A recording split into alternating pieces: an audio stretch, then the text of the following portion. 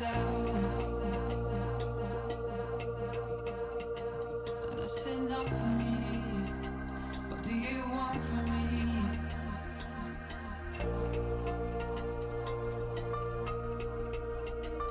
That's enough for me. And I can only be myself. And that's enough for me. What do you want from me?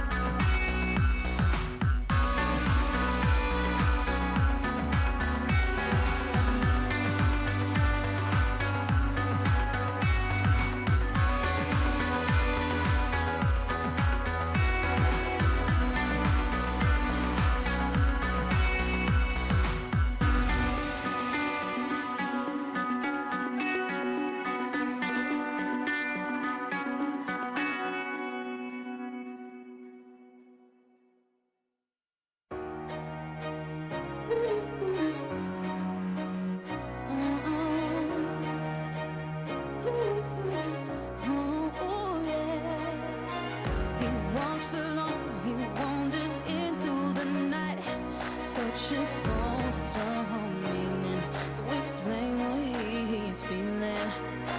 She walks alone, she shelters far from the light. She's seeking validation. She's so tired of waiting. Yeah, I got the feeling you've been expecting me. No chance encounter, right here's where you're meant to be. Our paths are crossing just in the nick of time. If you need to leave me, I'll be right by your side.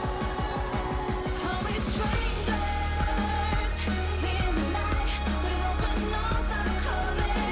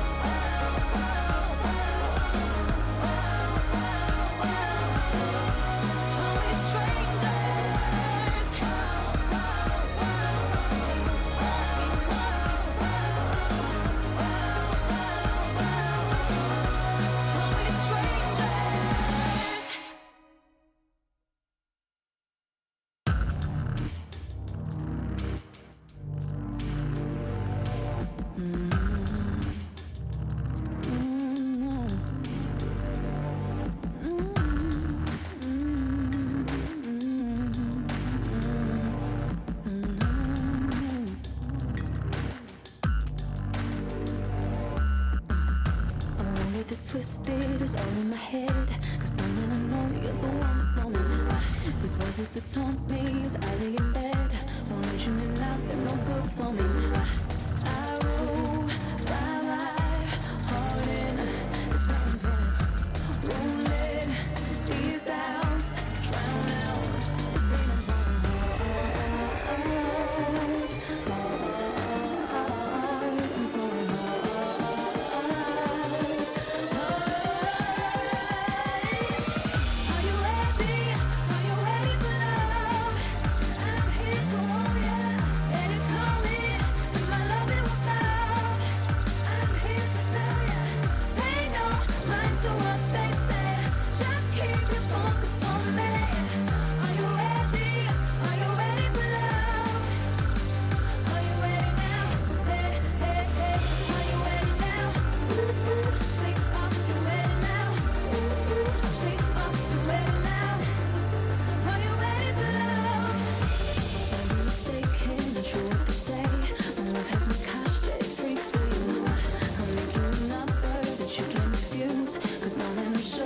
the pain I'm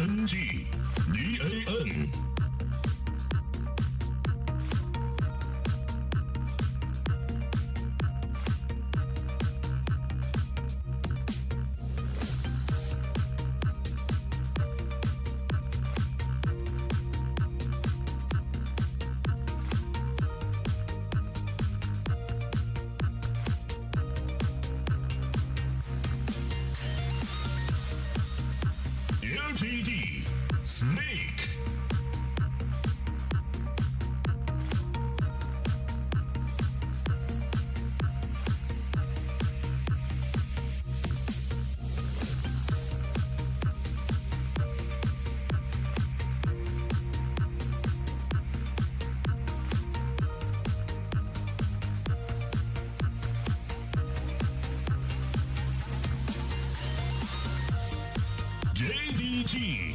IG。OMG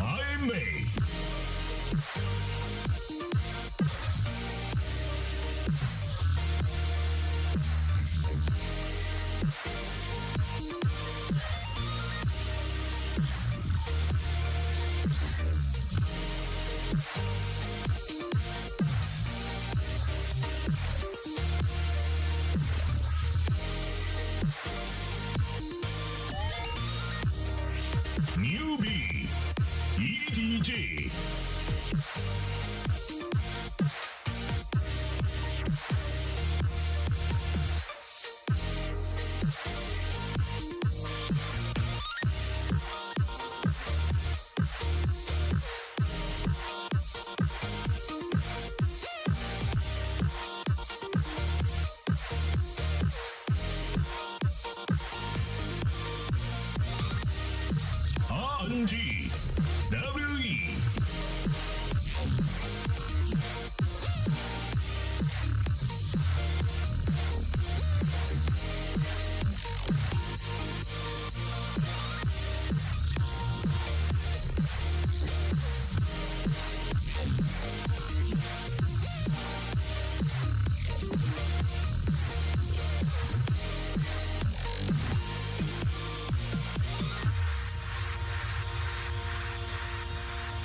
现场以及正在收看直播的各位召唤师们，大家好吗 Man, what an opening ceremony. It's going to be a couple minutes until we get to us, guys, but honestly, I dare any other region to try and top the opening ceremony we just had for the summer split of LPL. I'm just shocked that we didn't have any cosplayers. Instead, they started to stick true to the cheerleaders that we saw at the LPL final. So glad to see that they did a good enough job there that they were able to come back here. Might want to purchase myself some pom-poms, I'll tell you right now. After the broadcast. Yeah, you were getting involved, man. You didn't see over here, but Raz was going in, so might be a new hobby. I have to to make use of imagination on that one. Of course, the other thing is we're getting a look at all of the brand new jerseys for the LPL. So the Riot China has now brought them all in-house. You can see all the different designs. And say what you will, better or worse, they all look pretty good. Yep. I think it's safe to say. Or a little bit different from last split as well. Summer, of course, for them. I know we're all dressed up because it's winter here. It's just Yep. pouring down rain, but they also have jackets and pants that go along with every single jersey, so you get the entire set. I will tell you that I do miss the 70s look from some of the jerseys. Of course, Newbie was one. The 70s look. Yeah, always appreciate it. 我觉得春季赛没有夺冠，还是因为我们在后期团战方面的失误太多了。因为我们前期优势其实都挺大的。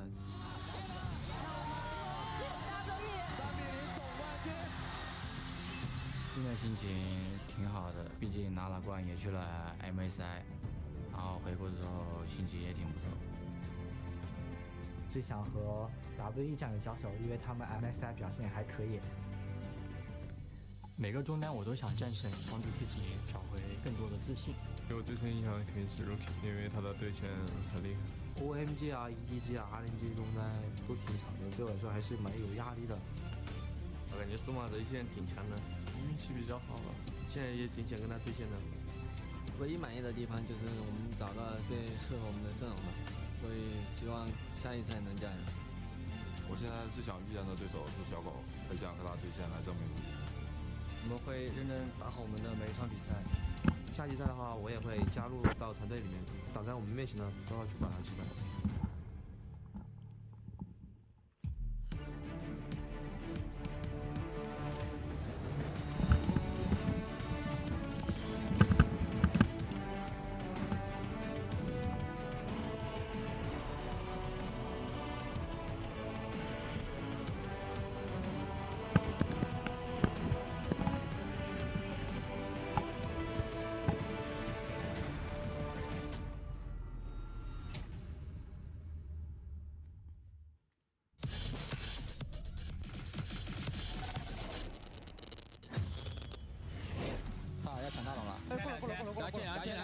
我准备好。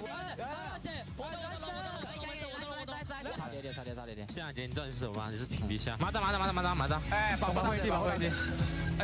中路没大了。对，远猫就防个 play 쏘는데。哎呦씨。不是。现在你知道你是什么吗？你是屏蔽下。哎呦。拿的什么东西啊！我看他先拿了，没办法。五杀都不给，肯定想跟你拿，他肯定不想跟你拿，或者你想给你五杀的，我还是我先喊。今天我 carry 吧，又是这局，那没办法。AD，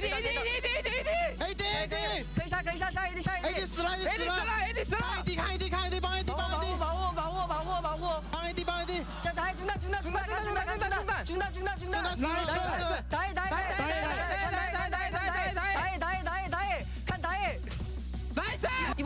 波，快点，一波，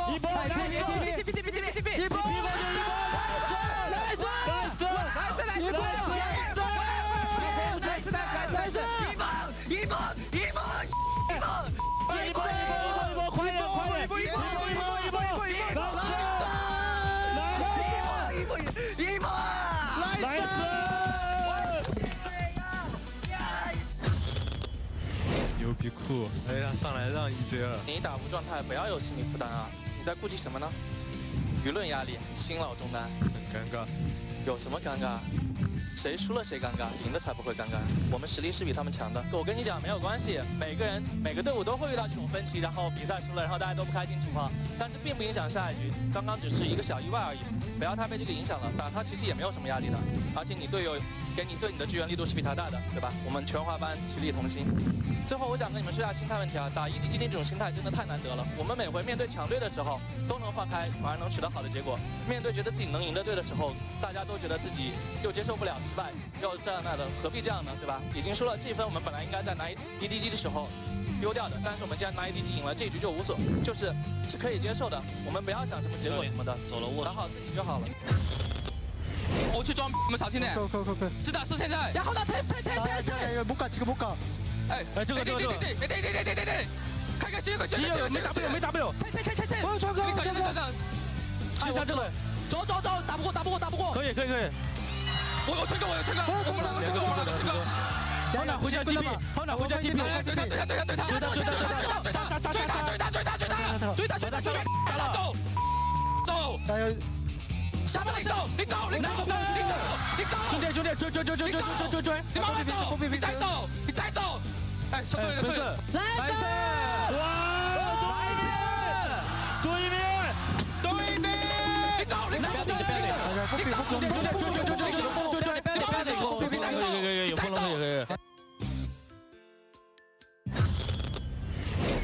吃饭了，小狗。真困了，我水洒了一键盘给我脸纸。完了，我跟你说，解崩兄弟，你们的主力键盘坏了，完了，休战。等一下闪现按不住了，几个乌鸦嘴。对，这波锅甩得很完美。你干嘛？兄弟，兄弟什么意思？这什么？哇，兄弟，这什么意思？保下来！哇，这个龙是什么？哇！这什么意思？那边人直接给我，别人直接给我死了。哇，这个龙是什么意思啊？这个龙是什么意思啊？请告诉我一下。感觉我们下路有点崩啊！我崩了，兄弟，我被这个龙喷晕了，兄弟！我靠，那么曹操不会上那个麦克风吗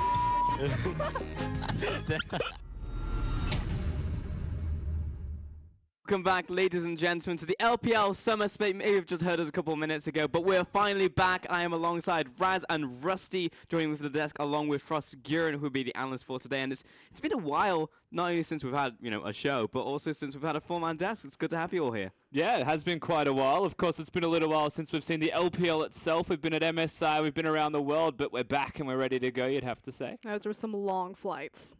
Yeah, for you. Yeah, that's the most memorable entire off season for her. Just the flights, just being on that airplane. For me, I miss this place. That's all it is. That's all it is. Yeah. I miss this. It's for pretty much everywhere as well, because we're in Australia, so it's just like a crazy amount of time to travel anywhere. But the finals were great. MSI was fantastic. I know you guys went over there as well for that. And how was Brazil for us, Kieran? I don't think we even asked you. It was incredible. The crowd was amazing. I could not believe it. Like they were, it was a bit empty the first few days just because it took a long time to get out there. But even with the limited fans that came initially, super loud crowd, very hype, incredibly enthusiastic. Probably one of the best crowds that I've ever seen. Awesome. Yeah. Well, we have a lot to get through, so we're going to kick it all off. We're going to take a look at the groups that we actually have for Summer Split, because they have been redone and remade. We're going to bring that up for you in just a second. Frosky, and take me through this one and how they were drafted. Okay, so it is not like the EULCS. They weren't picked. It was randomized, but it was randomized based on tier. So you got one team from tier 1 that was of course, second and first place, and then you got 2 teams from tier 2, and there were 4 teams collectively, and basically it was how you were seeded. Now, the 2 brand new teams all the way down there in tier 4, Suning Gaming, auto-promoted from the LSPL, as well as Dan Gaming, or DAN as the announcer liked to introduce them, actually made their way after they took down Vici Gaming. So goodbye, Vici. You're back to the LSPL, and welcome our newcomers. Yeah, so we're going to have to see how they play out, because Suning Gaming, of course, have a lot of new faces, but old faces as well in the void list. So even though they're placed in tier 4, Group B, or at least Group they're not going to be so happy that they have to go up against Suning. I think they're on Group B on that one. So sad faces all around going up against that team, looking pretty hyped. Let's see if they can perform. Yeah, I, for one, am very excited to see Twitch chat for Dan Gaming. I think that's going to be a good one to get on that one, Twitch chat. But also with our own power rankings, not very interesting because they were basically the same as how they were drafted. But it makes sense, the consensus of the whole team. But you guys had a couple different differences in your own power rankings. Yeah, so you can see the power rankings on the bottom of your screen right now. This is collectively how we decided the teams would break down. I believe this is the first group, the group of death. So poor little Dan Gaming there. They have to deal with WE, EDG, and IMA. Yep. I know, Raz, you're pretty high on Invictus Gaming. I am. They brought in Ning as well for the jungling Has your position. heart not been broken enough? I'm telling you right now. How have you not learned your lesson? This is a new season for the team, of course. Every season is a new season, but I think this time around this split looks great because Ning has been performing incredibly well when he was on Young Miracles. Now bring that talent over, and we saw a little bit of greatness out of him in Demacia Cup. Of course, that's Demacia Cup. Caveat, everybody. But we'll see how it turns out for their first game. Raz, would you say that they got GT'd in their group? GT'd in their group? Yeah, they did. They did. I'll say it for Raz. They have the group Yeah. of death. They're the last Yeah. place team in the group. Yeah. Yeah, Dan Gaming not looking so good on that one. They're very sad coming into this group. Any other differences for you guys before we move on to Group B? I mean, the biggest thing was that Raz wanted to put IG so much higher. I think we collectively as a group decided that IMA deserved kind of the third spot. Although for me personally, I don't think IMA will show that too much within the group stage. But it always comes to playoffs that IMA just go Super Saiyan. Like in best of series, they are gods, and so you can never count them out. Even if they're like middle of the pack or barely scraping the playoffs, they go the distance. Yeah, and so the differences just come in the fact that IG actually made some accommodations in Ning and West, honestly, in their He's bottom back lane. to IG. I said But- IMA, and he's like, in No, but You heard the I and he's in the there. reason I said difference because I'm going to IMA and the fact that they made no changes. So we're going to be seeing Road, and they're runners up to Demacia Cup as well. So they actually had some nice play when they were in that tournament. And that's actually important, right? Because last split we did power rankings and we had Snake up the top. And now, without a lot of changes, they're now 5th. That's basically where we put them in our power rankings. That doesn't speak well for them, especially with their Demacia Cup performance. That's one that I'm not going to caveat. They wanted to do well, they did not. Definitely got nuked, which really sucks because they wanted to rebuild heading, into summer. And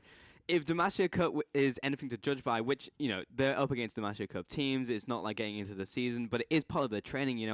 I know that they went back to training very quickly after spring split. They were the first LPL team that was actually back training. Their coach said there are no more good days. That's how they did all of their interviews. They crushed Vici Gaming to put them against Dan Gaming to get back into the LPL, and they were like hitting the ground running, and then everything fell apart in Demacia Cup. Yeah, Red Wolves, they lost to a TGA team, so that expectation out of the waters, that didn't look so good And for that was Snake. the first time that had ever happened to an LPL team. And for those wondering, what is a TGA team? TGA team is a team that is underneath the LSPL. So an LSPL team is the secondary pro league, and underneath that is the challenger team or at least challenger leagues for China. It's the Tencent Games Arena. Let's quickly take a look at Group B before we get sidetracked on our power rankings on those. So very similar again. I mean, it's no surprise that we put RNG and EDG up at the top, and of course the newcomers. But the caveat of being that Suning Gaming could definitely rise in the ranks, Raz.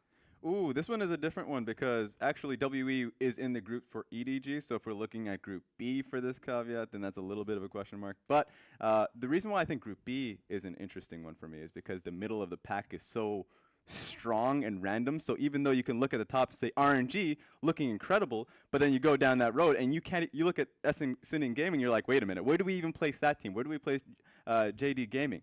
All of it is just a scramble, and that was a similar point for Group A of last split in the spring split. Yeah, there's a lot of question marks that you do say for the promoted teams, but every team that we have seen come up from first place, auto-promoted into the LPL, has actually been a reasonably strong performer. There's been 2 QGs and a Snake.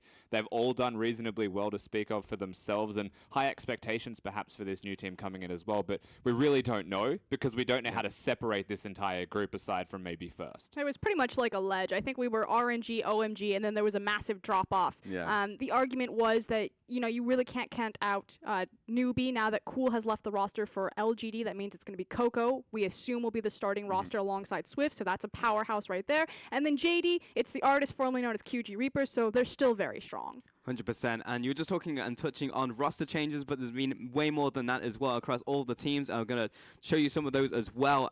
Cool, Ning, Vasily, Koro, lots of big changes. The fact that Cool is now on LGD is absolutely crazy. And I believe Godvi is now on the sub bench for support. Yep. That's what it says.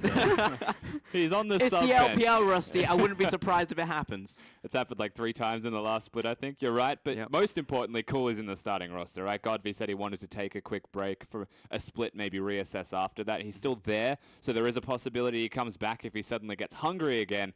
But it's going to be super hard to get through someone like Cool, who has proven that he's hungry and that he can perform, even against someone like Coco when he was in Newbie, right? He looked fantastic, and now he's here with another opportunity to throw it all away and finish almost last. No. That's the thing. Hold on. I know LGD have broken everyone's heart before. I know the fan. Where's my close-up? I know fans. I know that LGD are not the team that you want to support. But this time around, Cool is their mid laner. This guy is having a career renaissance. He is looking so good right now. And LGD actually hit the ground running in Demacia Cup. I'm already on the LGD hype train. I'm already ready for this. You gonna make another bet? We're giving you that look because new split, new bet. Are you ready to go? Wig What is one, it? what's more than a wig? Oh, a pink wig, maybe a dress as well to come The on. dress. Chad. We said the 100% dress it wouldn't is. go on air.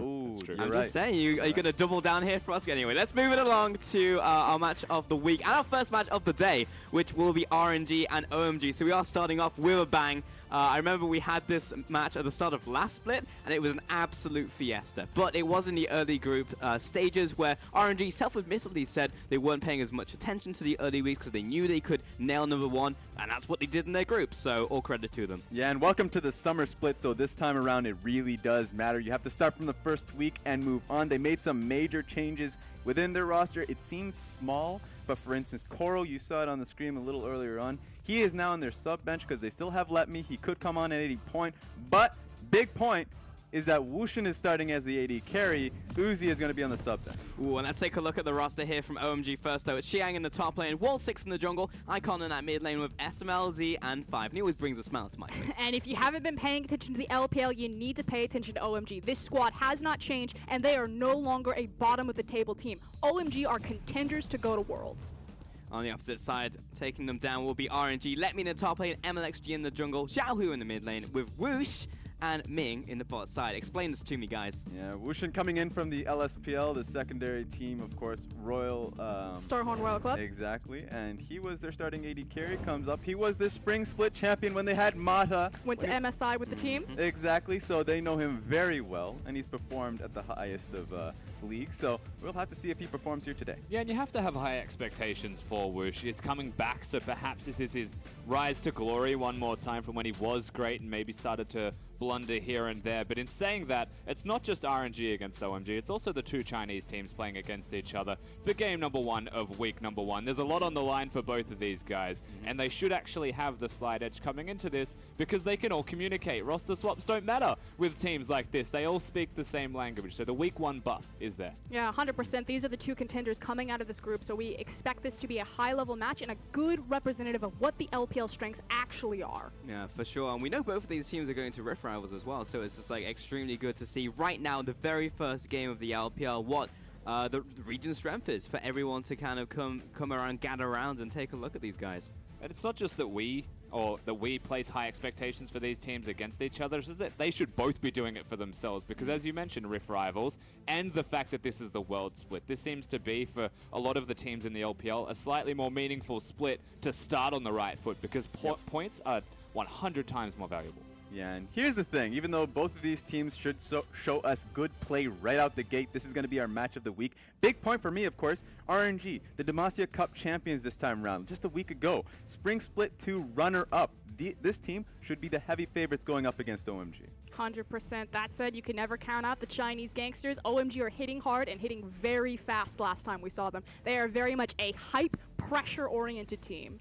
Yes, they are, and they really excel as the series go on. But we're into our first champion select of the summer split. Let's get it rolling. OMG and RNG. We're starting off with a Fiora band followed by Shen and Zyra, champion from both teams. So, technically. You want to start one again, Frost? Oh, man. Can we just redo that one? No, Fiora ban. That means that the Galio is a big priority now. Fiora is one of the big counters to Galio just because she can riposte so easily his big wind-up punch. And we know that both of these teams play Galio in pretty much every single position. So I expect it to be highly contested because we're still on 7.10.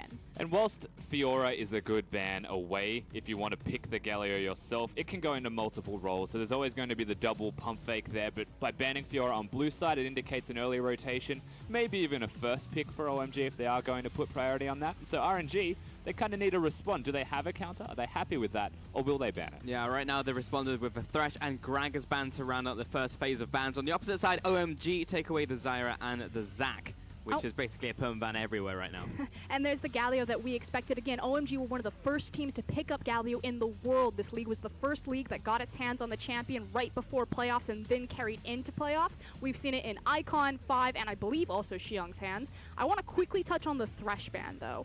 5 is a Thresh main, used to be a Thresh one-trick, but I feel like Thresh has risen in priority as Lulu is kind of dropping down, so by Thresh being banned, it actually makes the Lulu that much safer, and that's what I expected. And there it is, along with Rengar for RNG to start off their picks, and MLXG on his on his Rengar here should be able to do a lot of damage, but there's still a lot of junglers still open. At least come to mind. Yeah, there's a lot of junglers available. The only reason you would go towards the Rengar is because you've gone for the early Lulu with it. It almost feels like we're still one split back with the priority, but there are a lot of new changes. OMG are the ones revolutionizing this already in the LPL, whilst their opponents seem to be starting standard.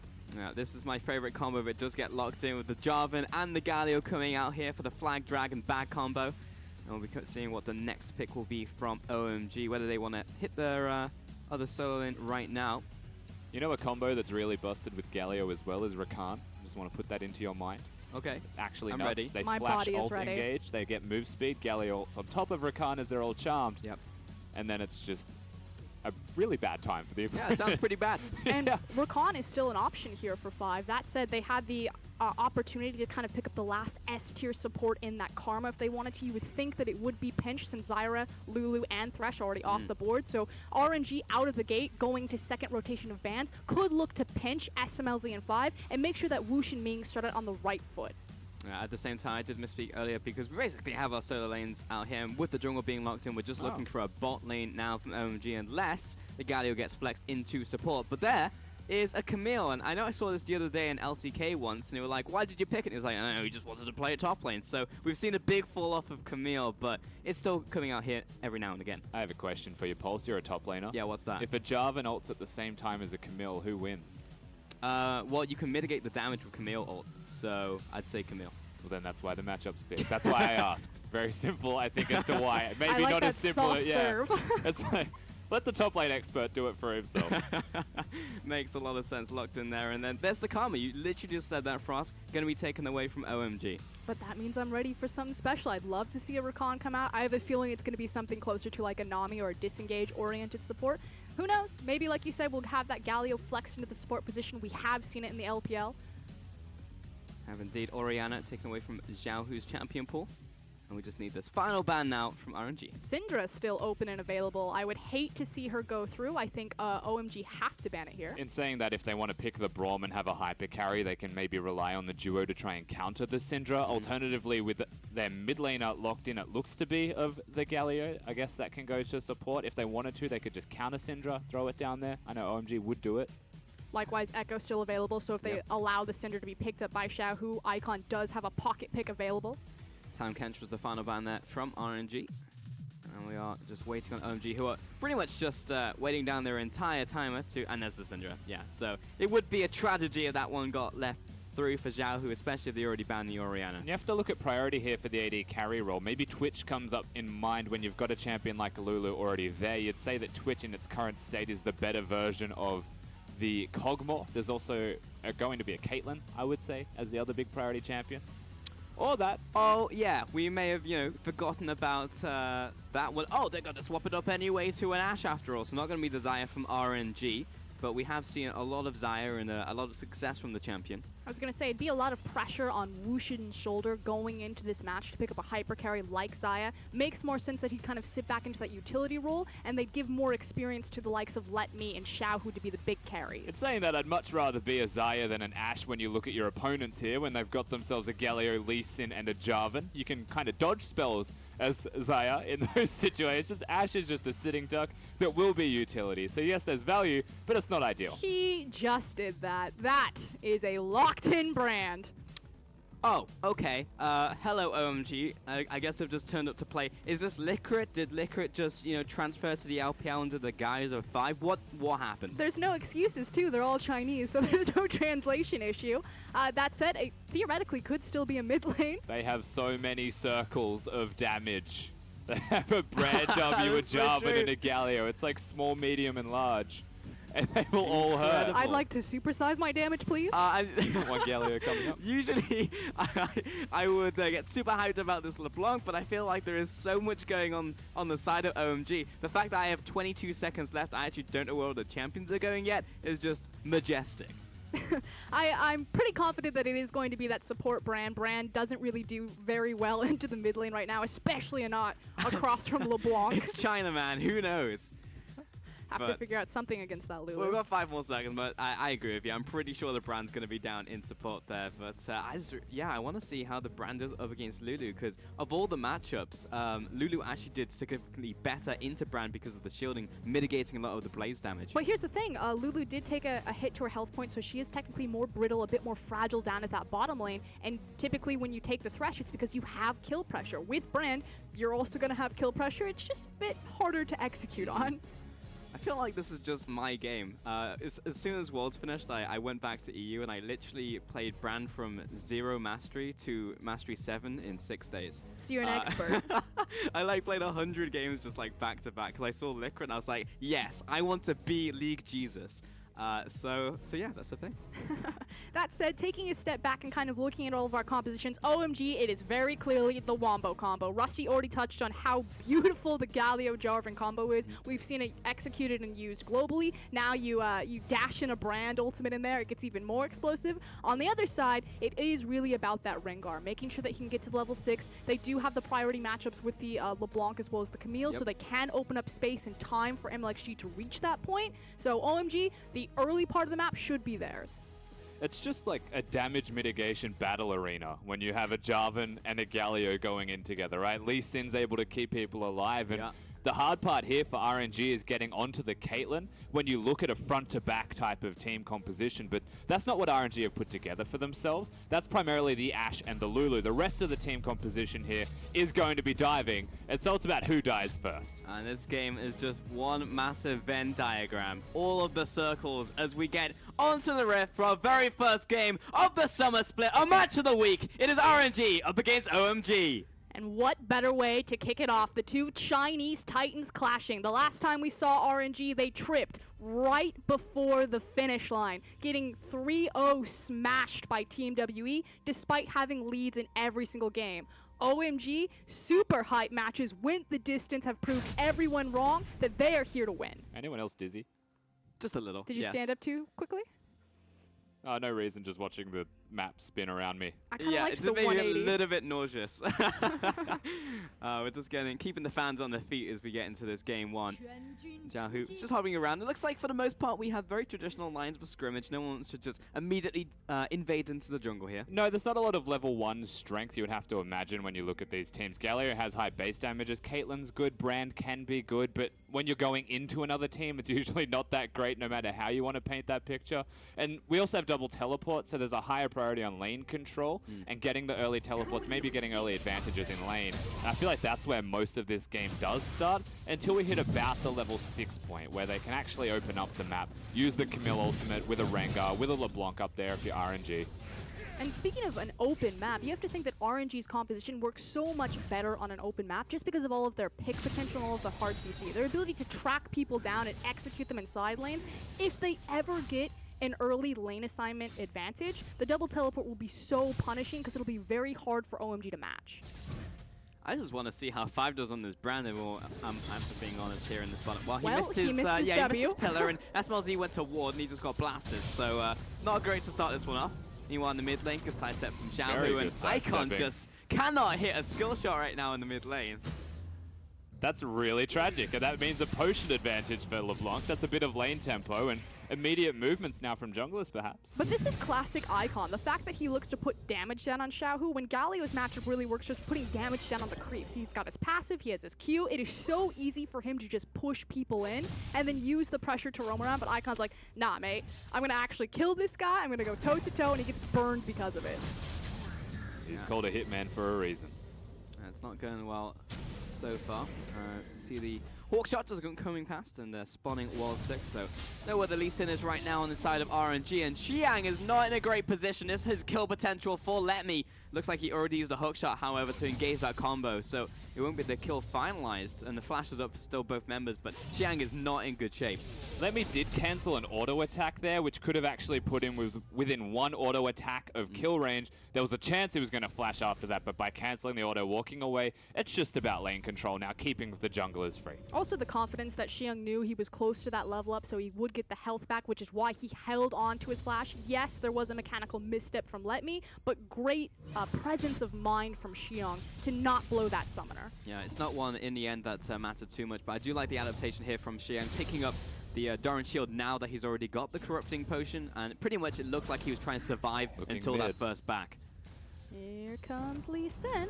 Still in corner. Zhao Hu should have Distortion. Yeah, so he's going to give him a bit of a love tap and back away, but just helping Icon go for his first recall of the game. And speaking of which, we haven't even touched on the Doran Shield meta and how it's infected our 80 carries. I know you guys have seen it globally, probably everyone's picked up Doran Shield. It is just so much more significant than Doran's Blade, especially when you take damage, so poke lanes lose a lot of their emphasis.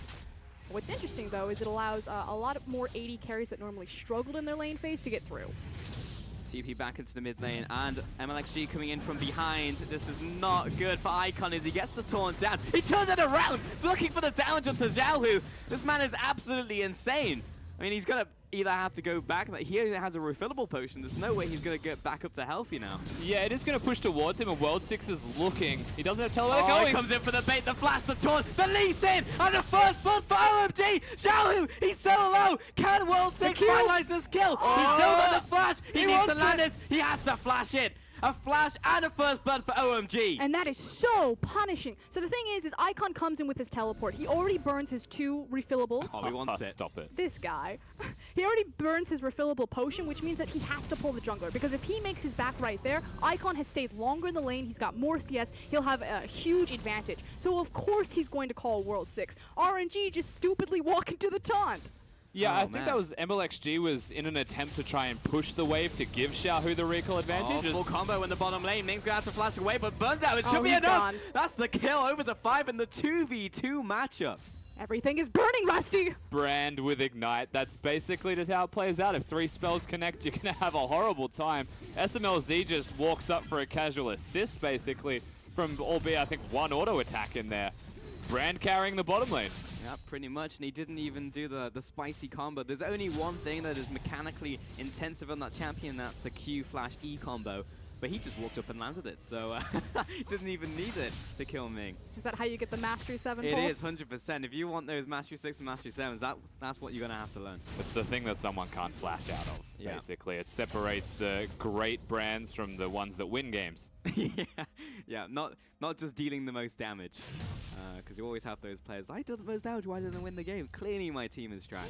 Yes, Teemo players. Oh, Lemmy has a big advantage here. He's got the level 6 over Xiang, so he's being very aggressive. Lemmy probably just assumes that Xiang has a jungler behind him, the fact he's stepping up. Also had the safety of being able to create distance with his flag and drag. I mean, obviously, if he gets ulted, it gets a little bit scary, but... What happens if he's in mid? Well, they've got him. We'll find out in a second. As Let Me and Zhao Hu have just jumped on top of Icon. He's going to try and turn it around, but this is a pretty dead Galio, and he knows it as he attempts the recall. And most importantly, Let Me doesn't use his ultimate during that trade. He just comes down right place at the right time, looking, it seems to be for the Galio, but more so also just getting vision near the second spawn of the blue buff. They find themselves an unsuspecting victim. They take him out, and easy as you'd like, RNG now get control of the map. Yeah, plus that kill also went over to Let Me. He's going to jump away. Cataclysm lands, forces the flash, and Xian keeps up the chase. Maybe an unnecessary one, unless he's looking for that last flag and drag, which he does not. MLXG now coming into the fight, and World 6 behind him. MLXG will back away now. Yeah, needs to be careful. That was a massive creep wave doing a lot of damage. That said, it should force out the teleport. Yeah, and as bizarre as that was, it does give Let Me a small advantage now up against Xiang, as he does have the ult advantage over him.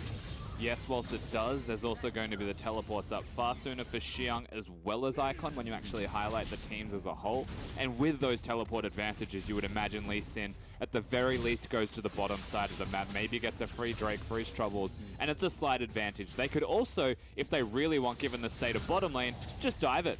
Because that's what their composition's very good at doing. You would expect World 6 at this point to start setting up for that dive, moving in aggressively, possibly to contest that blue buff from RNG. We can see that MLXG's on the top side of his map, so he hasn't started that one for Zhao Hu yet.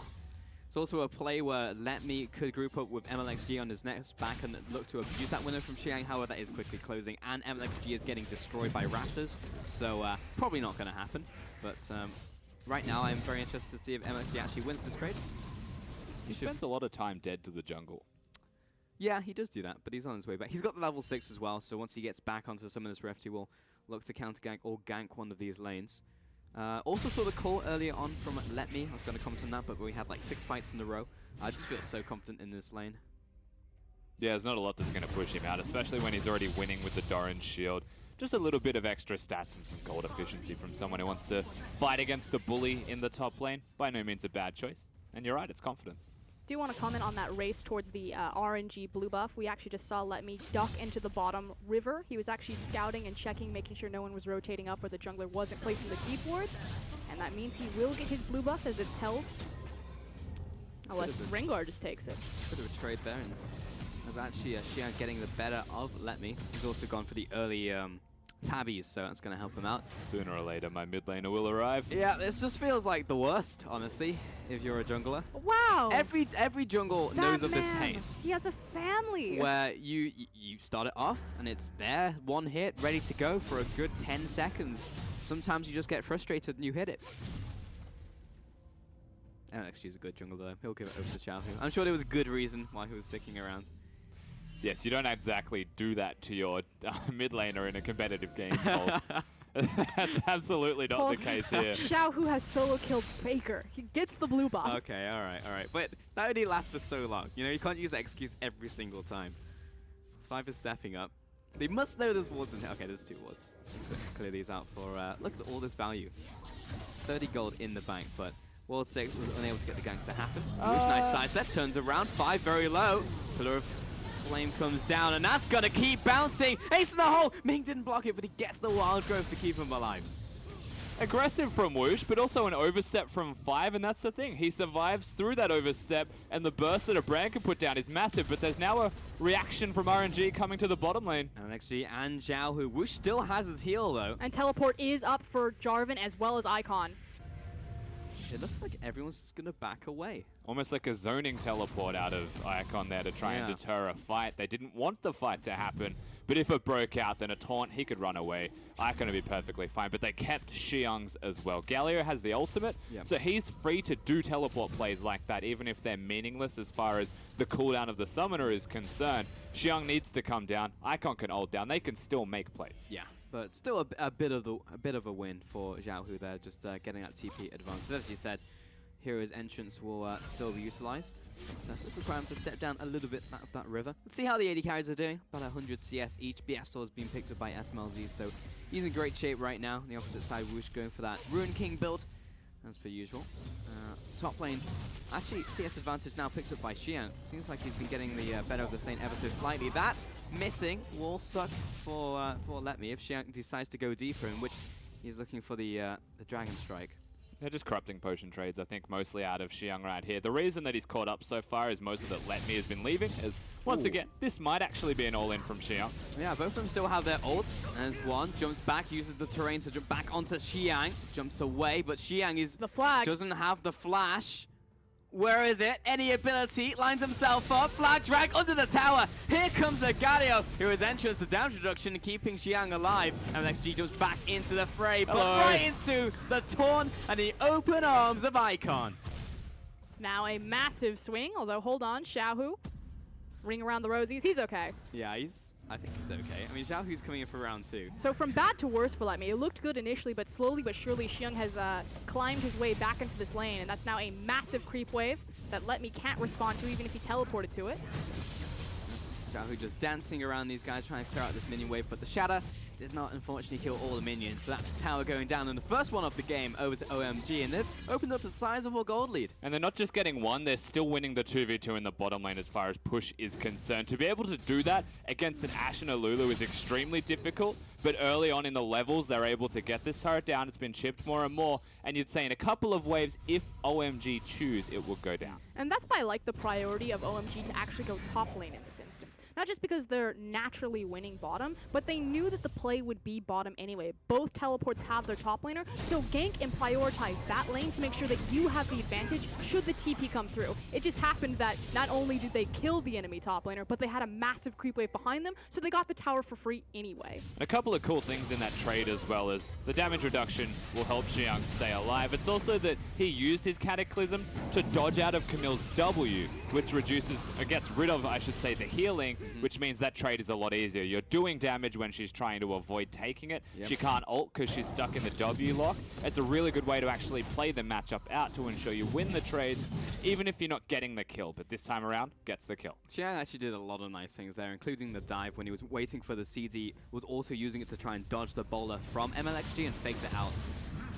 And Xiang is really the veteran member on this squad. You have pretty much brand new, other than SMLZ members across the map, although 5. Well, 5, yeah, that sometimes happens if you're just trying to ward river. It's his third split. We'll let that one go. Yeah. Go ahead with Xiang. But Xiang, I mean, he's played mid for this team, he played support, he transferred into top lane, and he really suffered in every single role. He was known as a Syndra one-trick. So it's nice to see that OMG finally just gave him time to learn top lane, and he's now become a great, competent top laner. I'm actually so disappointed in 5 from that.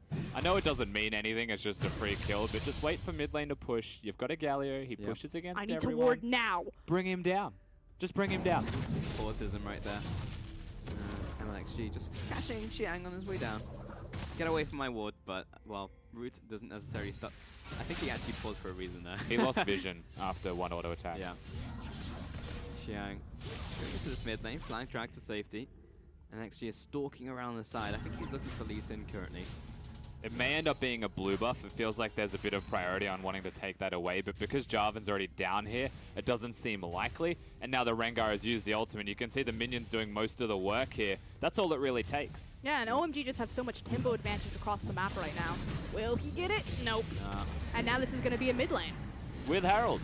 Let's go, Harold. All right, let's see. And this is a big 5-man of the LPL.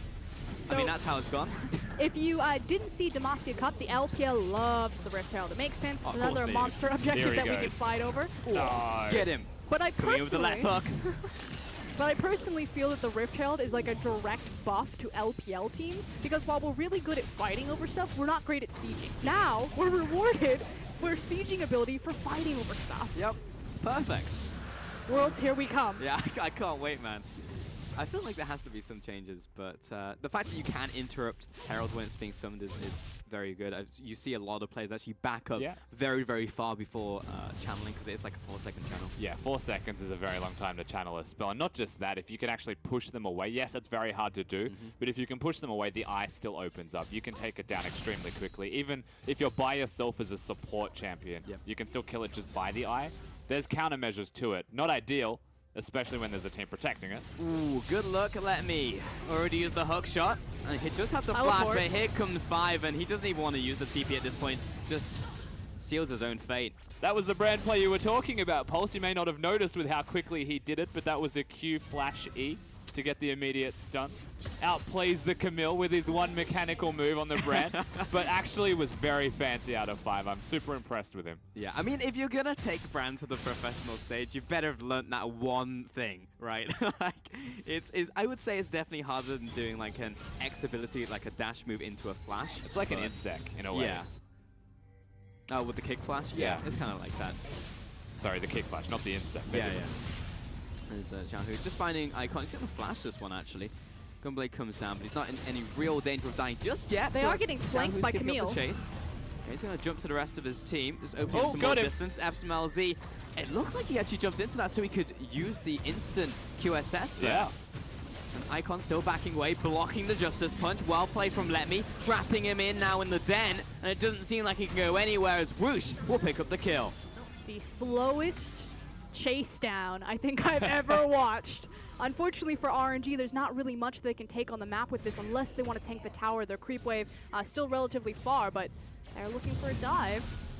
Still chasing after. I mean, they saw World 6 just around the corner using that sweeper. They're zoning them so far off that they're actually buying enough time. Like, look at how far these creeps had to march down across top lane, so they will get a tower in the end. Good patience and perseverance from Royal Never Gives Up. Yeah.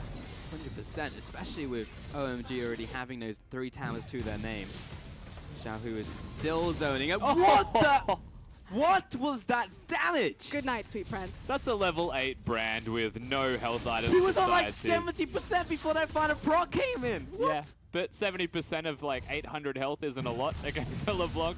So big burst, but needs some levels here because Xiaohu is level 12. The damage is far too severe. And we get to see a live action replay. Yeah, he actually sick angles. moved back into that. Yeah, intentionally blocks it. Something to note is the fact that SMLZ does have a very early QSS.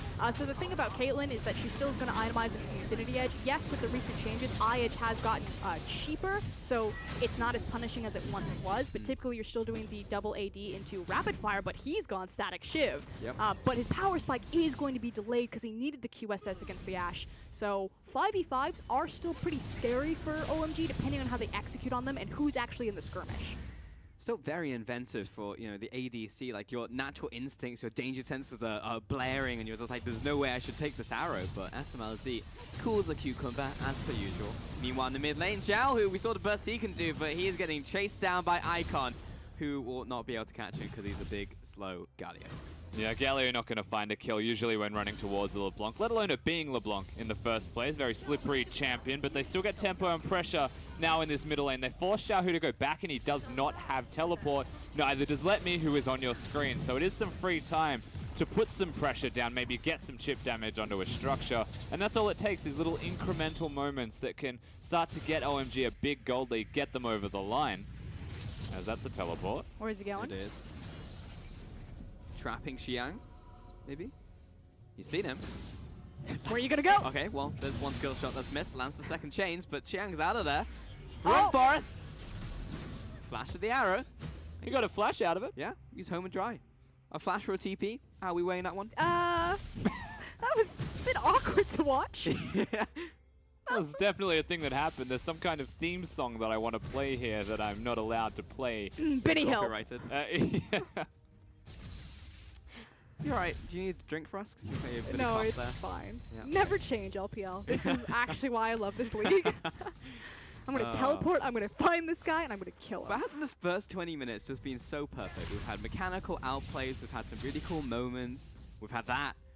We've had people getting caught in rivers. We've had the heralds different definitions as well. of perfect, I think. I was going to comment on this earlier. It's gotten a bit better now. RNG's vision, if you take a look at it, it's super defensive. Before they had some of these wards that were placed a bit more offensively, kind of in the mid lane and the surrounding river, they only had those 2 pink wards to their name, so they have been very dark on the map right now, which super punishing against their composition because, again, they're the Rengar, the LeBlanc, the Camille, the Ashe. They want to make these picks and find these assassinations, and they need the vision to do that. But speaking of that vision, right, the reason that Rift Herald, in my opinion, is so important is because it breaks mid lane. And when you actually compare both of these teams and where they can set up their vision, it's actually much more difficult for RNG to actually push forwards because OMG have control of more of the map just because of the mid lane turret being there. Whereas when you look at OMG and the vision they can place, it's much more safe to secure river control, to get wards near the Baron or the Dragon because they can retreat to their turret that's standing. The Ashe Arrow much less of a threat, especially when Caitlyn has a QSS and a mid turret. We can also see that the itemization, the fact that SMLZ went for that rush static shiv, you know, participating and helping his team with their wave clear on top of the Galio. Sneaky dragon take from World 6, but he has now been spotted by MLXG. So that could be a smite off. Oh, indeed. Here comes Xiang off to the side. It's secured by World 6, and Xiang wants in. Pops the Cataclysm, turns around the Dragon Strike, and the TP will be cancelled once more by Icon, who wants to maintain pressure on the top side. Trading off against Letme, and looks like about even in the trade. Yeah, and despite the fact that Galio was across from LeBlanc initially, he has mostly armor, Ninja Tabi, Sunfire, as well as Warden's Mail, so he is perfectly fine to match up across from Camille. Well, didn't get this one, MLXG. World 6 will get away with a smash and grab. It's actually very purpose-built armor, isn't it? Yep. When you think about it. He knew that he was going to go to a side lane. It does indicate, once again, they were looking at perhaps the 1-3-1. And when you look at the 3-man unit that OMG have got for themselves, I'm not a big fan of it, and that's my only concern. So Jarvan may have to group up or even be with the team if they're going to put Galio into a side lane, just because the risk of them dying is extremely high. Which also makes the QSS that early that much more important. The fact that that 3-man unit of Caitlyn, Lee Sin, and Brand is now that much safer because SMLZ is self-sufficient with his QSS. Otherwise, you're pretty much relying entirely on World 6 to kick someone away. Yeah, it's also not horrible as well having Galio on the side lane. Only takes him a little bit of time to walk in range of the hero's entrance so he can get involved. Whereas you would have to wait for a full TP out from Xiang. Either way, that's 2 dragons now over to OMG. one win, one fire. All I'm saying is that Xiaohu makes MLXG take like 6 shots from blue buff before he gets his, and OMG give blue buff to their AD carry at SMLZ. Well, Galio doesn't really need it, especially when he's bottom lane Frosk. There's definitely reasons for it, I to just be fair. would like to think of SMLZ as like the prince of OMG. He just like sits there, cool as a cucumber, and it's like, yes, the blue buff is mine on Caitlyn.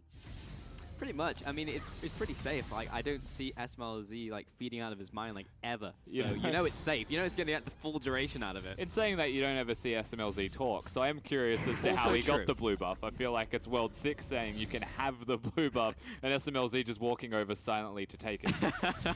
I like to imagine that's how it happened. How are the gold totals doing? Well, SMLZ just have the advantage as we watch Let Me and Xiang just kind of pace back and forth. I feel like both of them did know that the other was there. And big lead through the jungle specifically when we actually saw the gold difference. I feel like that's where majority of the gold is actually going to be. It's 3 towers to 0, so for what it's worth, RNG, if they actually get a team fight, they break structures. They're almost ahead in this game just by that alone. But for what it's worth now, World 6 is further ahead of MLXG because MLXG is behind. For sure. Xiaohu low on mana, but still had the flash and enough for a distortion. Wish has got to get its hands on this red buff, and everyone just gearing up for a potential fight. But SMLZ is just chilling in mid lane, taking the tower. No fear. Like I said, Prince of OMG. He doesn't care. Come, take the blue buff. That blue buff was a good investment, I guess. He did also use his defensive traps. I like to do this when I approach inner mid tower. Oh, he's going. Whoa. 1v1. Let me. He's low, but he's turning it around. Okay, I guess they'll just both back away out of their own arenas. 2 arenas were placed down and only 1 survived. And that was Jarvan by standing still. Camille did run away, so the pressure continues mid. There is an opportunity here that Let Me could heal and make a teleport flank play, however. They do have deep wards off on the side.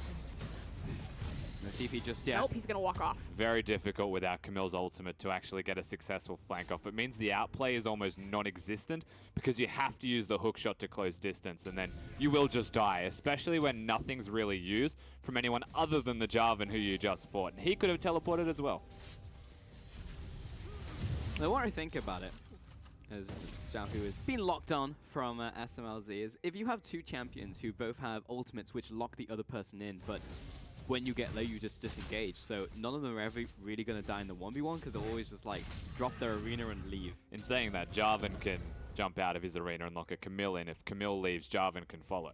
There's maybe one little caveat there you'd have to watch in the interaction. But we're still assuming that it's just a 1v1. Yeah. And they're both just like chilling there. No one's actually ever going to die. You need someone else with the arena. So then lock 2 people in because then they have control. Is that the Beyblade? Beyblade. Beyblade? Yeah. What did I say? Beyblade. Beyblade, yeah. We The can't say Beyblade. copyrighted stuff on stream. I would just cleverly... Oh, I see. Now we yeah, The battle okay. spinning tops. I've The got it. battle So we spinning need like a tops? Garen and a Darius and then a Jarvan. I think And you Camille put them both Jarvan in. is... Yeah, Wukong. And you just have them spin in the arena. That'll be fun. What? Hello. What's 5 doing? He's Oh, on the he's ward. definitely standing on a ward. He definitely is doing that. But is there his natural predator of Xiaohu around? Well, they've kicked out the inner tower mid, so they can get their deep vision down much farther. Makes sense that they're looking at the Baron right now. Look how stealthy 5 is being. Stepping over all of these wards. Oh, that means going to go back. But yeah, he did want the item. He's gone for actually the Hydra. He heads into this top lane. And it's still fine where 5 is now, right? He's just stalking SMLZ, trying to keep him alive. Lee Sin, World 6 will always be doing the same thing. That's the name of the game here. And all of these turrets are starting to drop down. It was the mid lane inner. Now it's the top lane inner as World 6. Yeah, it's going to go down. Had the burn damage from red buff. And right, RNG is just losing all their towers. Yeah, passively losing the game right now, although they're trying to trade this one. Except that's going to be a swing and a miss. Yep. I want to quickly touch on the itemization. So Icon is massively tanky. Look at all the armor that he has. So in response, you have to see the Last Whisper come out of Whoosh. 3rd item, he needs to be able to kill that Galio. Meanwhile, on the other side, SMLZ, not only does he get his QSS, which theoretically delays his power spike, but he doesn't have to build any sort of penetration because no one on that team really has any sort of armor. So he goes directly into his 2nd attack speed item. Caitlyn is going to be massive right now, and she really shouldn't be. Oh, hello. Oh, Icon, he's stepping into the bush, but he didn't know there was a let me right there with this percent damage. He's actually, where's he going? Oh, Oh, he got blocked! He couldn't get out of the Camille circle. Xian comes in to try and assist. Xiaohu's low, goes out the zonies, flashes away. World 6 turns around. Where did he go? Oh, he jumps back. He's still dead, though. Both mid laners die. Lemmy is now falling. Even the cameraman was confused, Pulse. No one knows what was going on, but they're both dead. It's okay. OMG get the kills. Icon's the only one that does go down. This could indicate pressure mid, straight into the Baron area, or a fight. Oh, the Cataclysm was still up for Xiang. Gets to slow down onto Whoosh, but World 6 is backing away. That was the bizarrest last 50 seconds of my life. They are pinging on the Baron. That said, MLXG's still alive. Doesn't have flash, though, so if he wants to contest it, he has to walk all the way around because the blast plant now denied. MLXG and Ming, here comes the Hawk shot. Drone spots them. MLXG doesn't have flash. No ult. He leaps over. Oh, he actually and he's kicked out, yeah. The Dragon's Rage was still up, and Ming going to be probably sacrificing his life for this one. Oh, got him. Yeah, that landed, and that was a big crit from SMLZ. So Baron now over to OMG, plus the kill, going to put them in a great position. I want to see that interaction again, because slightly mistimed from Icon, but seeing him drop out from the sky was incredible. It's got to be some kind of chains. He jumps up. He jumps up. That's Camillo. Camillo just blocks him. Yeah, it stops. That's hilarious. You want your counter to Galio? There it is, stuck in the arena. At least he's untargetable. That's true. Yeah, he bought a couple seconds, but just seeing him just splat against the side of the Camille was fantastic. That was one of the greatest animations. Yeah, you actually played the animation up against the wall of the Camille. It was amazing. But that was cool. I don't think I've seen that in professional play before, so that's the first one for the LPL. Good stuff. Well, World 6 will get his hands on another dragon, this time in the form of a second Cloud Dragon. And OMG in a pretty good position, honestly, to win this first game. And it's just been super clean from them. You know, they had the early tower lead by taking top, transitioning to bottom, then grabbing the Rift Herald all simultaneously to push down mid. And now it's just kind of been slow and steady. Feels like the only signs of life for the AD carry and mid laner here of RNG as well. 6. He's going deep, but he knew Icon was there, so he could go a little bit deeper. But ultimately, whilst OMG, you could call it clean, they are looking good. Oh, well, okay, they're looking really good. I guess Ming just randomly got caught by Xiang. Here comes the full fight. Oh, the brand damage. That's going to drop 2. Bot lane instead from RNG. They're going to at least lose an in here from OMG here. They're trading with top lane for what it's worth. They will try and get some turrets. I don't think he'll be able to go any further, because they'll try and end the game if Camille keeps going. I mean, they are going to keep going because they're still pretty healthy. SMLZ does a ton of damage. The recall's being stopped by Xiang in the top lane. MLXG canning around the outside, see if he can find an opening onto 5 or anybody, but SMLZ doesn't care. Do or die. He's going to keep on just hitting the towers. Turns around onto World 6, and that's a kill onto LeBlanc. Another kill onto MLXG. The only surviving member is Let Me, as a respawn comes in for Ming, but that was just one push, one win. OMG! They just pushed down mid, ran it down mid, picked up the game. Game 1 to OMG. That was kind of a little bit too easy there for OMG. Redo the power rankings. We need to drop RNG down a couple of pegs. Well, not just yet. This is still a best of 3, but that first game, if that is indicative of how OMG is going to play for the entire split, then I am very excited to see what they'll pull out in a few weeks. And again, if people haven't been paying attention to the LPL, if you haven't been paying attention to OMG, this is not a surprise. We have seen this coming. We knew that, yes, RNG were the heavy favorites just because of what they have accomplished. But OMG have been ramping up to this for probably a split and a half now. Oh, for sure. And at the start, I remember saying that Xiang, one of the weaker top laners, if not the weakest, and now he's one of the best, definitely at least top 5, if not top 3, and he just handed it to Let Me in the top lane in what can be considered a losing matchup as well. Yeah, 100% Xiang, incredibly pivotal there. That said, World 6, still kind of the young and upcoming jungler in the LPL, right behind the likes of Condi and MLXG. He looks to be the next big Chinese talent for them, and just teamed up with Xiang and just dominated the map. And how interesting the meta has started to pan out when you can have champions like a Galio mid lane that mitigate damage from their opponents, and then it's just 2 top laners. 2 heavy-hitting top laners that are fighting each other that manage to top the damage charts. Yep, pretty much. And that was a very interesting game. And as you said, like, OMG were ramping up, but SMLZ was able to just walk mid, calmly hit the turret, back away, walk to the top lane, hit that turret as well. It didn't seem like RNG were particularly cohesive, and I can't blame that at all on the substitution Woosh coming in. And I actually felt like Woosh actually did very well in his role. He didn't have that game, like, you know, if you have Uzi, he's going to have that random game where he just wins a game for you, but like Woosh didn't by any means lose them the game, and he was one of the factors that I would say was above average for their lineup. I mean, frankly, when RNG is successful, it's because Xiaohu's popping off. His career, or his last split was probably a career high for him. He played phenomenally well. Let Me is very kind of champion pool, hit or miss. You know, if he's on the likes of his Kled or more of a carry-oriented champion, this time around it was the Camille.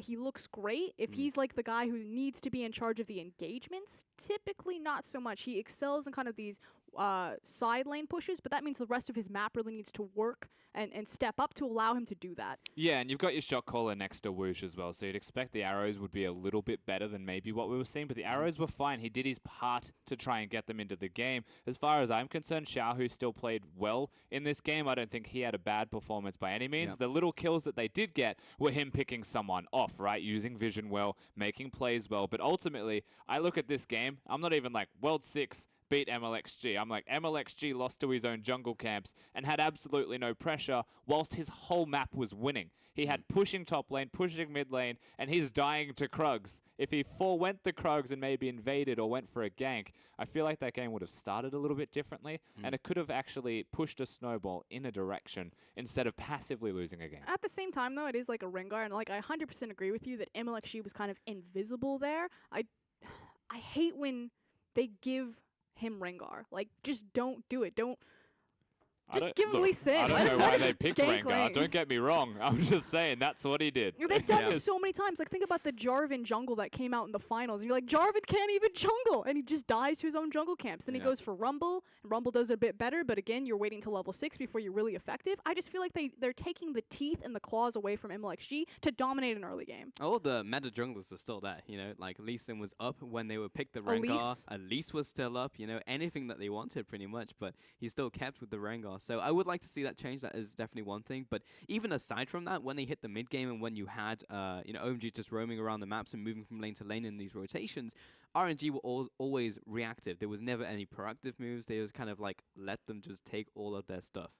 Yeah, and I think the thing with that is it was passive from OMG. They weren't pushing something hard. The one time we saw them group up as 5, the only time in the early game, was with Rift Herald in the mid lane. That works because they break the turret, and it felt like from the moment the mid lane turret went down, the mid lane outer turret, there was no response from RNG. They were fighting for vision for most of the game, and as they go to fight for that vision, OMG had pushed mid lane. They get 5 auto attacks on it. Eventually, Caitlyn's going to get the Infinity Edge, will do more damage to the structures, and it's not just 5 hits, it's 5 meaningful hits. But before that, went for a static shiv, which actually sets him up to do that by instantly clearing a wave. So there are these small things that you would look at with OMG and compliment them for. If their goal was to siege with a Caitlyn comp, that's usually the way. They played it out pretty neatly. Yeah, and we're going to have the MVP in a second, but who would your MVPs be if you had a chance? Oh, you don't get any time because it's going to be Xiang in the top lane. And he was definitely a dupe in that game, I'll tell you what. That's fine. I wouldn't have picked anyone else. Again, Xiang from mid lane to support to top lane, he has been across the map from OMG, their longest standing member right now on the field, and he is now solidifying his career as a top laner.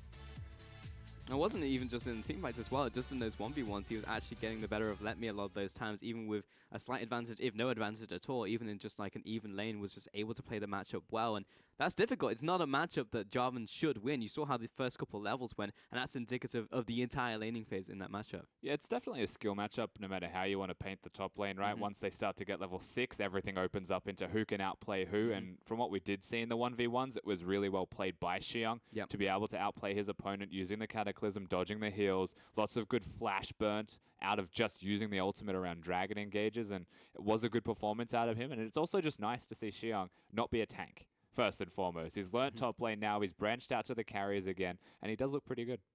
All right, so that's going to do it for game 1. Very impressive win over to OMG. It's nice to see the Chinese squad come out swinging against the opposite Chinese squad in this first game. We're going to take a quick break before we head into our next game of this best of 3. Don't go anywhere. Match of the Week continues after this.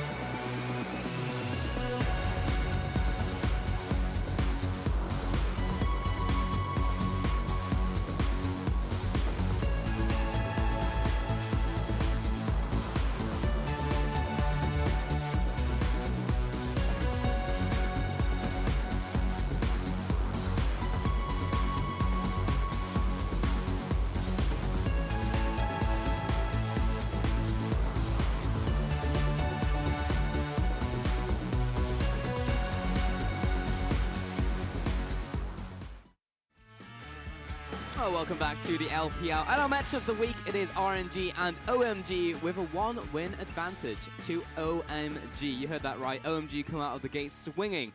And it was a fantastic first game, honestly, from every single member, including the brand pick in the bottom lane. And I think Raz actually said it best on desk. You know, we have to give emphasis that this is Summer Split. This is the one that gives you the birth to Worlds. And unfortunately for OMG, they didn't have quite the strongest finish to Spring. I believe 3rd, 4th is kind of where they ended up there. Which means that they need to make a super deep run again if they want to qualify in championship points. So it makes sense that OMG, like, no holds barred. We're going out swinging, we're going to hit everyone with a sucker punch, and we're hitting the ground running. Yeah, and we mentioned this as well, right? Having the 2 Chinese-speaking rosters, a slight advantage that you'd have through communication. If your roster's not changing a lot, and there aren't a lot of changes here, Whoosh, he has been a part of RNG before. Now that he's come back up, you'd expect perfectly fine with communication. But he's with a new support, so maybe there is some slight concerns there. However, when you look at OMG, no concerns, no changes, no problems. Everything should be going fine from them. From minute 1 when they hit the rift, that's pretty much how it looked throughout that first game. The only thing is like, I understand what you're saying, but I'm tired of giving RNG these types of excuses because we've seen them struggling with 2 different rosters from like finals over into now. So like, while they have got a new AD carry in Whoosh that they have so much experience with, I'm like, come on, get it together. Don't get me wrong, I just spent the whole post-game roasting them and calling them a really bad Game 1 performance. It is maybe an excuse, but at the end of the day, I was not impressed with them. I still think individually they looked fine besides MLXG, and maybe that is the coach putting him on a Rengar, right? But either way, I don't think they were cohesive at all as a team because it's super simple for them to try and either draft a little bit more differently or just play it out as a team. Just commit to a 5-man just once. It does raise some interesting questions, though, because we put RNG as number 1 just because of the accolades and how much they've done last split, right? But there is a very real chance that OMG could top the group. It's, 100%, but it's not just, the fact that RNG finished 2nd, so we were like, yes, the 2nd place team, they must be 1st in their group.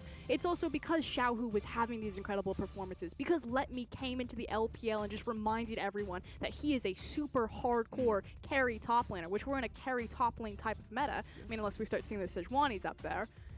But they should have everything going for them. And unfortunately, it looks like the crashing and burning that we started to see at the back end of Spring Split that carried over into the finals still hasn't been resolved despite picking up Demacia Cup. Of course, it is a lot to say from one game, and this is definitely not all going to be solidified as to what we're saying. We're merely speculating that fact, and if they just won Demacia Cup, you'd have to expect good things from them. So we're mostly surprised at the fact that they aren't doing exactly what we expect of them coming into game number 1, and it could honestly just be that OMG are much better than them this split. That's always going to be a possibility, and the rest of this series will be a good indicator of that, as well as the next games when they play again on Saturday to see how they perform there. Yeah, it should be noted that when OMG were in Demacia Cup that they were running subs, so not the starting roster. I believe World 6 wasn't in the jungle for them.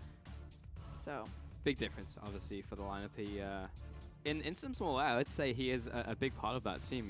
He's not like the heart and soul, but he does add a lot to those lanes, and he was actually one of the junglers we were very excited for at the start of the split in Spring. I feel like Icon, the hitman there, is like the right hook, and then World 6 is the pretty solid uppercut from the left hand. Yeah, or maybe a knee, comes in there, hits him in the weak spot. OMG, RNG coming in for game 2. And RNG, let's see if they put up a more competitive game. Interesting that in the second one here. OMG still on the blue side there, so someone picked red. Yeah, that is true. 100%. So going to be on the same side selection for the second game. Bans are the same from OMG in the form of Fiora and Zyra. On the opposite side, RNG will take away Shen and Galio this time around. Did not feel like dealing with Icon's Galio once more.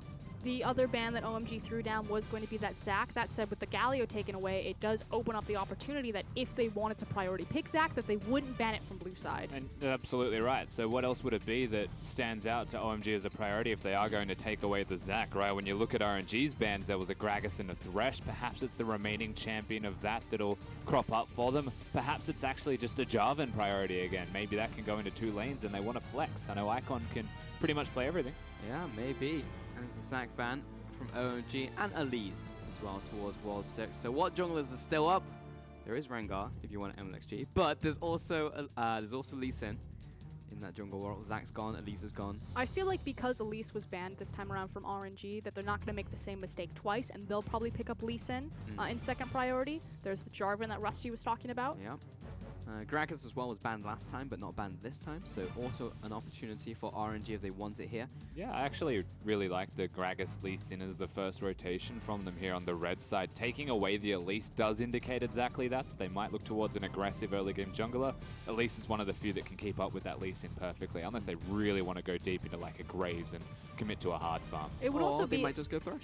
a great counter, the fact that Gragas can interrupt a lot of what Jarvan wants to do, you know, reset a fight that he's setting up perfectly. So talk to me about the Thresh pick, because it's not Lee Sin and it's not Gragas.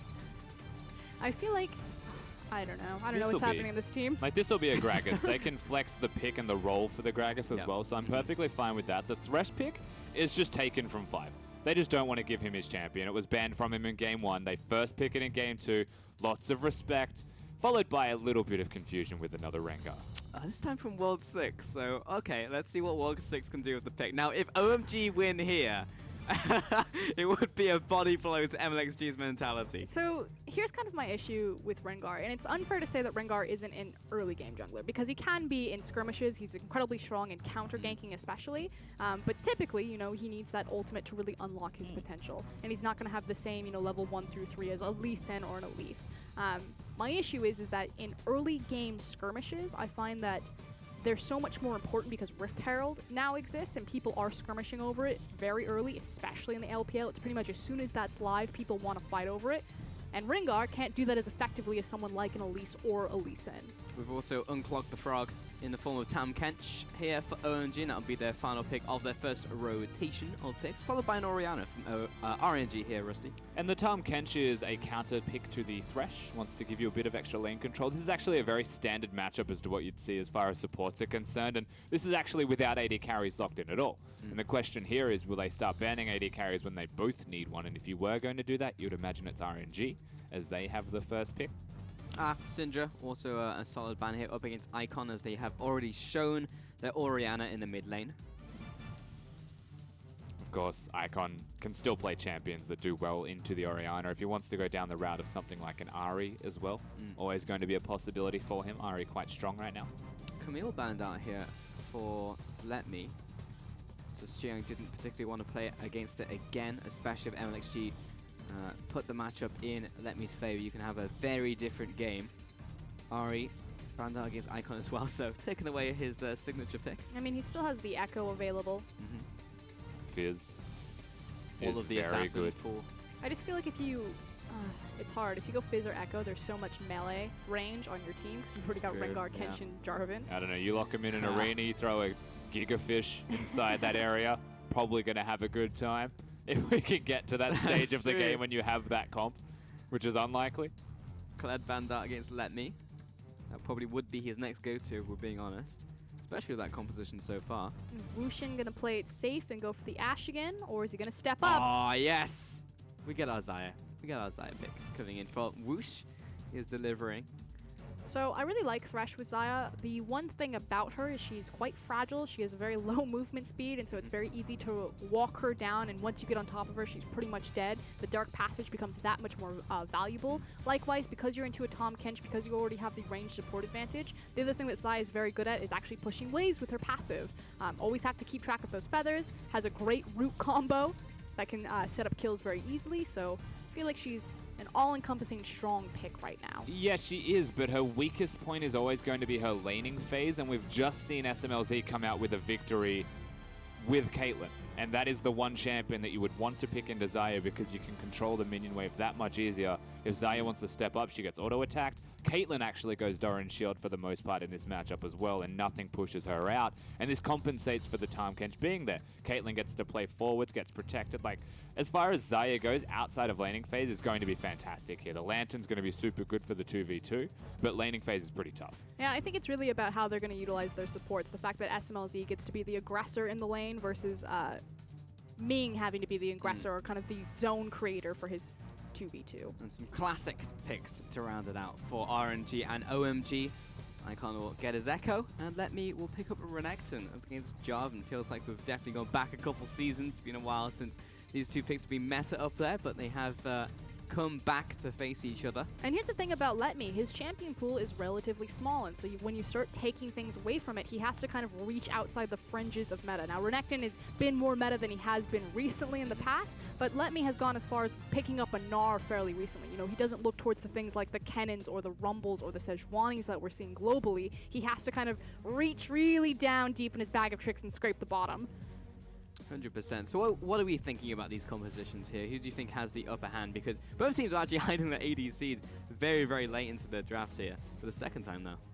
I wouldn't really say one team just has the outright advantage here. I worry for perhaps how the late game would go here for RNG with a Jarvan running around looking at the Xayah in the AD carry role. It's not that Xayah's bad into Jarvan, but it's very easy to play around her ultimate when there's multiple threats on her team. Rengar is one of those threats, Echo is one of those threats, and it's also just incredibly difficult for RNG to push into the side of OMG when there's a Caitlyn there and a Tahm Kench to protect somebody. I mean, really, we kind of traded compositions here. OMG now have all of that dive that you just listed, the Jarvan, Rengar, and Echo, so their ability to get into the backline, despite the fact that Xayah can become untargetable with her ultimate, is that much more terrifying. But the other thing is that OMG, all of their wave clear is pretty much on the Caitlyn basket, or at least safe wave clear. Echo, Jarvan have to be on the waves, and so if RNG ever do get the Baron, if they're ever pushing forward, it's actually very scary for OMG. Their only way to dig themselves out would be to team fight. There's still a lot of good pick from them, though, when you look at the side of RNG and their team composition. Very capable with a Thresh Hook, with an Orianna Shockwave, Gragas ultimate, and then you've got Xayah with the E as well. Renekton slice and dice and then can stun some people up. Yep, it is true. Could see a couple of members from OMG getting caught out of position. But last time, Fire was on a very squishy brand. This time he's on a Tahm Kench, which you've got to kill twice, essentially, to actually get through his health bar. So he's a mini raid boss in himself, so a little bit harder to catch the catfish in this one. But we are getting ready for our game 2 of our match of the week, OMG up against RNG. And this is anything but a fiesta. Game 1 is very exciting to watch. And we'll see if OMG can clean sweep RNG, which would be an incredible statement to come out in the first game of the LPL Summer Split and to take out the champs.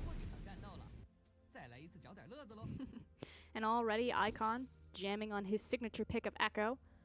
He's got a lot of signature picks. You could definitely say like Echo, Ahri, even Zed. All big Icon champions. Deep diving assassins. That's what the Hitman likes to do. Loves killing people. Of course, there's a lot of people that want to do exactly that on the side of OMG this time around, and poor SMLZ has only got 5 with him this time around, but it's also a lot less kill threat. We're not going to be seeing the brand, and so as the early games actually play out, the expectations don't really differ, but they swap. As you mentioned earlier, Frosco, the drafts have changed ever so slightly. I want to actually watch World 6 just a little bit as well and see how he clears his jungle, because it looks a bit better already, doesn't it? Like he's getting some support. Doesn't get rocked by Krugs. Yeah. Raptor camp. A little bit better. I would ask about MLXG. He has picked up the Stonehorn pack in the jungle. Is this standard? Yeah, not at all. Going for the As Stonehorn well as looking pack. for Rusty. I mean, it can give you some all-in pressure on early ganks. So there's always that to look for. Encourage you the Colossus. Yeah. I mean, which would I prefer? I didn't say it was better or worse. Just we're just saying why we're justifying. We're getting into the head of the player here. I cannot get into that zone. Definitely was trying to bait you guys. Anyway, MLXG is getting invaded on from World 6, and we all knew he was going to do that as soon as he got to the brush, and MLXG knew too. But World 6 is just kind of taking more damage now. What's MLXG going to do, though? Taking more and more damage. He got them all. Back on him. I feel like World 6 is just like, and this is how you do a Raptor camp. So he's just like, I'm just not going to look. I'm just not going to I don't care. I'm just going to keep trading off against Icon, who was essentially burnt through all of his mana pool, and Xiaoyu is putting down a hurt right now. He knew he had another command protect, and that was a fantastic trade getting his passive off. As far as trades go, I actually still prefer that for Icon, right? He's got the teleport. He consciously put down the parallel convergence to try and clear the mid wave as well as poke against Xiaohu. He actually played out the purpose of the Echo there incredibly well. Doesn't get to stop the recall out of Xiaohu, which is expected, but gets an experience edge, gets a tempo edge, and can reset and push this next wave, which also means he gets to roam a bit. Yeah, Oh, that was interesting. Ming still locked on to SMLZ, who got picked up by 5. Nice double root coming in from Whoosh. And there is a jungler like here. Panning back Here because comes the Stoneborn pack. Oh, let's see how much damage it does. Yeah. Ah. Come on, man. I mean, it doesn't do a lot. Look, there's a lot of times where I'm like, that's some BS, where he just gets clipped on a minion, and it's just like, okay, that should have definitely gone through. That time, he was definitely on the other side of that minion line. You know, your average Gragas tries to body slam flash, but when you're next to a minion, you have to flash body slam. And so I do wonder if he was trying to bait out a flash by just using the body slam animation, or whether he was trying to flash body slam and just didn't press one of the buttons. I'll never know, but there could be speculation that that's what he was planning, was just to use the body slam. But look at how completely, I'm sorry, I'm like entranced by World 6 right now. Just a completely different Rengar performance. We had LGD who was really struggling through his jungle, getting bullied around as a Rengar. Now he's getting bullied around as Gragas. World 6 so aggressive, constantly invading, constantly finding where LGD is, and punishing every piece of information that he gets on the enemy jungle. And he's doing it on the opposite side of the map to where his winning lane would outright be. He's using Icon as a really good pivot point, so near the middle lane, going for Raptors, maybe going for Wolves, knowing that the Echo can be there, never committing too far unless he's found MLXG. And from the point he saw the Gragas have to leave the jungle, pushed him out, goes to Krugs, takes extra camps, gets an experience lead. Everything's compounding just a little bit more here. And the fact that the gank didn't work bottom is the biggest miss of all for RNG. Don't you just like taking names, don't they? You know, got Icon, World 6 as well, now putting it up against MLXG, making him look like an inexperienced jungler right now in this series at the very least. Spicy Hot Pot has kind of been reinventing himself. He's taken much more of kind of a backseat supportive role than the last time we saw him go to MSI, where he was that big carry jungler. And so unfortunately, this has really been the story of MLXG for the past season. Oh, there is the flash body slam. Teleports coming down from both teams, and probably both going to be cancelled. Yep, indeed. Jahu walks back to the mid lane, and it seems like everybody quite happy to back away at the expense of some of their summoners burnt. Sent a message, I suppose. But ultimately, who this does hurt is Whoosh in the bottom lane. Yes, the creep wave will be pushing towards him, but because Ming had to go up and help his team, it means the Xayah has to play that much farther back, and a lane that's already pretty volatile for her. And just like that, again, World 6 still has the pressure of the jungle. Yes, you forced him out by having Ming there, but yes, it hurts bottom lane at the same time. Still hurting top lane, still hurting his own jungle, so try and not succeed. World 6 may need to run now, though. Yeah, he just popped his head in the front. Nope, never mind. He's definitely getting in. He's got Xiang now with the level 6 advantage over both Let Me and MLXG, so it feels very safe for that one. Oh, that was clever. Icon pushes Xiaohu back into the lane, but he turns around. Shockwave flashes it. And Icon will back away. Clever, but unfortunately not the right idea when someone has an experience advantage over you. 1 minion away. Feels real bad for Icon. Does mean he has potential kill threat if he can conserve some mana in tick 6, though. Does need to be careful of the barrier, however. Oh, he's pretty low. Here comes. If he uses any other spells, he won't be able to use his ult. The Chrono Break. But MLXG and World 6 were hanging around, or rather Xiang from the top lane, so both teams knew what was potentially up. Level 6 did just ding out there from Icon. And blue with donations now as we cross the 7-minute mark of the game.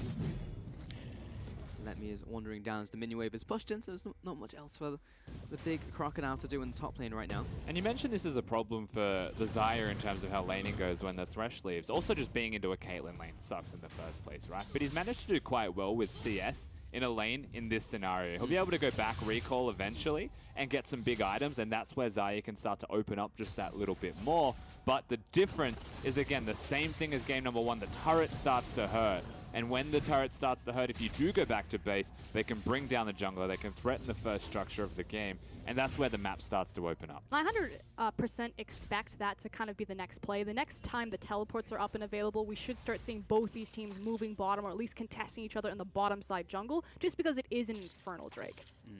At the same time, SMLZ said yeah nah to the Doran Shield, and to pick up Doran's Blade to start off this lane, so... I mean, Caitlyn's probably one of the few champions that has the luxury of choice, like, do I want the Doran Shield today or the Doran's Blade? There's actually a menu to choose from, yeah, it's not just like, I guess I just have to go Doran Shield.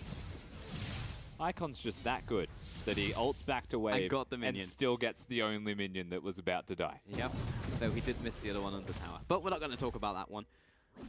I want the bot laners to go back to base. more specifically the ADCs. Okay, Icon can actually die here, so just keep that in mind. No ultimate available for the Echo. As AT farm. I'm speaking very slowly. You're waiting for something to happen. Is anyone going to go in? Is anyone going to do anything? No. The emphasis of why Xiaohu wanted to try an all-in there on Icon is because of the back disadvantage. So again, he doesn't have teleport, Icon does. He wanted to force the TP out so he could get a free back to even up with those items, which is why he wanted to stand in that brush and is like, my only option here, because I don't have refillable, I can't lane across from him, is to kill him. That said, because he has back disadvantage and because he didn't get the all-in, it means that it's a free Infernal. And another Infernal coming up after this as well, so going very well for OMG. They had complete control over the Dragons in the last game. Is that Rene? No, that's MLXG, who is just chilling there. He's been waiting for quite a while. This time he's going to have a drink. Oh. Misses him with the body. Tosses out the ultimate anyway. Shockwave lands, but Icon, he doesn't have the ultimate. Doesn't have the flash either. Just have the shielding coming back up, and he was very close to death. Think happy thoughts, RNG. Think happy thoughts. That's kind of unfortunate. He should have probably died, but flash body slam just gets completely dodged out of the way. Yeah, I just assumed because it's Echo that he had other ways to get out, like he'd have a flash or he had the ultimate, but he was actually very close to dying there, because the ultimate was definitely not up for him. But look at what happens when you do this. Still with an Infernal Drake taken, mind you, from OMG, the CS discrepancy between junglers is actually substantial. So all of this time that MLXG has spent maybe even looking for a gank, or just clearing his own jungle without an upgraded jungle item, doesn't compare to that of a Rengar, which is how you're meant to play this Rengar out. It's also been MLXG trying to hold Xiaohu's hand because Icon is actually performing so well in that 1v1. It's forcing Gragas, you know, when Icon was threatening to dive Orianna and Xiong had pulled down, Gragas had to be standing off into the side looking to try to disengage things. So Xiaohu is actually taking up a lot of MLXG's time. I also love the fact that SMLZ, okay, he's going to jump back using that Devour, has 105 farm at 10 minutes, just getting to the 11-minute mark. Still hasn't gone back to base and picked anything up. Yeah, neither AD carry's gone back to base. And ideally, we mentioned this already earlier, right? The second Xayah goes back, they've probably got like 2,500 gold apiece now between them. That's a lot of items. That's a lot of potential kill threat that a Xayah will have. Yep. Caitlyn with the base stats, the longer you can keep this lane where it is, the bigger your first buy is going to be. That's a Caitlyn power spike as far as I'm concerned. It's true. Woosh still has that health potion. It still feels dumb, right? Because a jungler and a mid laner can just rock up I mean, and you're one totally hit. right. Like, it's good, but they're just going to get so one-tapped weird by anyone else that even looks at them funny. But if the bottom lane stays as its own island resort, then it's great. It's so much gold. Oh, top lane still just butting heads. Wolf's going to find Xiaohu. Instant ultimate! Yeah, did he know he was there? Because that was so fast coming in from Xiaohu. Abyssal Voyage coming out, and everyone's going to back out alive. Yeah, I 100% know he was there. It was actually a bait from Xiaohu. There was a ward that World 6 was stepping on, and so it was super cheeky to look and to clear out ward while MLXG hid in Fog of War, He fooled me. trying to bait the Rengar to jump up on him. Like, there's no way a human's reacting to that fast. That was like seeing into the future fast. But it makes sense if you had a ward. Had the vision on that one. Xiaohu back to this mid lane. Alright, let's check in once more at the CS numbers. Okay, here's a question. What will the CS be from SMLZ by the time he goes for his first back of the game? I'm probably going to say 2 more waves. It depends on the bottom lane turret So like health. 140? I mean, the thing is, because Maybe, it's maybe Caitlyn and she finds her power spike really on kind of 3 items, and Okay. she's usually just a sieging bot. So she's going to go back at 300 CS is what you're No, telling me. not what I'm saying, but like, there's no, you know, it's not like a Jinx or a Tristana who that like initial buy means so much more for them, or like a Twitch or a Lucian. So they're not looking for that number. She'll just stand there like, you want to go? Let's go. I can be here all day. Yeah, the idea is when Xayah recalls, you'll find SMLZ going to base. But again, that comes down to the health of the turret that we're unable to see right now.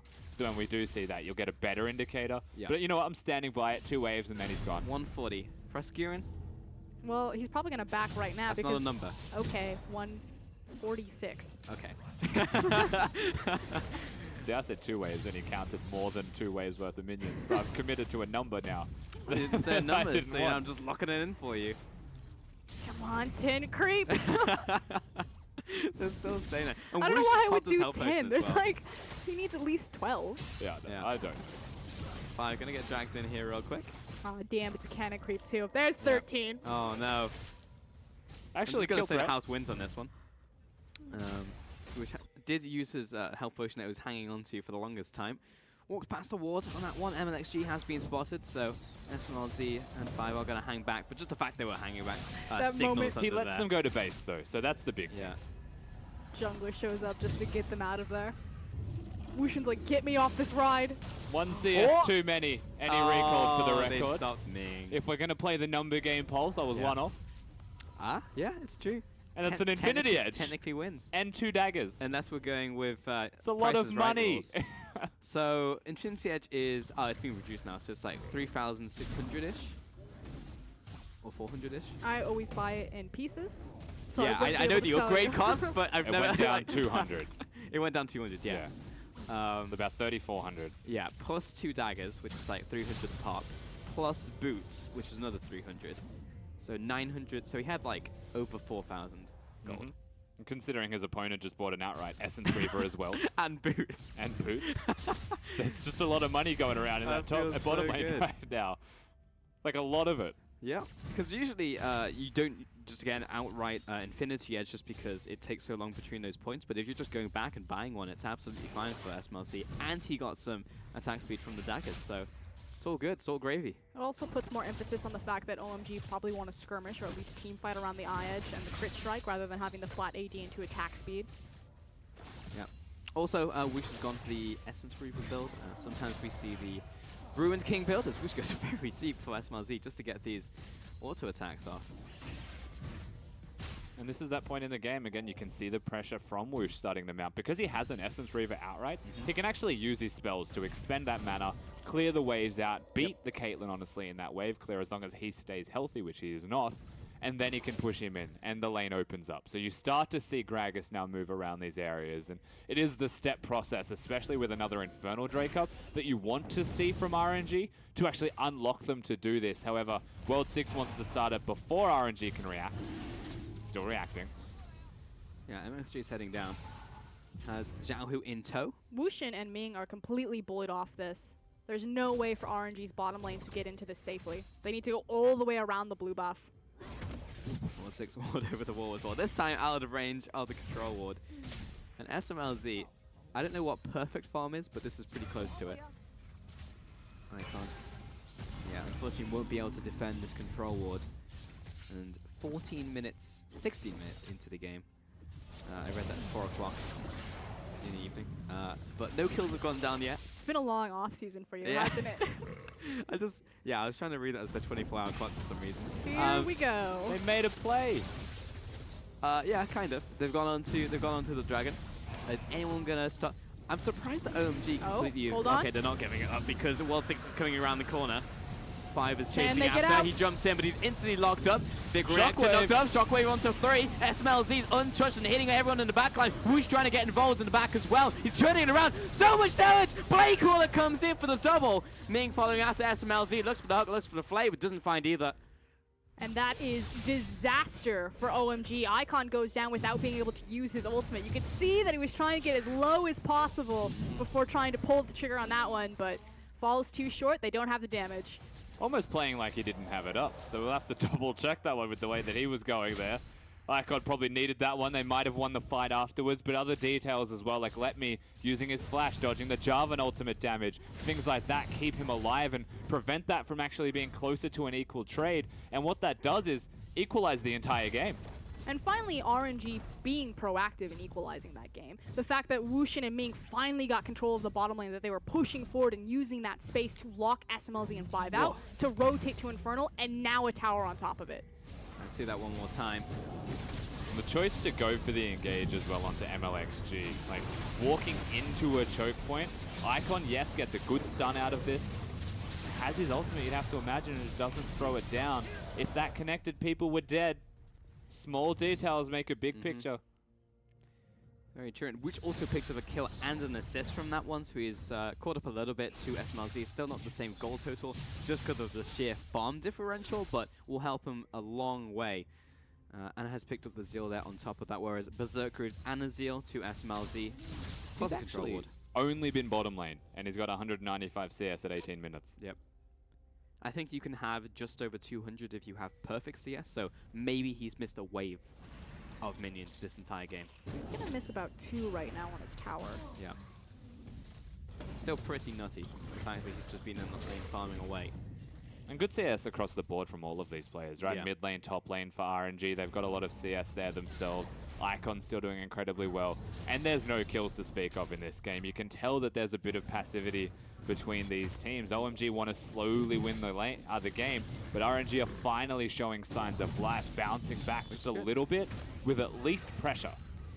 Also, the first tower of the game to go over to Let Me, 650 gold in his pocket on top of the kill and the assist he picked up. So that has definitely swayed the top lane matchup in his favor for the time being until Xiang goes back to base, has enough gold for his own Black Cleaver purchase. And that can really heavily sway the Rift Herald if RNG want to put as much priority on it as OMG did in the first game, which so far it looks like no one's really touched it. Yeah, they've got 30 seconds until it's gone anyway, so I'm not even sure that they'll look towards taking it in the first place. But OMG is still being a little bit cute. I just find it so interesting. It was such a big focal point in Demacia Cup, and RNG, they could care less about Rift Herald.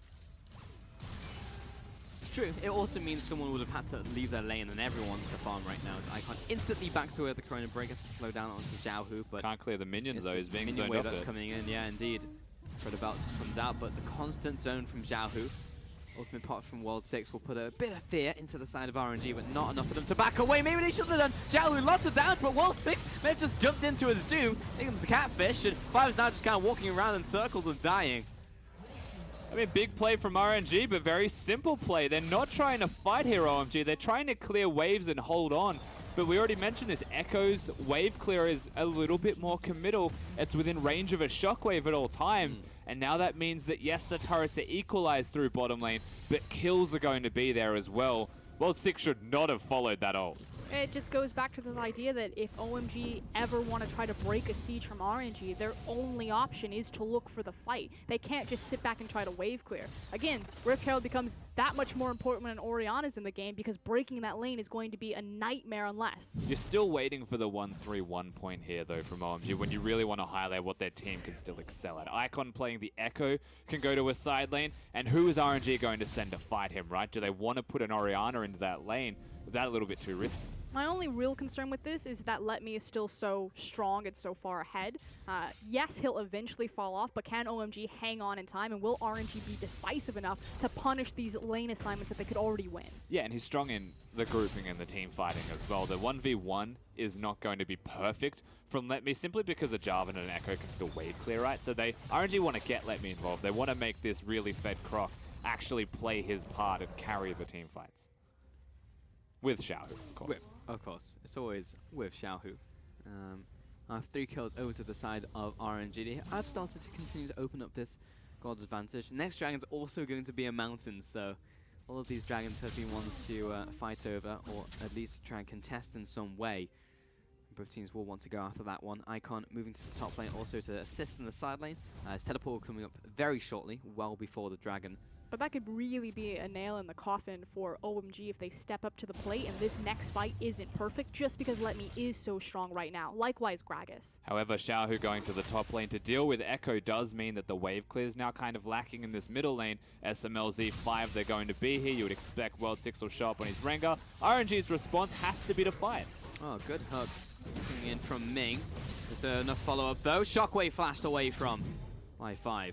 That's a big, important cooldown, which means that RNG need to be a bit more hesitant if they move in and just try to contest this Mountain Dragon without everything being perfect. Ming is very low, though, from the ace in the hole. Dragon has just spawned, but no one could deal with a split push coming in from Icon. Finally, Let Me comes back into the top lane. Yeah, missed execution and kind of indecisiveness from RNG. They lose the structure for pretty much nothing, just trade their missed shockwave for it. Yeah, and they're now actually all OMG in. on the offensive. Weirdly enough, it was an all-in to try and get a pick in the middle lane. I know it didn't look like one, but a shockwave and a thresh hook is basically all or nothing, as Icon just dashed into a wall, so never mind that one. The pressure's still there. The top lane turret falls. They've got the Drake. How does all of this happen for OMG when RNG have the advantage? Just watching them take everything they own, and again, another dragon over to OMG. Second one of the game for them. This will be in the form of a mountain dragon, and SMLZ was literally sat in mid lane, no minions, hitting the tower, and everyone was like, I guess this is fine.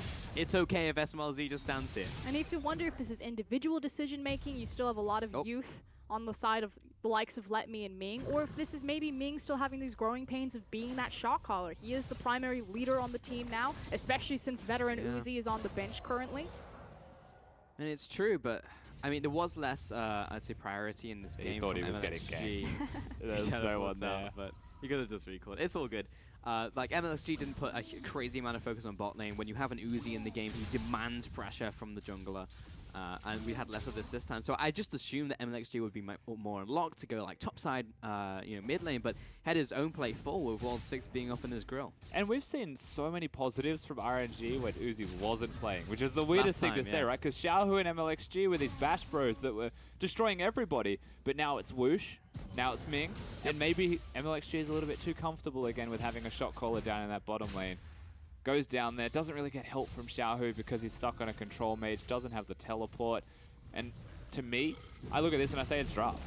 And XG catching off 5. No flash. Looks like he's pretty dead once again. Yeah, no way he's getting out of that one. And another kill to Whoosh. So as much as we say that OMG are taking everything from RNG, these small picks and the fact that Whoosh is picking up most of these kills that they get is really good for RNG. But they need to now transition this into something, either pressure or vision control or a tower. It's been kind of small victories for RNG, but they're still not as decisive as I would like. Especially Ming not needs for to be a hero. an elite team in the LPL. 100%. If we were talking about a middle of the pack team, we would be more lenient. So, but at the end of the day, it's an RNG. You know, it's a team who went to the finals. They were fighting over that first spot against WE. You can see how excited I am to watch two tanks go up against each other and deal no damage. But yeah, we do expect a lot from this team. You know, they're like one of the flagship teams of the LPL. It would be cool to see Wushin go off, though. Late game Xayah can be pretty disgusting. Oh, yeah. 2-item Xayah is pretty disgusting. Especially when you go for this They're build. committing to Renekton, it feels like. This is the long con type of commit. This does mean that they need to be so careful about the counter Baron. This is going to take a while, folks. Let me has popped the Dominus, so it's going to be at least another 5 seconds. Icon's gotten the full combo off. Xiang misses his flag and drag. Let me's turning around. He probably will die at some point, but Icon does have to pop his ult. He's just going to walk away. And there he goes, but hold on. OMG actually traded position to make sure that RNG couldn't cut down underneath them, which now gives RNG priority over the Baron. Yeah, and Let Me has teleport, so both of them need to back immediately. Xiang doesn't have one of his own.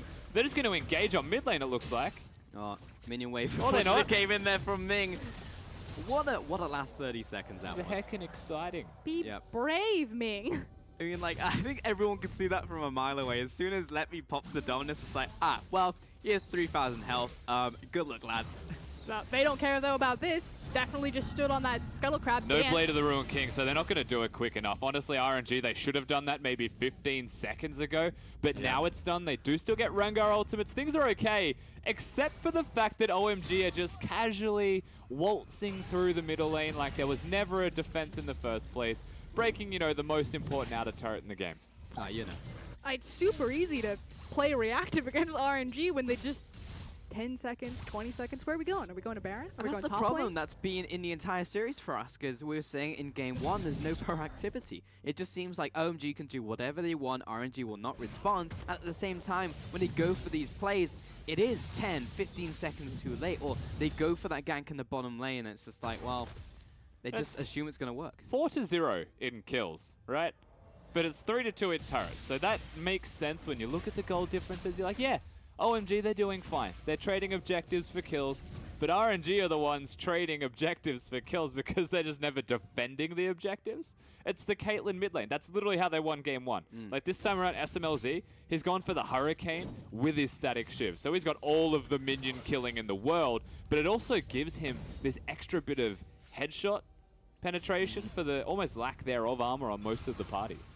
I love this build. I also love the fact that it's 27 minutes into this game. He has triple items and not a single kill. Like, it's all from farming and towers. He's got 316 farm. Yep, he definitely does have that. If this is how Frostgurren could play League of Legends every day, this is how Frostgurren would play League of Legends every SLZ day. is my favorite. Just seeing him in the side lane just taking the tower. He's the perfect anime protagonist. You know, he's just quiet. He's got his glasses. Perfect execution.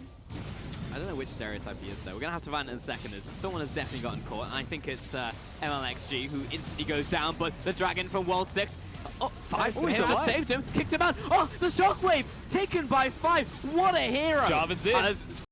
Seeing Cataclysm onto 1, onto 3, and Whoosh would jump away. Great invulnerability there, but he's still gonna fall. The Bash Bros are just going ham in this fight. And there is no getting away from SMLZ. The damage comes out, and Ming, the last member, tagged by the Time Winder. It's a matter of time, but he's gonna stall it out. Icon with the kill.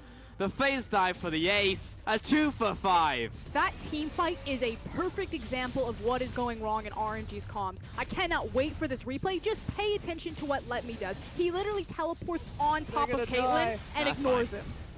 They're all good, Rusty. Ye of little faith. Baron over to OMG, 29 minutes, and they firmly take control of the game. I mean, simply speaking, it was a good team fight from OMG. Look at this, though.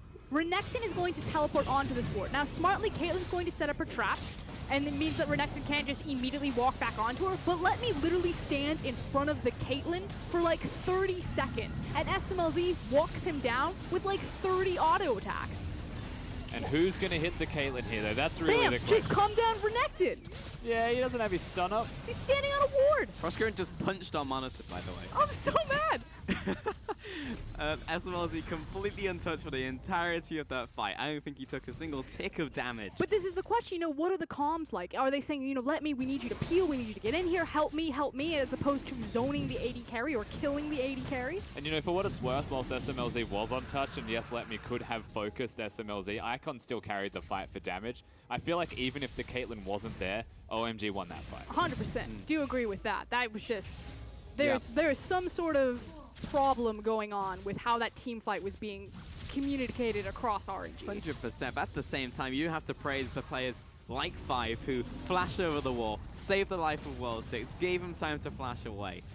The flank from Xiang as well. Like, there were so many things that were exceptionally well played by the side of OMG as Icon is looking for a kill onto Zhao, who gets the shield out, but no stun and no proc of the Z-Drive Resonance. But still the Orianna's bottom lane. So now you've got a Caitlyn pushing mid lane, a Tahm Kench to defuse any kind of thresh hooks. Gragas ultimate was used for exactly that reason. And OMG just complete control of the Rift. If you give them the 1-3-1, that is what has been gifted to them. They need to send the Renekton down to that bottom lane. They can't put Orianna there. Right now it's the 0-3-2 and it's going exceptionally well as the bot tower just fell. And SMLZ is just hitting the tower, chipping Good away. luck, the person who steps on one of those. I wonder how much damage it's going to do. If it's Whoosh, you probably get half health. I feel like it should be MLXG that's actually looking for the flank and threatening with Barrel, although he could technically doesn't have his half health. I don't know if they can. No, like without a Gragas ultimate, I just don't know if it's possible. He has no flash either. Jeez. Just devastating. Like, I just don't know what happened. Like they were 4-0. They had the kills. They were starting to win those skirmishes, and they were just so slow to every play. And OMG just passively taking these towers one by one. Stroll bottom took it. Mid tower goes down. Top tower's going to fall here as well. Unless Xiao Hu can land the shockwave of the century. Exactly, Rusty. It can carry the game. And Xiao Hu is a very good Orianna. He has been hitting the shockwaves. He's just never there as the party starts. This game would almost be completely different, though, if Xiao Hu had even half of his assists and kill gold. Yep. Though you could say that about every game. You could say if this player had more kills, if this player had more gold, he'll be able to do more. The point is that if you're going to be putting gold on the correct resources, it should have been on the Orianna. And just unfortunately, for how well placed his shockwaves have been, he hasn't secured the kills, sitting at 6 assists. The traps are finally set up top. Would have been the difference between a possible Void Staff at this point. 100%. Hook doesn't land onto SMLZ, and there's few bullets left in that chamber from RNG. And note 5's positioning as well here, though, Pulse. If there was ever something that goes wrong, he's out. Still zoning from Icon. Isn't the hole being charged up? What's going on in bot lane? All right, we'll check in on that in about 20 minutes. Let this one simmer, bake for half an hour, remove from the oven, and one should be in kill range. Good net. Hooks, yeah. SMLZ are playing this exceptionally well. He's not died a single time in this entire series. Tower's dead. And he's back to base. This actually feels bad for RNG. Like everything that they try, which is not a lot of committal CC, granted. You're going to need a flash body slam out of Gragas. You're going to need a flash, maybe flay out of Ming into a hook. There's no QSS on the Caitlyn. He's playing a trust fall game with the Tom Kenshin. It's working. I mean, effectively, we need someone on RNG to be the hero. We need the hero Shockwave or the Thresh to dive in or the Renekton. And no one, they're all just like looking at each other like, are you going to do it? Are you going to save the day? Who's going to carry us? I say we count to 3 and we all do it. That's the best chance that they've got right now. 400 farm. Not even 34 minutes into the game. 400 farm from SMLZ. Absolutely unreal. Hey, Goggle's Stone Plate has been picked up by Xian. I like that item. It feels good. Yeah, you used it just before as well. Of course, when lots of enemies are nearby, you get a whole lot of health. 100% when 3 more enemies are nearby. 100%. Team fighting item. Here they go. There they go. Icon's out of there. I came, I saw, I left very quickly. It's the saying, right? Okay, what happens next, guys? Are we waiting for Baron? Is that what's going to happen? Well, it should be just because RNG still have so much wave clear between Xayah, Gragas, and Orianna. OMG are incredibly reliant on the Baron, which is why it was so devastating when they got the first one. Because yes, they can play the 1-3-1 that Rusty was talking about, but all of the inner and outer towers are gone, so you can no longer really have that option as safely as before. Yeah. And we don't have your Trundle that can actually take on the Renekton now. It is usually going to be Icon in that area. Jarvan has spent most of it running away. He doesn't outscale a Renekton in the way of damage either, and so it is kind of neutral. Icon just wants to bring up Xiaohu, then either teleport and leave, or just actually commit to the 1v1. I feel like that 1v1 can be game determining almost. Okay, well, it's good that Xiaohu didn't get caught in that stun, but just calmly walk away. 45 seconds left on Baron and complete control of this jungle over to OMG here in the red side of the map. And it's back to base for SMLZ. His final back before this fight. He could have... Wait. He's 30, 30... Wait, oh, he just sold one. Oh, it's back. No, it's back. 30, 30, 30. What's he doing? No, that's 100%. That's 110%. What do you buy at this point? AD. You'd pick up like a BT. Ah, there we go. Thank you. Yep, he's got 100%. He's got over 100%. But he has 100. Yeah. Oh, yeah? Yeah. Oh, yeah? That's 2k damage. Yep. Okay. There was a red buff once. I didn't even know I had 2,000 HP. All right. Okay. He should have like a Bloodthirster or like a Mercurial Scimitar instead of either the Static Shiv or the Rapid Fire. I think you said it best in Tressfall, so I feel like this is... Okay. Yeah. He just netted away from a hook forwards. He did do that. He trusts himself. That was a headshot for 750 damage. He's got flash. Maybe I mean, of all the AD carries, I trust SMLZ the most just to go full damage here. Sidesteps the barrel. SMLZ is on fire. Like, he's absolutely insane. I don't know what they fed him in the off-season, but I want some of that because SMLZ, immaculate play. To be fair, the AD carries that have really stepped up and showcased their talents in the LPL are the likes of SMLZ, Jin Zhao, Mystic, all come to mind, even before you start listing someone like Uzi. Yeah. And that's the thing, you know, most people hear Uzi, they don't see him on this roster, like, Baron. Where's the best AD carry in the league? And unfortunately for Uzi fans, he really hasn't been performing as well as he needed to when you have a performance like this. They're just going to trade major objectives, it looks like. If it's a trade. I might add, it's going to take them a long time to do this. They're teleporting the fight. HP, Rusty. I think they want this. Oh no. SMLZ hurts 2,000 health. Who's it going to be? MLXG with the ace in the hole. Turns corner. Dragon down. Oh lord. SMLZ is unleashed. Look at the damage onto MLXG. Jumps in. Cataclysm lands in from Xiang. But he's going to be burnt down. Ming drops. Still following after this chase, and Waltic turned around. Big damage coming in from Woot. Where is SMLZ? He is completely massive. No one can stop him. Look at the damage from Woot, and they'll drop him finally. Xiao turning around, kills 5, but the base is being eliminated by Icon. He takes down MLXG. Zhao needs to make it back, but Xiang is here to stop him. Icon's ending the game. To help. Xiaohu, oh, he's got him. Jumps in, flag, drag, should be the kill, but the shooting comes out. Oh, Darius! The Elder Dragon burn. Oh, the burn for the kill. He'll go back to base. Icon onto the Nexus. He doesn't have many resources remaining. Has the flash. That's it. It's gone. There it is. Icon takes the win. The 2-0 to OMG. And you can see World 6 on your screen. Throws his hands up into the air. What a finish line, really. What an ending to that game. Quadra kill is what Feels Xiaohu incredible for OMG. Taking down RNG. First game of the split. In that fashion. In last split's 4th place team take down one of the finalists, second best team in the region, right off the bat in a 2-0, I might add. And it didn't really look all that commanding. It felt easy though, in the end. Man, I wish I had his couple seconds of fame there, taking SMLZ out finally in that last fight. And it looked like the burn damage actually finalized 2 kills, but it was just a drop in the ocean because a well-deserved bout out from OMG, clean sweeping RNG. Ooh, and that man. Grim face from Xiaohu. Again, quadra kill in that last fight. Xiaohu had a phenomenal game on the Orianna. Yeah.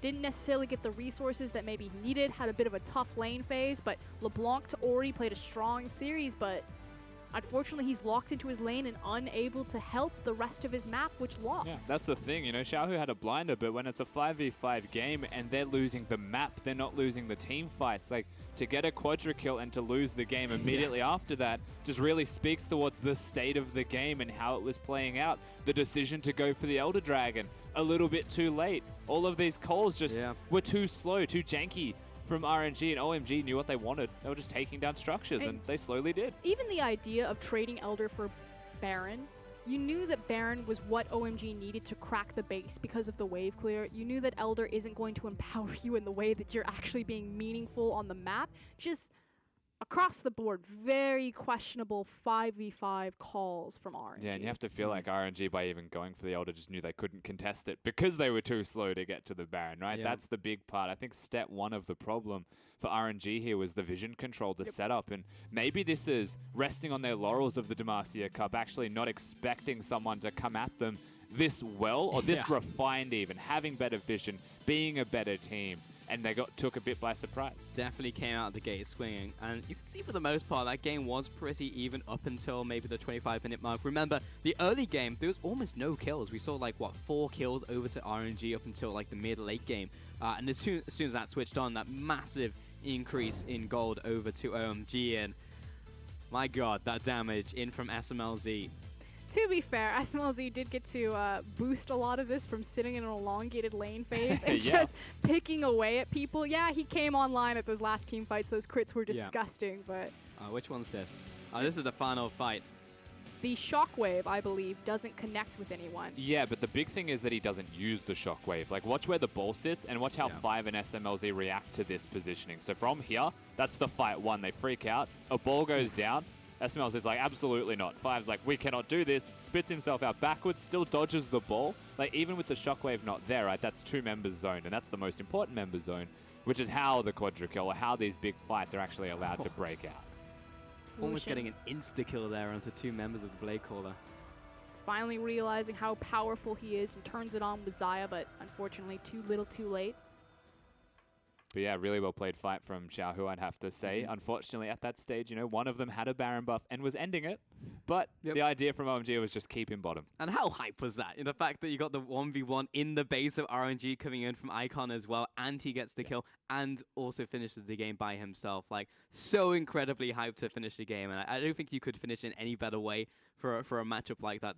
Almost the title. Wait, it was the title fight of the week between the 2 Chinese teams. I mean, it makes sense that we've had like a heavy hitter matchup like that. You know, Xiaohu versus Icon. There's a 1v1 that happens, but the fact that it happened at the very end. Yes, they were going back and forth. You know, swinging punches left and right in the mid lane, but it was actually a very controlled game from Icon. He didn't overstay or overreach. There were a couple of instances where he was trying to flex a bit on Xiaohu, but normally we see him go so deep. And World 6 and Icon had this reputation that, yeah, they would trade their lives, but they would gladly do it if they could pick up one of those scrappy kills. And that's really nowhere to be found anymore. You know, they're much more cohesive about working as a unit and working around SMLZ. And he's no longer the rookie player, right? Icon, he was a young gun. He was trying to give it to people, trying to make those big plays, as we do have an MVP there. But honestly, the fact that Icon wasn't going forwards was the game changer. It still pressures the enemy team when he's not dead, believe it or not. And I think he's worked that fact out, but he's also saying no to these engages and fights that let the whole team make their magic happen. I can get on the back of a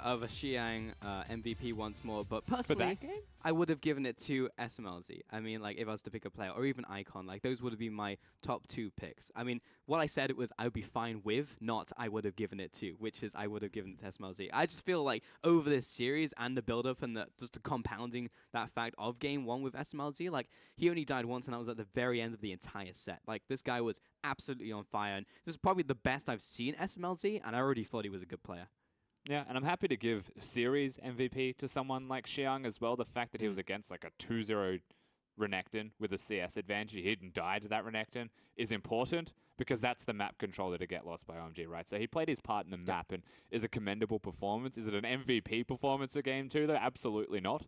I think it's much more towards Icon. And you can cast your mind to that one big team fight they had near the Baron area where it was almost solely won by an Echo's damage. SMLZ just comes in and cleans up the scraps. But the way that Icon played to me was much more of a star performance or an MVP performance for the team.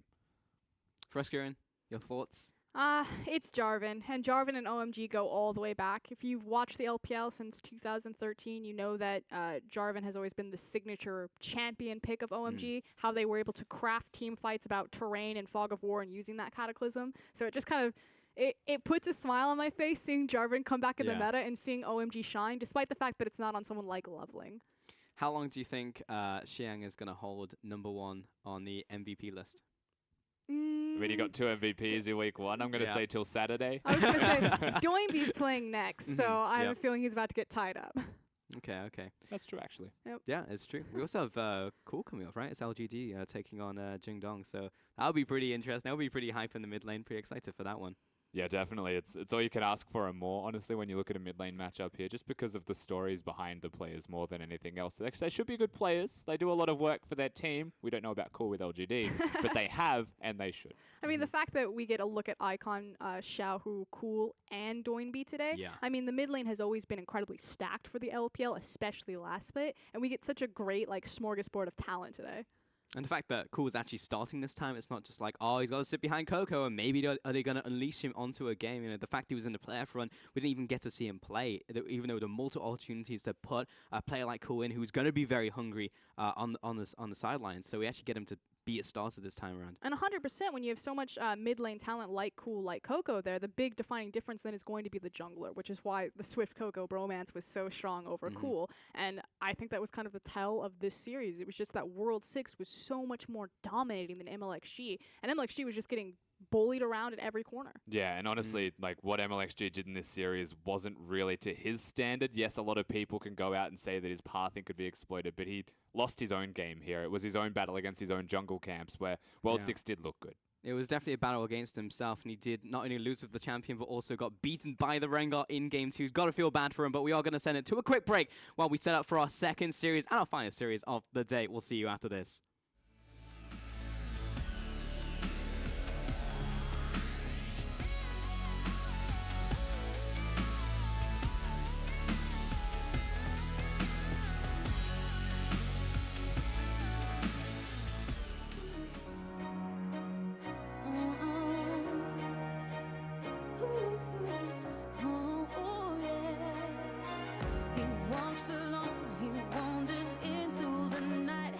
Searching for some meaning to explain what he's feeling.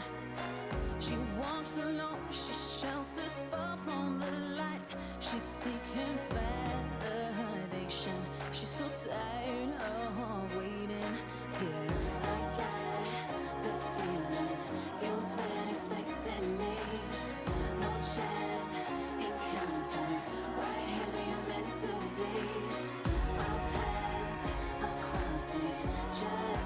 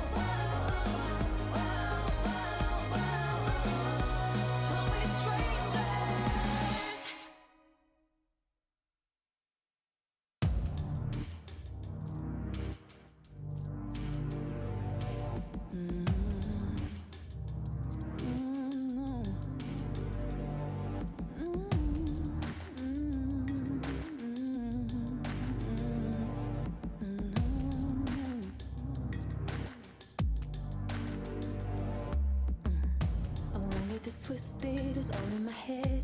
Cause then I know you're the one for me.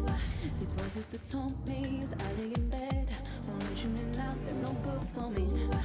I roll by my heart and it's bound for you.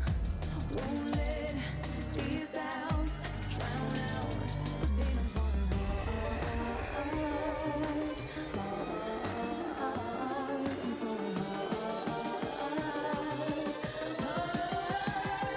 Are you ready? Are you ready for love? I'm here to warn ya that it's coming. Welcome back to the LPL on our second series of the day. We've kicked off Rusty and we've brought back Raz for a bit of Rush Hour plus of Rusty to What? my right hand side. Hello? What? We don't get like a trio name? I thought this was the Panda Cast. No, you're Oh gone. yeah, it is the Panda Cast. I forgot about that. Oh, Yeah, we wow. are the Panda Cast. But we're not Dare cast. This isn't you. a tri-cast. Mm. This is an analyst desk. Oh yeah, we were just talking And then we're about getting this. rid of him. This is gonna be my first duo cast in like 3 years. More I'm- like 3 months. 3 months, not 3 years, but it has been a long time because you did all that on Origin as well, right? I did all tri-casts in Origin, and then I had a Mhm. first tri-cast with Rusty, and then I tri-cast the finals. Yep. You know what you should do? What? Solo cast, everybody. Solo cast. Buckle up. I feel like that's a rite of passage that like every caster has to go through. Like with all the greats who had a solo cast that people remember. So maybe it's time. The Doa solo cast. Yeah, we'll give her some time on that one. It looks like she's going through her own shower thoughts. It's like maybe. Anyway, Raz, so do you want Maybe. to talk about this next match we have going on? It's LGD and Jingdong Gaming. Yep. Jingdong, the QG is dead. Yeah, so Xiaogu, of course, that was the team that they were. They came into the LPL, had their split, purchased by Jingdong Gaming. And actually, if you were paying attention to Demacia Cup, if you had the time, this is actually a rematch. So these two teams are going to be clashing once again. The last match happened. It was a 2-0 in LGD's favor. Jingdong couldn't get past the group stages because of LGD. So I know you're already Because of pretty... who? Oh, I Remind can't. me, Raz? No, I can't do You it. can't say it, it's the second time. I just can't. I mean, it's week 1, so they can still take this win, Raz? and they can prove you completely wrong. Well, are we gonna make a bet? Are we gonna make a bet on day one? 2 weeks. 2 weeks. I don't want to do it on day 1. No, That is not skill based. Be brave. I bet LGD will make playoffs, and if I win, Oh, you no. have to wear the wig. I'm down for that. I'm okay with the Rick James wig. I'm not saying I said the wig, not a wig. The wig. The wig. I'm down for I it. think both of you look fine in the wig. I think one of you needs to wear a T-Rex suit. Now, someone suggested it to me on Twitter, and I think it's a fantastic idea. But I So feel like only the winner of the bet gets to Gets wear the the T-Rex. T-Rex. Okay, I don't winner know. gets to wear the T-Rex. Our producers and you're like, no, don't make this bet. Yeah, I feel like this is not. This is a bet that's not in our power. One day they'll be like, "That's not in the wardrobe clause. You're out of here." But, but what's on the other side? So you think that, what, Jingdong are going to make playoffs, or LGD are just going to go Oh, there is no other side. Last time it wasn't another side. It's all about LGD actually performing because Okay. remember, LGD, even though we consistently hit on the point that they have the 5-man lineup, the 5-man roster, if you're counting Amy onto that one, where every single lane should do well. They have the talent to do well. We've got Jinu now. Yeah, who has been performing really well. Pretty at the good last split. Last point of the split, he was actually getting a lot of solo kills. He was looking for those outplays consistently, going into the mid lane. Now, Cool, who has the drive, and we've seen him when he was struggling, kind of fighting in for the like mid how lane you're like- position. Getting in there, looking to see if Against he can Coco. start for Coco, right? When he starts, he was doing incredibly well.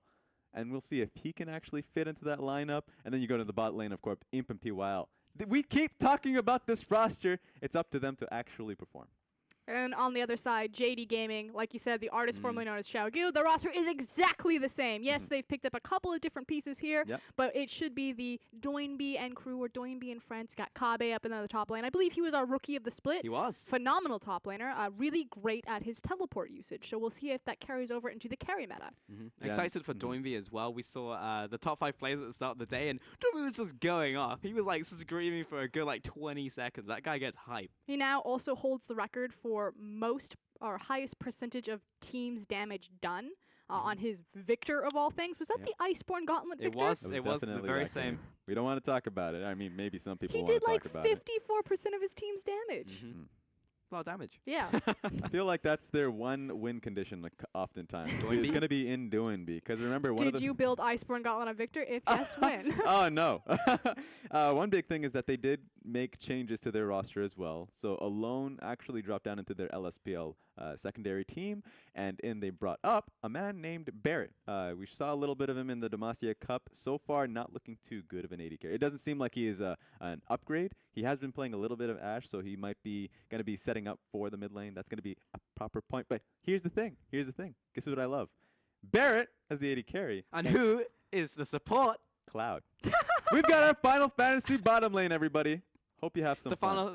Final Fantasy VII Remake bottom lane. I wasn't going to say anything. Yep. I'm just going to go straight out with that pun. I'm shameless. I'm very shameless. You know what I find very interesting? Raz is never the type of analyst that'd be like, that player's maybe not so great. Like, he's normally like, he's serviceable, they can do this. He's like very positive. And then poly. what about this player? He's hype. He's hot fight. Yeah. You know, always deflects into the positive. We get like Republic in the mid lane. Raz is like, Republic's actually good. Like, Republic can do.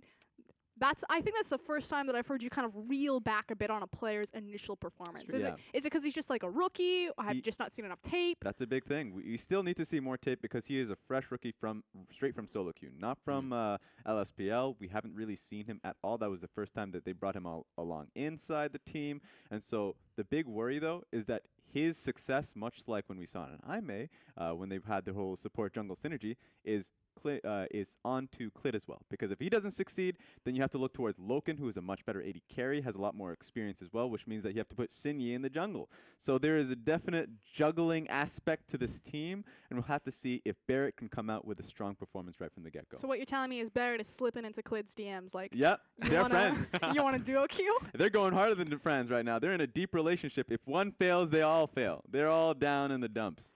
Perfect. So there you go. We've got QG, Doinby, and friends with a theoretically weak bottom lane against Imp and PYL, the longest standing bottom lane in the LPL. So tell me again, who's going to win this? Ooh. We also say this like every single time, longest standing bottom lane, and it's going to remain to be true until one of them leaves. Relegation itself could not break these two apart. It's true, yeah. They smashed their way out of the promotion tournament. And that's the thing. We haven't talked about that the new split means that you cannot relegate out. That there is only the promotion aspect of the made tournament. it. That's all they needed to do. It's all over for LGD. They don't have to worry about that risk anymore. No. Welcome to the new LPL. Feels good, man. Yep. And there you go. It is going to be Clid starting as he's, well, Doinby's really chatting up to him. Did Doinby change his hair? Looks like it. Yeah. He does this all the time. Oh, and Cloud is also starting there. Ah. And that's another point to hit on is that Cloud is starting for the team as we get into the rosters of Kabi in the top lane, Clid in the jungle, Doinby in the mid lane, and of course Barrett and Cloud, the Final Fantasy remake, in the bottom lane. And I just love how Doinby is like taking Cloud to a role-playing extreme here. Bleach blonde hair. This is my favorite team right now. Not quite bleach blonde. It's kind of like a peach color, I'd say. I'd say it's a solid traffic cone. Goodness gracious, guys. On the other side, though, Get in there. it's Jinnu in your top lane, Amy in the jungle, Cool, the starting mid laner for LGD, and Imp and PYL, the longest standing bottom lane in the LPL. It's a strong lineup in theory, and Amy on top of that, even though he's been seen as the weak link, remember now the intruder, he's name changed, he's now in the LSPL, so this roster doesn't have really a sub to back him up. We might not expect them to be changing up anybody on that roster so far. And really, that's the most exciting thing about LGD for me. I just feel like they were constantly kneecapping all of their potential synergy or potential ability because they would mix up their roster from week to week, from game to game, and never really gave someone like Amy, someone like Jinnu, the attention they deserve to develop into a talent. Yeah, it's nice to see now. It's still day one, but it looks good that they're giving them more time. I remember seeing Amy going through the last bit of the split looking a lot more confident in his Lee Sin play, and Jinnu as well, a lot more confident to just go in and go all out with his Fiora. So he's a carry top laner, and it's nice to see him with more confidence in the star-studded lineup that they have here. For sure, because you see other teams like OMG who just put everything into their starting roster and how much work they can do with it. So I like the fact that LGD, in at least some small way, are taking a page out of their book. Final thoughts, Raz? LGD's been looking good just off of off-season, obviously. But JDG Gaming has the least amount of work through the off-season that they've made changes on the team. I will have to say that JD takes game one. Final thoughts on this new Champion Select music? It's lit. Thank you very much, Raz. LGD and Jin Dong. I need to get used to saying that. JD. JD. Like from JD, Scrubs. Jing Dong. That's perfect. I got you. All right, 100%. And that's how you've been thinking about it. Either way, got these bands coming in thick and fast. Fiora, Caitlyn, and Sivir. Is that actually a ban? Which one? Which one do you think? Sivir? Yeah. I mean, it's in for the other side for us. And Karma, Galio, and Zach as well for LGD. Another huge Thresh priority. This makes sense, though. Yes, we had 5, kind of the one trick, and yeah, we're seeing a lot more Thresh pop up. But Cloud is also the one trick Thresh player. He made a name for himself. I believe he was #1 on his server for a bit, just playing Thresh. So he is a god to be feared on this champion. Fair enough, and it warrants a first pick. Kalista, here we go. For LGD coming out here. Let's see if it's going to be the Death Dance, because we've seen a bit of Kalista worldwide, but not with the Death Dance build. Yeah, and I was actually really looking forward to Kalista kind of making her way back into the meta, like you said, that Death Stance, giving her a bit more options, especially for early build pass, just because it builds out of 10 million longswords. The other thing is, while Cloud needs to be respected for his Thresh play, Imp needs to be respected for his Kalista play. He is the Kalista player in the LPL. It started out really rocky when he initially got him the champion, but eventually he smoothed it over. And he's already gotten 2 respect bans in both the Sivir and Caitlyn, so had to go back to #3. I would have said that his #3 would be Twitch, but I'm happy to say that this is a little bit more consistent than the Twitch. At the same time, Lee Sin was picked up alongside for LGD over towards Amy. It's pretty much the champion did best with in the last split in spring. And JD Gaming with the Rengar into the jungle here for Clid, and the Kassadin for either Doinby or Carbate, most likely Doinby. I have no idea why the LPL is so infatuated with Rengar right now when Elise is so powerful right now. Moby junglers who have heavy early gank pressure, the ability to turn lanes, again, especially because Rift Herald is so necessary now or so powerful, your ability to play the early game is important. That said, Kassadin, this guy is lit right now. This champion is very powerful. I'm glad to see him kind of work his way back into the meta, but usually you need to flank him with some sort of wave clear option. Cool, did lock in Orianna for himself, and LGD going to the next phase of bans. It's going to be the Jarvan towards Carbe. Tam Kench gets removed and put on the bench against PYL. Bench the Kench. Kench has been benched. Makes way for the possible pick of Ashe there for Barrett because you don't have the denial of Tom Kench. One more ban for LGD. Where's it going to go, Frost? Looks like it's going to be Varus. So many bans thrown at Barrett. Interesting. What's interesting, Frost? I just feel that Ashe was probably the safer ban here because Varus, you need to be that much closer. I think you can really exploit a Varus in lane because he's going to be pushed up anyway with so much of his wave clear. He's against a Kalista, after all. No support just yet from LGD. Rumble found out against Jinnu, and he banned his Fiora, so double bans against that guy in the top lane. Would like to see where he goes next. Well, Kennen is still open. That's going to be it. Would make sense, blind picking the Kennen. Like you said, the Kassadin theoretically could be flexed up into the top lane, but more than likely it is going to go into Doinby's hands. With Rumble ban, Kennen becomes kind of the next big priority. Although Sejuani is still floating through so many of these ban phases. We've seen her used globally. She doesn't have a great matchup into Kennen, so I'm not saying like, oh, the Kennen's been picked. Quick, get to the Sejuani in there. She'll have a really bad time. But other teams have shown that they are fine taking poor matchups for just how strong Sejuani can be with the current tank itemization and into those big 5v5s. It's a game of survival and laning phase for the most part.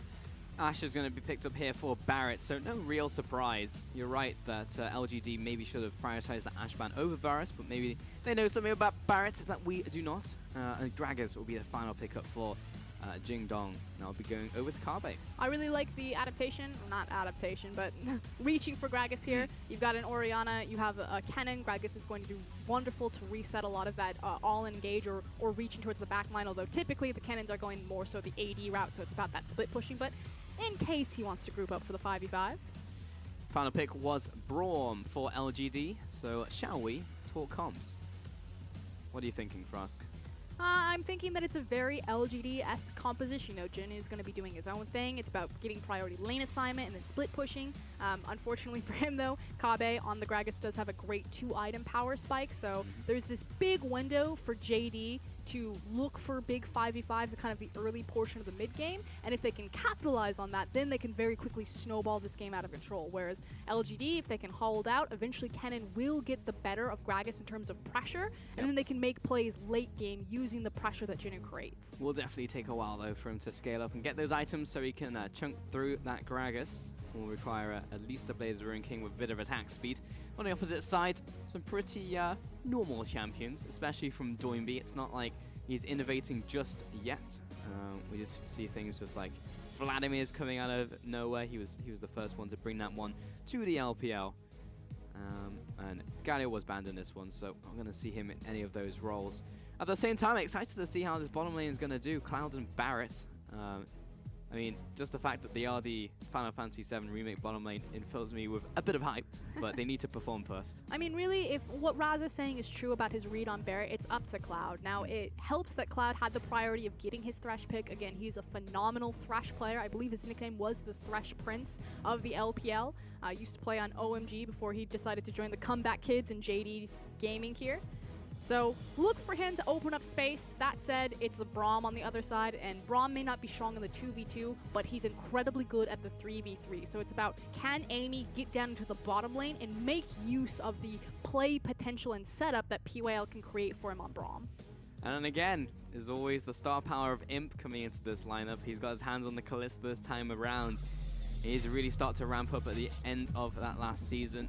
Apologized to his fans for his performance and then just came out of the gate swinging, demolished every team in front of him in the promotion tournament. But we're about to get onto the Rift for JDG Gaming up against LGD. Perhaps a return to form and a rebuilding, at least on the side of JDG. Yeah, and let's remind everyone that JD, they did make playoffs. Unfortunately, though, they were taken directly out of the gate by IMA. So IMA went Hercules when they get into the playoffs, as they usually get that buff. And so unfortunately for QG, now JD, their road to playoffs ended there. So if they want a berth at Worlds, they need to also, like OMG, make a very deep run for the necessary championship points. So no slacking. Yes, there is a bit of an excuse because they're working with a new bottom lane, trying to get Barrett comfortable, but they need to come out swinging just as hard as OMG. 100%. And LGD would really like these early wins on top of that. So I do want to quickly touch on the Keystone Masteries as we have them on the bottom of your screen. POIL, Stoneborn Pact on the Braum, not super uncommon. Again, the all-in potential, especially early levels when used in tandem with Ignite, means that there's a lot of damage. And again, it's about empowering that 3v3. Look at the junglers. Rengar versus Lee Sin. Clid kind of making possibly the same mistake that Imalek did earlier by starting the Raptor camp instead of getting a leash onto his blue buff. So maybe sacrificing his jungler to help Barrett kind of get a good head start in his own lane. But Lee Sin has so much more priority over bottom than Rengar does right now. Well, that sucked for Kabe. He's been shoved in. He's taking the riskier route of coming back into lane now. We'll have to trade off against Jinu if he actually wants to get in here, but does get the blind side on him, allowing him to at least get back into lane, only losing 3 minions but getting experience from them. Yeah, also forcing the pots. Should be noted that while we were looking top lane, Amy did bully around Clid a bit there, contesting the red. And of course, trading off against Doinby in the mid lane. Won't be ramping up for a couple of levels at the very least. Hook is going to go wide, was predicting the juke there from PYL, but just decided to carry on walking in the straight line.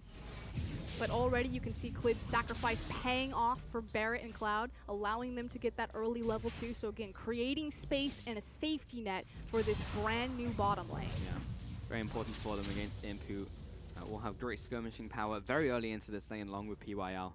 Does mean that Clid's going to have a bit of a slower jungle recall. That said, it's totally fine. Clears out one side of his jungle, makes his back, will now head up to his top side. We'll see if Amy maybe uses some of this time to again contest the blue buff. You can see the red ping already goes down, perhaps indicating Rengar is here or I'm going to go here. Clid has gone for his initial back, picked up the long sword, that extra control ward as well. So we'll be placing that down very shortly. And Doinby is essentially trying to survive in this mid lane. Core is playing this very well, but both of them are low on the mana reserves. Amy is looking for his invade on the blue side jungle. He's going to sneak his way in. Clid has started this one off, but it's actually the dive that Amy's looking for. He may flash this wall and immediately jump onto Doinby, in which he does! follows up the flash, holds onto the Q. It's all too easy, but Clid will find him in this bush, and he'll get the kill in return. So the buff transfer has been completed. Hold on, though. Here comes Jinu popping his head in. Looks like he's just going to back off. So, unfortunately for Doinby, I think it was just a bit of a reflex, but he goes and he hits the flash when he was pretty much done. So not only does he give up first blood, but he also loses a crucial summoner spell that he really didn't have to burn there. Fortunately for him, though, Clid managed to refresh his buffs and also pick up some experience as well as kill advantage on Rengar. Feels pretty good on that one for Clid at the very least, and he kind of got a return on investment on the very start of the game, so now he's not in a bad situation at all, and he's going to try and double down and see if he can get this kill onto Amy and stop him from going for this red buff, in which he does. Yeah, and this is beautiful now. He needs to take it quickly, though, however. Jinu is currently busy in top lane, but Cool is actually making his rotation, so the fact that it's resetting here makes this much more dangerous as Orianna returns to lane. He's going to go and clear out this ward, so he knows it's completely removed from vision. The ward comes in from Cool, but Wakabe coming down, it should be the take, and they have a blast plan to help them out. Oh, Clid's going back in. They want to try and get this kill before they leave, and they get it! He's crazy! Jumps onto Cool as well! Here comes Jinu, gonna trade jungle lives for this one, and Jinu has now just received a double buffs. Oh boy, that cat's crazy. So Kabe, good guy, pulls down out of his lane, helps his jungler secure the red buff, and his jungler just loses his mind, goes all out aggressive, and then feeds the enemy top laner doubles. That feels bad. It really does, and the fact that the wave is frozen in this its point is going to push back now to Kabe, but yeah, that's not a lane that Kabe can stabilize anymore. The Jinu's had this massive advantage. Okay, let's talk about bot side. Barra and Cloud, how have they been doing? They're about equal CS right now with Imp and PYL, but just the fact that they're surviving at this point in time is fine for the bottom lane. And just the fact of how passively they're playing it.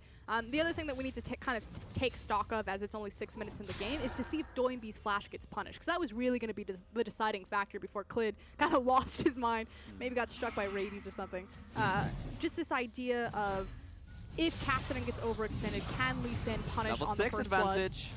Cool's getting chased down. We're going to see another Rift Walk in 1 second. We'll go for it. And backs away. Force Pulse comes in.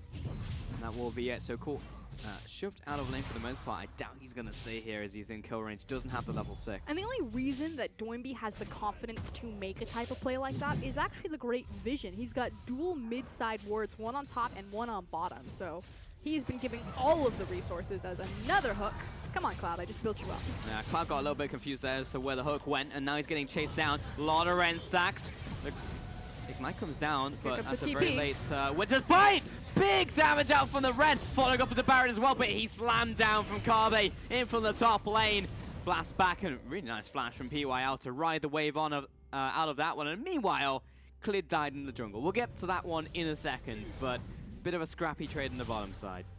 But so much action happening right now. The fact that Amy was again looking for another dive on the Kassadin. Yeah, holding no punches in this early game for certain. Amy's just kind of chilling at this point in time. The kill did go over to Imp, so for the most part, he's a little bit ahead in terms of gold against Barrett, but it's not anything to write home about at this point in time. Has allowed him to pick up the makings of a Ruined King, Blade of the Ruined King here. So initially when Blade of the Ruined King got buffed so many patches ago, it feels like forever ago, there was a potential and a lot of conversation about, like, can Kalista come back into the meta? The biggest issue with her is that she really fell out of favor due to a lot of the itemization changes. Unfortunately, when you had every other AD carry that was just maximizing more out of it than she did, she was still kept out. And so I find it very interesting that Blade of the Ruined King has kind of come and passed now. We're onto the death stands. She has the option to build it, and he still sticks to that build. Nice, is getting caught in the jungle. Pretty simple. He was just trying to be a little too aggressive, getting into that jungle, taking away the Raptors, but paying for it with his life. JDG are actually doing something that they do fairly common. They're one of the first teams that will make an initial early lane swap, especially after tower fortification drops, and they're looking for the dive. Oh, Jinu's going to use Thunderbolt. It's not particularly effective. as Amy is trying his best, but the hook does not land, neither does the bowler, so miraculously, Jinnu makes out alive. But it will mean that they've got the creep wave as well as 4 members there, so it is going to be a race for the tower with favor going to JD Gaming. Now, JD Gaming don't just make this early tower swap when they feel they can't compete with the bot lane, they actually just do it to speed up their mid game. Somehow, LGD just managed to shove JD off of the tower. Bot lane will fall to Imp and PYL. Yeah, this isn't going to happen, I don't think. Oh, excellent. Big shockwave onto 3, but knocking Cool into the team. There's no getting away from that. Following up with Barrett's arrow to the face. 2 kills to GD. And JD. It looked so good initially. That said, they're now going to try to push through. We'll see if they just bounce the wave off the tower. They'd have to wait pretty significantly for the next creep wave to come back in. So just resetting that one in the top lane. 1-to-1 in towers, but those 2 kills in advantage to JD. I know what's confusing me. It's because it's LGD and JDG on the other side. It's not fun. Almost anagrams of each other. That's what's confusing me. I got it now. Okay, top lane once more. Big shockwave out from Cool. Looks beautiful, but then that means that Cool had to sacrifice his own positioning to be in range for the shockwave. An excellent dunk from Kabe into an arrow right in Jinnu's mouth. Yep. So it is not the first tower, because Imp and PYL did pick up that in the bottom, but they got the 2 kills on top, so nice little cherry right on the sundae. The other thing that happened in this patch is you now see the status conditions instead of the names of the players. So more often than not, you'll probably hear me saying champion names because I can't see the names anymore once they're CC'd. That's something that I just realized happened in this patch and has actually caused a change to my casting. Tell me more. In different languages, it would just be like stunned or whatever, but I can't read Mandarin, so I don't know what the status condition is. Yeah. I didn't even notice it. Yeah. I spend most of my time looking at the mini map. Yeah, that's the difference between analysts and play-by players, but I almost never look at the actual. I mean, that's every color caster for you. Well, hang on. Bot lane tower is going to go down to JD. Top tower should be traded here by LGD, however. Arrow doesn't land. Cool is going to see it fly past his face. Another tower goes down. Slight tempo advantage over to JD. Which means that JD can continue. Wow, I always think of Scrubs. Scrubs can continue to push this through. What was JD's friend's name again? Now that you've said it, now yeah, I know, right? I just thought about it. I was like, why can't I remember? Jinnu going to shove Join B away, but he's going to keep up the pressure. He knows he has Clid nearby, so he's not in any danger of dying. It's also the fact that they knew exactly where Amy was, and they have eyes on Cool. So like you said, they know. Doesn't land, but massive damage from Clid. Assassination. They know that Jinnu is alone, and they can look for a dive like that. So JD playing so much better around the information on the map and how they're making their plays, whereas LGD are actually just being really reactive to them. You know, it was JD that said we're going to make the early lane swap. Okay, LGD, now we need to trade bottom tower. And then it was JD that continued to push through bottom, as LGD are like, okay, now we have to trade top tower. I was just seeing a lot of these force pulses miss because the change came in where it's no longer just if you're in the cone, you get hit. It actually like has some travel time now, so there's a bit of chance for people to walk out of that. So I've seen like 2 or 3 miss this game, so it's one of those things that makes it interesting to see that Doinby is actually still picking the pick. Doinby is the Kassadin OG. He is. He'll always go back to it. That said, LGD finally making probably their first proactive play on the map. Yep. Other than some of the early invades from Amy. They pick up a Cloud Dragon for their troubles. Efforts, I think is the word. Which means the next Cloud will be around 18 minutes. Be pretty decent power spike, especially for Kennen and Kalista at that point. Yeah, getting in position a little bit faster. It is nice for... What was I going to say? I think I just completely lost the idea. Oh, the early jungle invades was over to Clid. More often than not, he was in Amy's jungle, being that intruder, but he was getting punished for it multiple times. To be fair, Amy started it. He invaded the first red buff, and then I feel like Clid just finished it. That's true. He went back like 3-4 times. He really wanted to kill some people. And he did get a bunch of kills. He's got a lot of kill participation. How's Kabe doing? 2-0-2 so far in this game. Considering the fact that Jinnu got a double buffs donated to him in the early game, I think he's done rather well. Yeah, had a phenomenal performance, particularly off his teleport plays or his 5v5s, and that makes sense. That's what Kabe is known for. Again, we gave him Rookie of the Split off of his ability to synergize and 5v5. He is brand new. Last split was his first time. His laning phase is not too shabby as well. He's actually able to stand up to some of the best we have in the league. That is saying something when you're flanked by the likes of... I know you're about to say Duke. Yeah. I was like, do I say Duke first or Gimkun first? Rest in peace. You will be remembered. You will be remembered. But here we go. This is much more of what I expected from the LPL, and it's an early Rift Herald. And I was talking to you about this a bit earlier, my theory about Orianna, and how I feel like she's actually fallen down in priority. And my theory is that I feel like Orianna is no longer as strong as she once was, because she's not great at early skirmishes comparatively to other mid laners, because she's really reliant on kind of those 3 items, more of a mid game. And Rift Herald forces teams to be proficient at early skirmishes, especially in the LPL when you're Did he fail to go over that wall? I'd say he wasn't trying. Especially in the LPL when they're fighting it over it all the time. And Rift Herald makes it so easy to break Orianna's wave clear. You do need to get your hands on it first, but this time they have, so it's okay. B is setting up this play. Here comes Clint as well. Needs to get that bowler down, but he's getting blocked so hard by these minions. That may be enough time for Junior to escape. No, just kidding. Clint activates the ultimate, and the throw of the hunt allows him to get the kill. And now we'll see where they use this Rift Herald. Should be a free tower, and it could potentially be a free inner tower. Although I think that they want to break mid. That would be possibly the play. I mean, it's in Clint's hands, so it's wherever he rotates. Carbe, gotta find Imp, walk up to him. He's over the wall. We'll have to flash it, and Imp flashes as well. Misses the jump over the wall with Pierce, but he's still going. Lands the Rend. Will continue to start stacking up. EYL, oh, well, he's connected the Winter's Bite, so that's going to be the confirmed kill. And they should be giving this one over to Imp with another Rend coming out there. You can just see the frustration from Kabe. Stops moving. He's like, I give up. Oh, okay, all right. What? Oh, all right. In the tower going down there. Yeah. This is going to be a large chunk of the tower's health.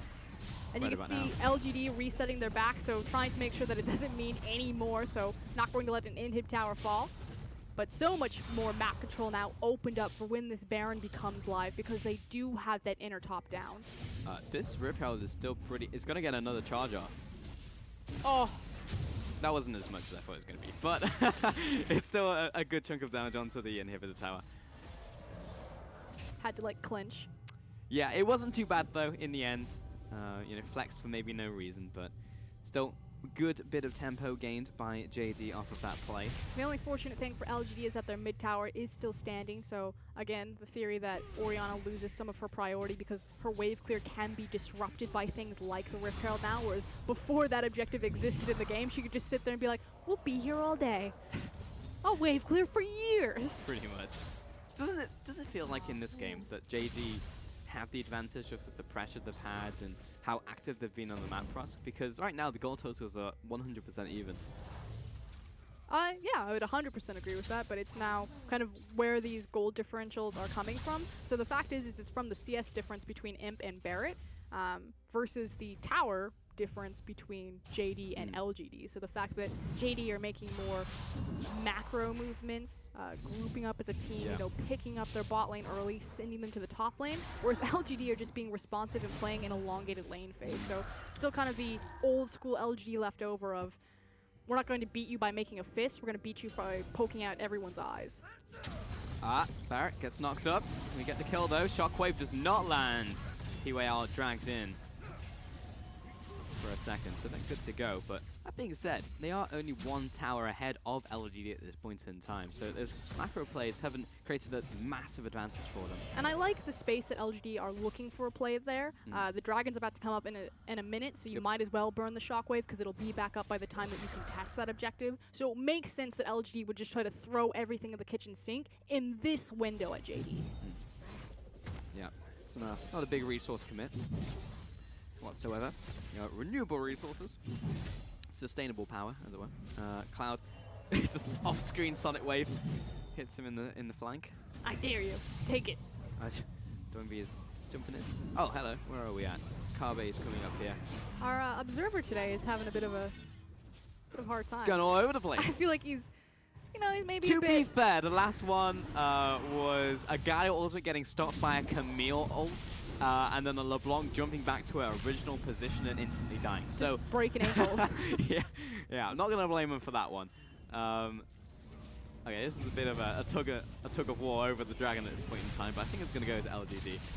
It is just a Cloud Dragon after all, so JD are not going to be splitting hairs over it. At this point, JD's primary play is to try to connect the arrow, grab Cool, and then break the mid tower. The only other way that they can do that is try to exploit these side lanes, push them up, and get some deep vision. Unfortunately for them, LGD actually have really phenomenal aggressive vision in their own jungle, so they're able to spot out anytime JD want to get down into these side waves, keeping Imp safe so he can keep control over side waves.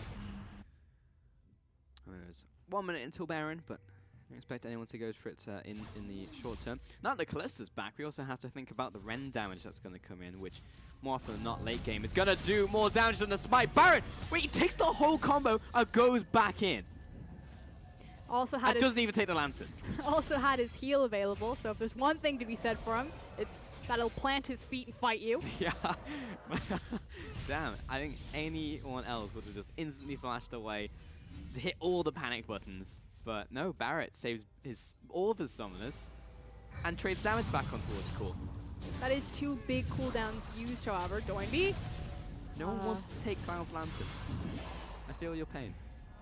Stressing me out. Yeah. But this is what I was talking about with Orianna. You know, if you don't use the Rift Herald to break the mid tower, then she is going to be able to sit there and just wave clear infinitely. And what that's doing is it's allowing LGD to put a hiatus or a pause on the game and now just bounce waves and resources freely to whoever they want. And it's been Imp. Look at the CS difference. That's 50 between the AD carries. Callista's been in the bot lane. She's now in the top lane. Yeah. She's just throwing waves back and forth. Imp's going to be massive in these skirmishes. I actually don't think we've seen Callista back in the meta since the change came through with Rend, where if you use Rend, you still get stacks while it's on cooldown. Now it just means that you need to keep that much closer of a track on the cooldown. Cool is just like throwing out shock moves against Barrett. Like every single time the cooldown's up, it's like, I'll give it a shot. Maybe I'll get him this time. That's going to be the case. Barrett stands his ground once more. What are we thinking about the FF7 bottom lane so sitting far? here trying to think of all the different... This camera guy is... all over the place, man. What are we doing? We've zoomed out. Is fight gonna happen? I think I just got whiplash. What's happening? Okay. I was trying to think about all the different like cute things that we can say about Barrett and Cloud. Yeah. But they need to hit arrows. Yeah. I mean, every skill shot's missing, but this one landed as PYL comes in with the Glacial Fissure. Amy, where's the K? There it is. Right into PYL's open hands. And Jinnu is going into the mid lane. Okay, I guess he's just joining his team, and they should be able to crack the mid tower at 21 minutes. But Doinby still looking for the flank. Never mind. It's a 4 versus 5. And there's nothing that JD can do at this point. Again, they don't have a traditional mid laner. Doinby? Probably don't want to be there. Kassadin can't be on the front lines to clear the wave, so they're entirely reliant on Barrett now to be their primary wave clear. Still connecting onto PYL. Play as well. No minions. Clid is off Don't to the do it, side. Clid. I know you want blood, but the flash away from Barrett and Doinby at the same time. Jinnu is chasing after, and Imp kills Clid off screen. Plus And that the mid was tower. 3 losses across the board for JD. The fact that Kassadin lost the 1v1 across from Jinnu, that Barrett had to force his flash out to dodge cool shockwave again, and Clid died off screen to Imp. Yep. 7-7 now, and LGD have not only evened this game, but do have control. And all of a sudden, it does seem like an LGD game. The fact that there were multiple early game skirmishes, I felt like JD were being more aggressive, more proactive, better macro plays, but now we're still at 22 minutes, and there's a gold advantage, tower advantage, dragon advantage, item advantage, all to LGD. It comes down to kind of the same problems that have reoccurred for Xiaogu, now JD. It's kind of their lackluster mid-game. You know, if they're able to snowball aggressively in the early game, then they can just run you over. They're just a tank, a very aggressive one, the likes of Clid, as you can see him, early with those Rengar players. Yeah. Leaping out aggressively, but when they're slowed down in the mid game, they kind of lose direction, they lose a lot of their steam, and then eventually they just get beat late game. And LGD, if there's one team you never want to take late game to a 5v5, it's the guy with Imp on it. 100%, and this is Angry Imp. He's hitting Rage Mode, and Cloud is going to get caught out in the jungle. Definitely needed a Phoenix down on that one, but Imp is 2,500 gold ahead of his counterpart. Barrett is getting completely destroyed in terms of gold. And Clear, okay, well, this is going to have to be the steal of the century, and they know that he's near the area. Yep, there's also Doinby teleporting to get closer. This is going to be close. All right, Amy gonna kick him away, jump back into the pit for the secure. Doinby chased down now, down into the zonies, but he's still got the red sacks on top of him. Here comes Barrett from the sidelines. How much damage can he do? Rego with a double kill. Doinby turning up now, flashes into the pit, but will that save Jinu? No, it will not. Barrett should be able to get him, but he turns around, takes out the ADC. Doinby with a kill onto Braum. And where's Cool going? He's going back to base. 4 kills to JD Gaming. Just an absolute slaughter across the board there. They show up just in time. I do want to take a moment, though, and commend Amy. Amy previously would not have made as clean of a play. This time around, Summer split, flashes over the wall, disengages the Rengar, and secures the Baron. Does mean that LG at least have 1 Baron buff on Cool. Better than nothing, right? He did make his way out of that one, but damn, that was a chaotic team fight. That was nice mechanics though from Amy to kick Clid away from the pit, then jump in, get the smite secure. And all in all, there was still a net gain in terms of gold to LGD, because it was 1500 plus the Baron buff. So if they can make something happen with it, using Cool to group up with him, it could still be good. I don't even think they really need to make anything happen with it or play the onus right now. The fact of the matter is that without Baron or without Kabe making a massive engagement play with Gragas, there's really nothing that JD can do to crack LGD if they continue to turtle like this or continue to bounce the waves. I think LG are fine that even if they didn't get to utilize the Baron, they can just sit for another 6 minutes and passively win. Imps in the side lane, of course. All right, let's see that one more time. So kick on to the Rengar. And then it's the fact that the Kalista ultimate doesn't happen. Kabe gets a massive knockup on multiple members, and then Barrett slips in the back before Jinu finally notices him. Now, Barrett could have done a bit more damage here, but an excellent stun into the chained ultimate to pretty much CC lock Ashe to death. Yeah. Kabe is just unkillable and does damage at this point in the game, so he's a raid boss in these fights. Yeah, that's the thing. LG, just be patient. Gragas is so strong on 2 items. You have an Orianna. Wait for that 3rd item breakpoint. Wait for Imp. Just have. Wait for Clid to get caught. That's, you know, there's also that. 20 million items. Won't be getting chased down. And Jinu is waiting for that final stun, but yeah, I mean, pretty much just passively win the game. Eventually, Clid's going to walk in, die. Jinu's going to win the side lane. Imp can also... When is Imp die? Probably doing Imp things. Oh, yeah. We didn't see it, but to be assumed, it is Imp after all. Kabe coming in for the flank, clearing out this mini wave, just assisting with it. It just feels bad for the players like Kabe, who's doing exceptionally well. PYL dragged in. Is the team there to support? Sonic Wave lands, and it's actually going to be a jump post for PYL to potentially get away, but no, ultimate has been activated, and that'll secure the kill. Assistance to Kabe, and another kill onto Lee Sin. I thought he was going to be able to get out alive, but committed so hard to helping PYL, so at the end of the day, JD do cling on to life. Yeah, and finally they get kind of their different pieces of CC to connect, because once they do get a hold of you, there's no way that you're getting away from that. But unfortunately, it's just, you know, the arrows have been missing. Kabe, while he's doing a phenomenal job in the big 5v5s, hasn't been able to be utilized to kind of start the team fights. You know, he's showing up to team fights that are already in progress. So JD need more fights like this, which means the responsibility has to go on Kabe and for Cloud to set things up for them.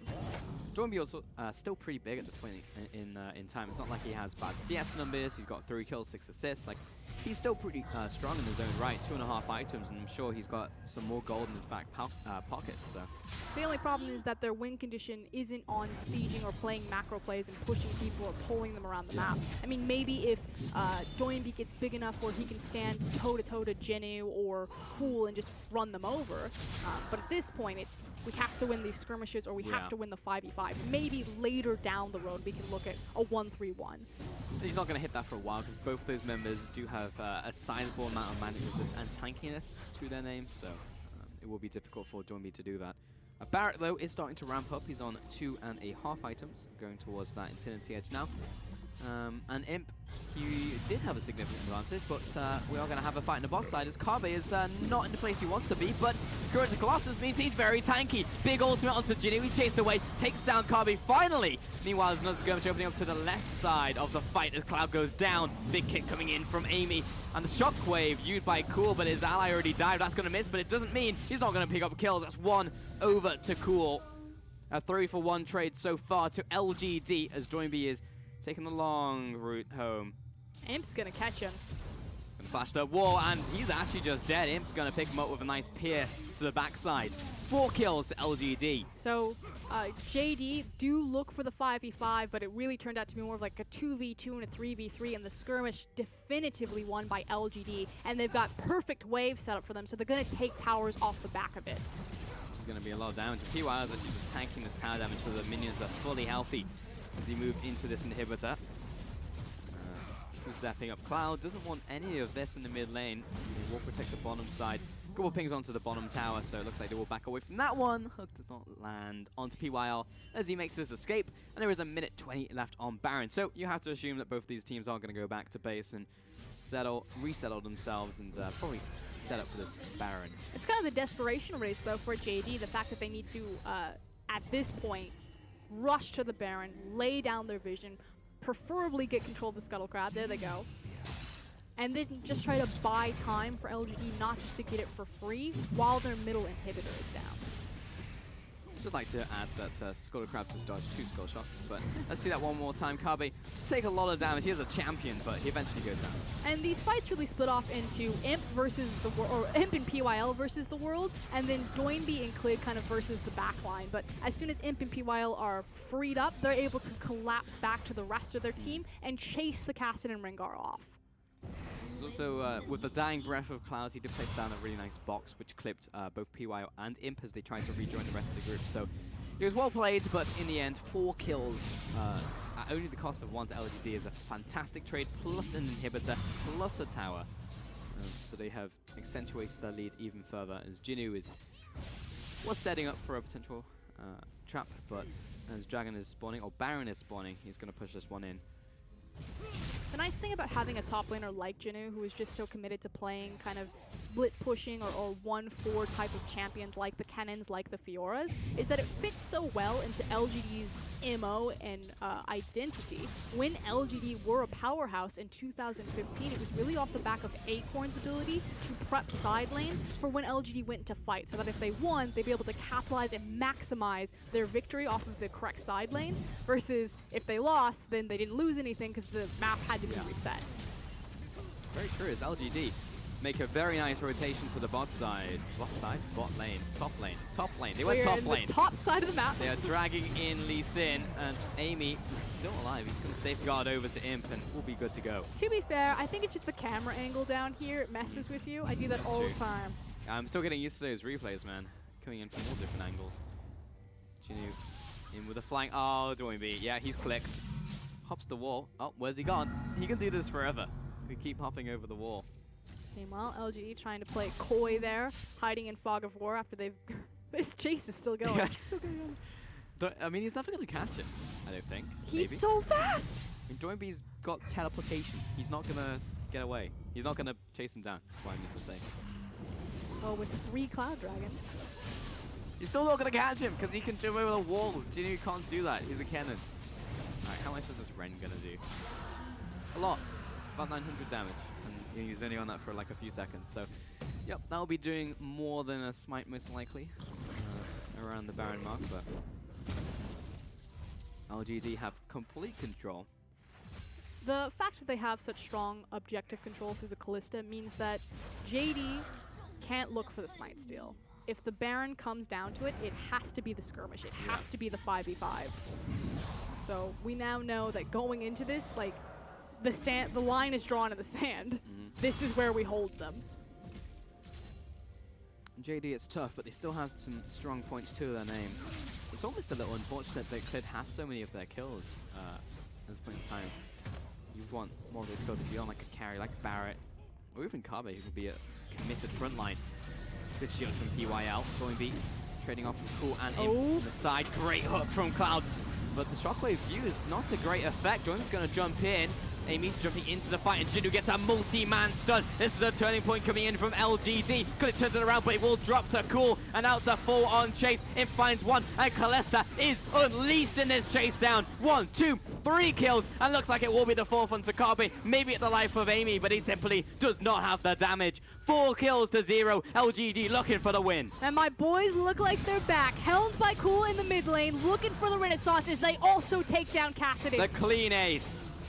Jinu with a phenomenal 5v5 performance on an AD cannon and reminding everyone you don't just have to split push. And with the Nexus falling, LGD take game 1. 35 kills in this game, but they will slay JD. Phenomenal performance to start up for LGD. Again, they're also playing kind of with some growing pains. They've trimmed out their roster, you know, maybe going on a lean diet there. They're definitely in the cutting phase, 100%.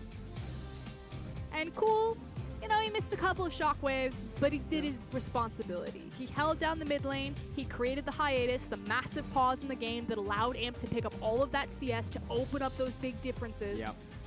And they just played a very methodical LGD game. Pretty much, and you know, we have seen more from Cool, and that was still not even a bad performance from him. So I think as soon as he finds his footing in this team, there's a very high ceiling for LGD, and I know we say this every split, that LGD at their highest potential is like a contender for the crown all the time, but this is a good iteration. 100% agree. I saw that Jinu and Amy talking pretty heatedly there as they were walking off stage, which is good to see because Jinu is Korean. He's the other Korean import, so if he's talking to Amy as confidently, it means that his Chinese is strong. That's a big point. And I think one thing to look at when you see the game that you saw there, you mentioned it, 5 strong members of LGD. That wasn't so commanding, right? That was more, that was... well, they looked great post 22 minutes. True, but even then it was like it was a scuffle, and I think that's something to be expected of the two teams that we saw in front of us, both JD Gaming and LGD. Their focus is more so on team fighting, and they're not going to be the best team fights or the smartest how they're set up. And you can see the damage across your screen. It was the Imp show. Imp and Cool being able to output that much damage, and Jinu on the side lane was also pressuring just a little bit, but the pressure that he had was definitely offset by Cassidy going off into the side lane pretty early on, even having the Rift Herald to bully him a little bit. So that was very smart from JD to be able to say, okay, well, we have the 1-3-1, or at least we can send Cassidy and really offset the matchup that is heavily against Gragas. And so that was smart from JD. You saw a lot of great points in the early game from them, but as the game went on, you can see the team fights going in favor of LGD, and so that was just pretty, I guess, frustrating if you're coming at the perspective of JD to watch. 100%. Also, welcome back, Raz. I don't think I ever welcomed you back. But also looking at these two teams, just from this game one, I'll probably pose the question again when we reach the end of the series. But do we see anything from these teams that would put them above, like, say, a middle of the pack? Because what we saw here was definitely not bottom of the table performance from LGD, which is so much of that split. It definitely seemed like a middle of the pack performance, but from both teams.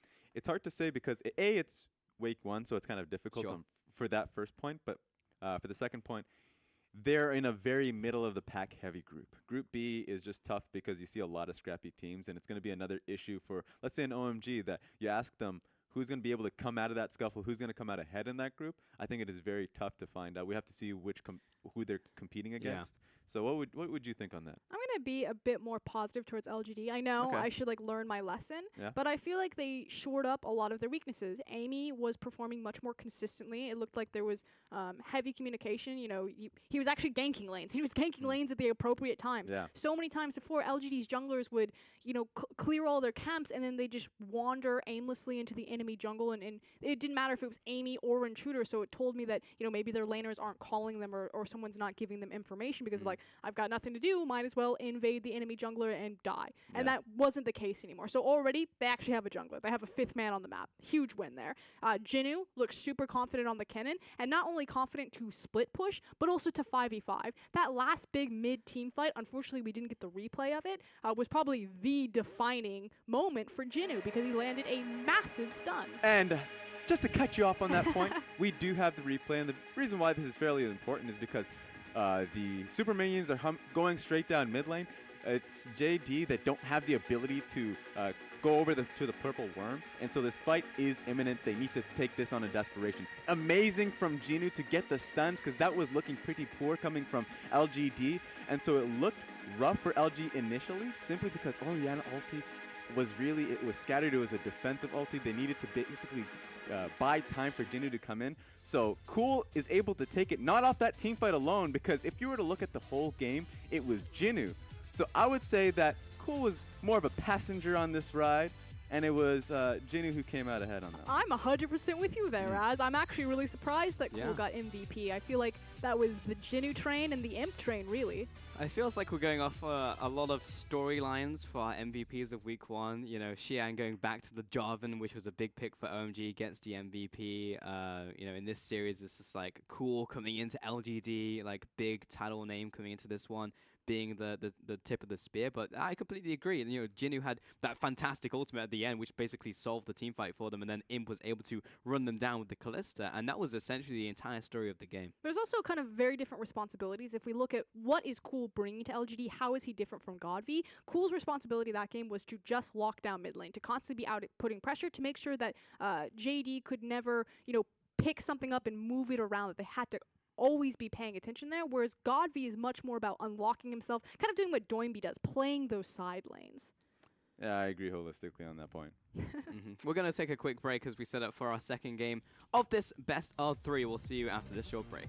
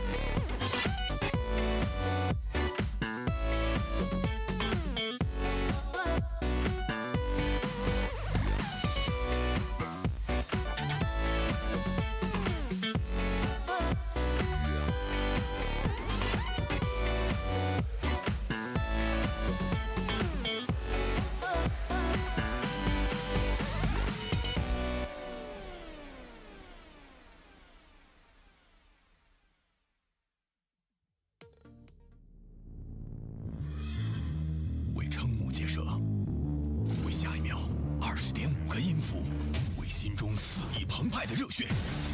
战马主动战，能量型维生素饮料。 I just had flashbacks to the Eurovision, the dancing horse. Like, what's going on there? That was amazing. Anyway, welcome back to the LPL. And LGD and LGD going at it for a second game of this best of 3. But you want to comment on that? I don't know how you quick, even top or? that. I think we should just go home now. That was the... I think so. I don't even need to see the game. That was fantastic. Definitely weird, and it looks like it was a type of beverage that they were trying to sell on you. So I believe it's Warhorse. Ah, there we go. There we have it. I want one. Anyway, let's talk about this and matchup. I strangely want a Jeep. Yeah. Okay, we have a few subs coming in for JDG Gaming. Xinyi's coming in for jungle, LV Mao for support, and Loken for ADC. So triple subs in Game 2. It feels like management thought there was a lot going on that needs to be replaced in Game 2. Which is surprising for me. I actually thought that Barrett came out pretty well. He was landing his ultis. Yeah. He was in the right position. It was just based off of the wrong fights that were being picked from JD.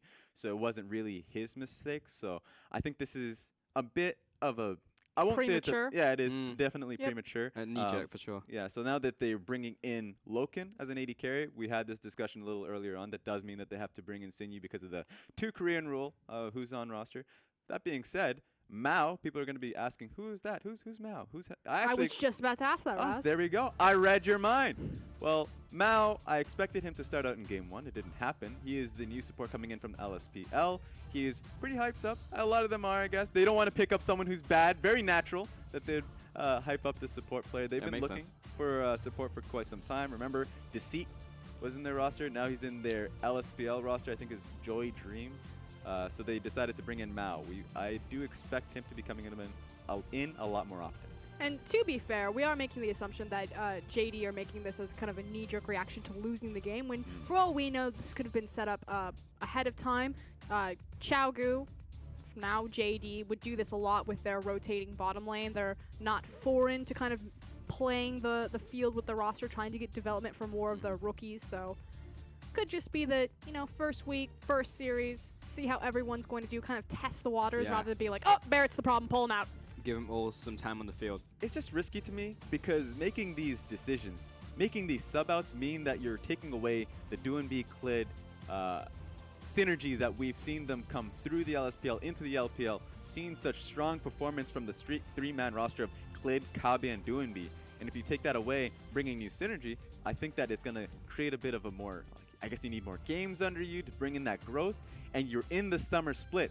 You need to make it count, especially week 1 going forward. I think this is definitely a risk to make. No, I 100% agree with you. You know how I feel about 6-man rosters or rotating rosters in general. This is like an 8-man roster. There's a lot of people on this roster. They just subbed out 3 people. Yeah, I mean, did we ever have a series last bit where they subbed out more than 2? I think 3 is... This is the first time we've actually seen 3. It's a good question. Yeah, I think so. We'll see if Loken is really worth it. Yeah, I mean, it's also good just to see all the players on the field. I just hope moving forwards that it's not just like constant change-ups, because I thought Cloud and Mara did fine. I mean, they stood their ground against PYL and Imp and did perfectly fine. Yeah, I agree with you. Loken, formerly of ESC Ever, so was the sidekick to Key there, now known as Winners. But we'll see how he does this time around. I think the big problem is you have such star potential in Loken, but unfortunately it's that choice. Do we play Clid and Doinb, or do we have, a stronger roster maybe holistically across the board? Yeah, and one big point is, of course, these players are going to be in the back throughout the entirety of the last game, so hopefully we see a different perspective, a different mindset going into this game, coming out of the jungler. Maybe we see him taking advantage of Amy's pathing. That could be a caveat on that one. So we'll have to see if these changes are more strategic rather than just the players' impact, their individual success. Good stuff, Raz. All right. LGD. JDG. And Twitter tells me it's Turk. Turk. His friend. Oh, it was. Yes. Wow, I completely forgot about that. Thank you very much, Twitter. It's excellent too because they're JD. They have Cloud and Barrett as their bottom lane, and then JD's best friend is Turk. Yeah, There's that. That's deep. It's actually perfect. Well, we'll have to decide which one of these players is Turk. Anywho, Karma, Zach, and Galio all going to be banned away. The latter two just almost being perma-bans on his current patch, 7.10. And JDG will be banning away Fiora and Kennen, both aimed at Jinu, with an Amy ban on top of that with Lee Sin. I mean, we've already seen a Camille come out in the first series. We know that Jinu would be super confident to pick that up. Likewise, Jarvan fits in that wheelhouse. We've seen a higher priority on that so far. So I feel like he still has a wealth of options, despite the fact that Fiora and Kennen have been taken away. Yeah, they have Thresh first picked once more. This time to PYL. Last time it went down to Cloud. Beep boop, move over. What was the last time we saw a Blitzcrank He's been played competitive? globally. In LCK, I believe. How recently?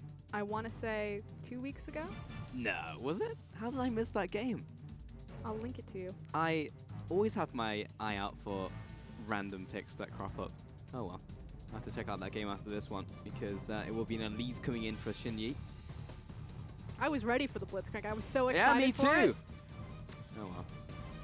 Nami is being hovered currently, but they are definitely thinking about their support position. Mao coming in.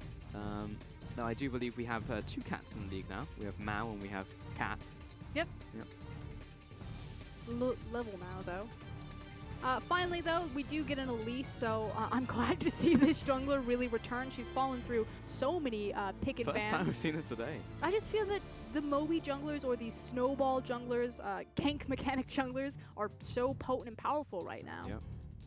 And once Imp has an idea, you will continue picking it until you ban it. And this time it's Kalista, so he'll once more pick up the Kalista. He did force Kalista bans last time. It really was flavor of the month or in vogue. Ah, I remember last time we saw Blitzcrank was when we had the Ballista bottom lanes. That was some good times. I guess Thresh is a very similar thing. And they have the Shadow Isle synergy. Another Doinby Kazadingo coming in. Doinby seems to think that if it's not broke, don't fix it. That said, again, we're going to need Loken to pick up some serious wave clear here. I feel like that was the real downfall of JD in their drafting, is that they could never execute on their 1-3-1, and they were forced into these bad fights because they couldn't wave clear out of it. Orianna banned out against Core. Are we thinking something like a Caitlyn? Even a Sivir, but it feels a bit weird. I mean, you could also do the Ashe if they want to keep having hard engage. Yeah. Again, right now you have a lot of cool pieces of CC with the Winter's Bite as well as the Cocoon, so something a bit more hard engage would probably favor them. Renekton ban against Kabe. Also didn't mention the Jarvan coming in again. Most likely going to Jinu, though we have seen some Jarvans in the jungle. We would expect that Kabe, I mean, it doesn't really fit in his MO to also look for a carry-oriented champion. He still has the Gragas available to him. The 1v1 matchup won't be awful, as well as how the ultimates can interrupt or interact with each other. So I have a feeling that unless Gragas is banned, that Kabe will go back that direction. I think the champion that he would have picked up is Renekton, which has been banned out by LGD. That's the only quote-unquote more like damage-orientated top lane until he just turns into a tank. Camille is another one that just LPL top lanes in general have. Talia, a staple of the mid lane, banned out against Cool. And this would not be a heavy wave clear pick, but it would be an interesting one, especially alongside Braum if they do lock in Lucian. I mean, it's really heavy skirmish right now. Their mobility, their ability to cut 5v5s into 3v3s and 2v2s would be exceptionally strong with Lucian, but I like the Caitlyn lock-in a lot more. Again, you're shoring up a lot of that deficiency in your wave clear. You then also have great bridge into late game power. You know, Loken can be that late game Caitlyn carry if needed be at this point. Yep, 100% is what we suggested. And LGD, okay, so looking at the potential jungle pick. They need a jungle and they need a mid laner. And it will be Kha'Zix coming back. Lee Sin was banned. Yeah, pretty much everything was banned, so had to go to the second tier. I don't think Gragas was open if you wanted it, but... And we have seen Amy pick Gragas, so either way. Looking for a mid lane pick. What's still available? Cassiopeia would do well. Syndra also an option. It's going to be the Cassiopeia for Cool. Interesting, in the face of having Syndra available, that you would look for the Cassiopeia, so feeling much more comfortable in the Kassadin versus Cassie matchup. I like the fact that Amy actually went to the Kha'Zix. So fun fact, Amy is the Kha'Zix player. He was a Kha'Zix one-trick for the longest time, but fortunately when he came into the LPL, it was the Cinder Hulk meta, so he never got to play his signature champion, and then completely missed the window where Kha'Zix was like the pick to go to. So it is a bit on the fringe, but it definitely fits in Amy's hands. Yeah, throwback picks still definitely work, and the final pick from Jingdong will be Shen for Carbe. Again, another big staple pick of his. So pretty happy to see that one. Should be able to survive against Jinyu in the top lane with that Jarvan. And we had the full comps. So much melee on the side of JD. They're pretty much entirely reliant on Elise and Caitlyn. So bit concerning there. 40% of the team. That's a lot. Okay. I guess like maybe a little bit left because like you have a transformed champion, so like 30%. There you go. Okay. I look at their team comp, and it's not necessarily lacking in damage, but I feel like there's a very real scenario where they won't be able to output a lot of their damage because they can't reach anyone. If that makes sense. Yeah. And then you'll just have LGD kind of putting the palm on the forehead and just kind of hitting them. I mean, if you lay a good box, it's still going to be relatively difficult for the Shen taunt, the Elise repel, or even the Kassadin, Rift walk to get back there safely, because then you separate the team. So while they could all fly back there, Caitlyn's just going to be standing there with Braum like, what up? Yeah, I can definitely see that. Again, we have this Kalista coming out, and Imp's just doing a little dance. Got his new hair, got his new his gold chain, shooting for gold clearly, symbolism. He's got the chain, he's got the glasses, he's got the Kalista. He's ready to rock and roll. I don't know what I feel about black hair. I feel like he should go back. I like it. I think he's still as adorable as ever. Yeah. Glasses are a nice touch. Oh well. We'll see if it evolves over the split. But I really like the Kalista. It just felt good in the hands of Imp as well in that bottom lane. And the thing is Kalista really excels in chasing, and they have a great chasing composition right now. Cassiopeia and her ability to walk down people while also protecting that backline. We talked about how Kassadin and Elise and Shen really have no problem getting back there. Well, do you really want to get back there and kill Imp if Cassiopeia is standing right next to him? Yeah, probably not on that one. I'll get caught off guard by that intro, but here you go. Once more, LGD up against Jingdong Gaming. And can Jingdong bring it back? That's the question. Because right now, LGD are essentially up against a different team. It's just a different team with Cool and Amy. How do you even prepare for this team? I don't know. I don't think you would necessarily prepare for the team as much as you would prepare yourselves. So we've seen Shinyi before. He has played competitively last split with JD, formerly Xiaogu. Loken, though, and Mao. Mao has never had any LPL time, and Loken, I believe, played 1 or 2 series. So this should be interesting. We'll see what type of synergy Loken and Mao have, as well as how Shinyi is going to be doing with Doinby. This is cute. Yeah. Hello. He was attempting to ghost. But now, Jinyu and Amy are saying thank you very much for the leash. Take this one away. The fortunate thing, though, so what Kabe was trying to do is pretend leash so they could hide which side of the map that Shinyi was starting on, while also giving Loken and Mao the head start advantage into bottom lane. But like you said, all they did was give the free leash to Kha'Zix, but at least Shinyi knows that they're in his jungle and he can respond appropriately. This just means a late ward's going to come down now from PYL. Right on top of that red, so they will know if Shinyi goes into that jungle. Let's take a look at the pathing from Amy. He'll stay in that one, taking away these raptors. But frankly, it would actually be really hard for LGD to do anything if Shinyi did decide to collapse and contest the red, just because Loken and Mao will have so much more control over the bottom lane. On the opposite side, Cool is very aggressively shoved forward into Doinby's lane, but it looks like Shinyi's actually just going to get rebuffed and let it go. Nope, there he goes. Oh, he is going. But he's scuttling.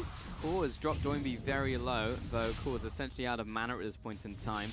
Imp and PYL, if they continue to get the push, need to kind of push past that large block of terrain if they really want to contest. And Mao is actually playing towards the top side of that lane to try and contest it. They do move, but I believe Shinyi should be able to just take this one away. Amy, with this knowledge, what's he going to do with it? And it's particularly because he has the blast cone available. Maybe if the ward had come out a little bit delayed, although they tried to get it in between the creep waves, that he could have denied the blast cone as well as placing the defensive ward on the red buff. But because the blast cone exists, there's no reason for Imp and PYL to attempt to make that rotation. Doinby is not going to die because Cool is out of mana, but Shinny, okay, he's going to meet Amy here. Kills the Spiderling, rest in peace. And that would essentially be it. I'm not sure if you caught the pathing from Amy, but to the untrained eye, it looked like he just did nothing. Because he walked into the jungle, he took the blast cone over to red, which he knew was gone, went down to Raptors, which he knew was gone because he took it, and then walked mid and wasted all that time that the invade was happening. I won't comment too harshly on Amy's pathing. I think his responsibility was more so to cover Cool, to make sure that, because Cool was going to be pushed up so far forward, he knew that Shinny was on red and possibly Raptor, so they would wrap around. So he did his job of at least stopping that. Shinny takes the tower shot. PYL doesn't connect the hook, but if he had, it would have been disastrous for JD there. Likewise, if the Cocoon had connected, dive potential. Again, we talked about Braum's ability to empower the 3v3. 100%. Imp is staying alive though. Cool did make it back in time in his lane to pick up this minion wave, so he's a pretty happy camper. Unfortunately, he didn't get the back that he really wanted, so has his refillable as well as a control ward, but wasn't able to maximize the tier on first back. So, not a terrible position to be in, but Not the best at the same time. Playing so aggressively, you can see there was some sort of punishment. That said, he will have the refillable advantage because it forced Doinby just to pick up a single pot. That's true. He's back into this jungle. Shinny's gonna see him. Smites to both of these players, but a level 4 advantage to Shinny actually. And he's taking a lot of damage. Gets a smite down, but his bottom lane we're looking at as Mal jumps in aggressively. PYL chasing after it. Imp is going in. Concussive blows should be able to. Oh, dodges the winner's bite. Mace got to kill onto Mal, but it's not going to be enough as he flashes away. And no kills go down. At the same time, Amy also managed to escape with his life. And ultimately, it is a victory for LGD. You can see that they still have 2 flashes as well as the heal available, whereas Loken only has his flash now. That said, Imp and PYL will be overextended for the time being, but Shinny's window is closing very fast, and there it goes. So they took their advantages, now they're going to take their leave and spend it.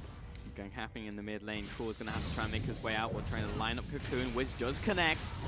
No level 6 from Cool, but he just activated the barrier. The flash in from Doinby, a return flash.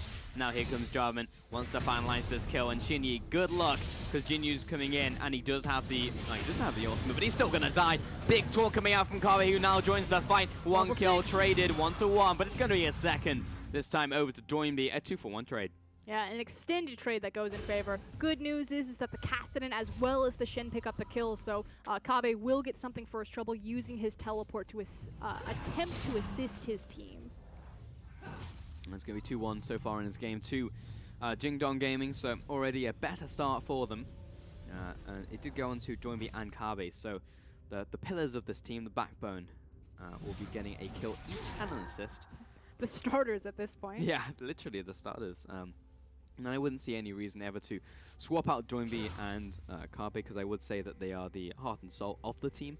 At the point where you're swapping out those players, I think you have some real problems. And really, JD did take a rather big chance on Kabe. You know, with all of the Korean imports going around and just so many LPL teams buying talent or buying their way up the leaderboard, they decided to go on untested, undocumented skill, and it's really paid off for them. Kabe has fit like a glove in this team, and his skill ceiling, as soon as he can kind of versatile his play style, pick up the ability to play more hard carries, phenomenal combo.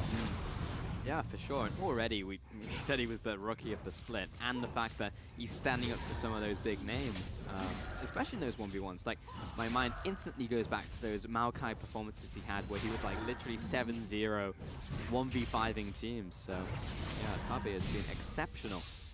A nice little skewer attempt there from Imp just to get extra bit of damage onto Loken, but for the most part, equal farm across the board. There is an advantage to Jinny just because of the teleport that Kabe took. Also to be expected in that matchup, but he's got a bit of quality time with the minions right now, so he'll catch up on that front. In the meanwhile, the first dragon is Cloud. I feel like we've had a lot of Cloud dragons today. We definitely had 3 in the first game. Yeah. PYL has been called out by Shinyi. He's going to get his full combo down as Joyby also turns the corner. Hook lands, and suddenly it's a mosh pit in the river. Here comes Mao, and it's an instant kill to Kabe as he slays Amy. Joyby turning around, moves on to the ADC, but it's not enough. PYL gets dragged in, takes out Loken.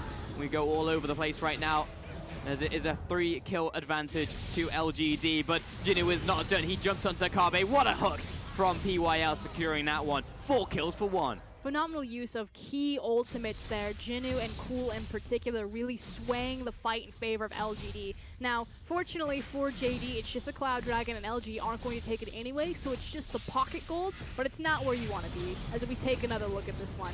First and foremost, PYL, great pieces of CC, pretty much chains that onto Kassadin into the Jarvan ultimate, which means that for the entirety of the fight, Joyby got off what? 1 Q, a single W, and he's just been running away the entire time. Completely minimizes all of the potential damage he would have done there. Yeah, Kabe just getting dragged in once more by PYL. And again, Imp was essentially untouched for that entire fight. Like, when it was the lifesteal, which he doesn't have a lot of, or just not being able to be hit, Imp was just not taking damage. So great team fight from LGD. Thoroughly put them in the lead, considering JD had a great start to the game. So there's a very good chance we could be in for an early night. And it just seems so minor, but LGD just seem to be playing around each other better. Although we'll get to see how they play around this dive. Oh, good looking. Yeah, he's going to get slowed down. Lantern to safety. That's actually going to be it. There's no chase potential. Well played to PYL, but what's the bigger picture? This bot tower is going to fall to JD. And immediately you see the reaction coming out from LGD. They're trying to get something going in the mid lane, but it will be the first tower for JD and a teleport back to mid. It might be cool opening up on him though, yeah. Places down the Noxious Blast where he was teleporting in. You can always predict that with the TP. You always place towards your Nexus. So if you ever want to jump on someone immediately, just aim behind the tower. Always super risky to come TPing into Cassie. Yep. TP would be pretty broken if you could choose where to place down though around a target.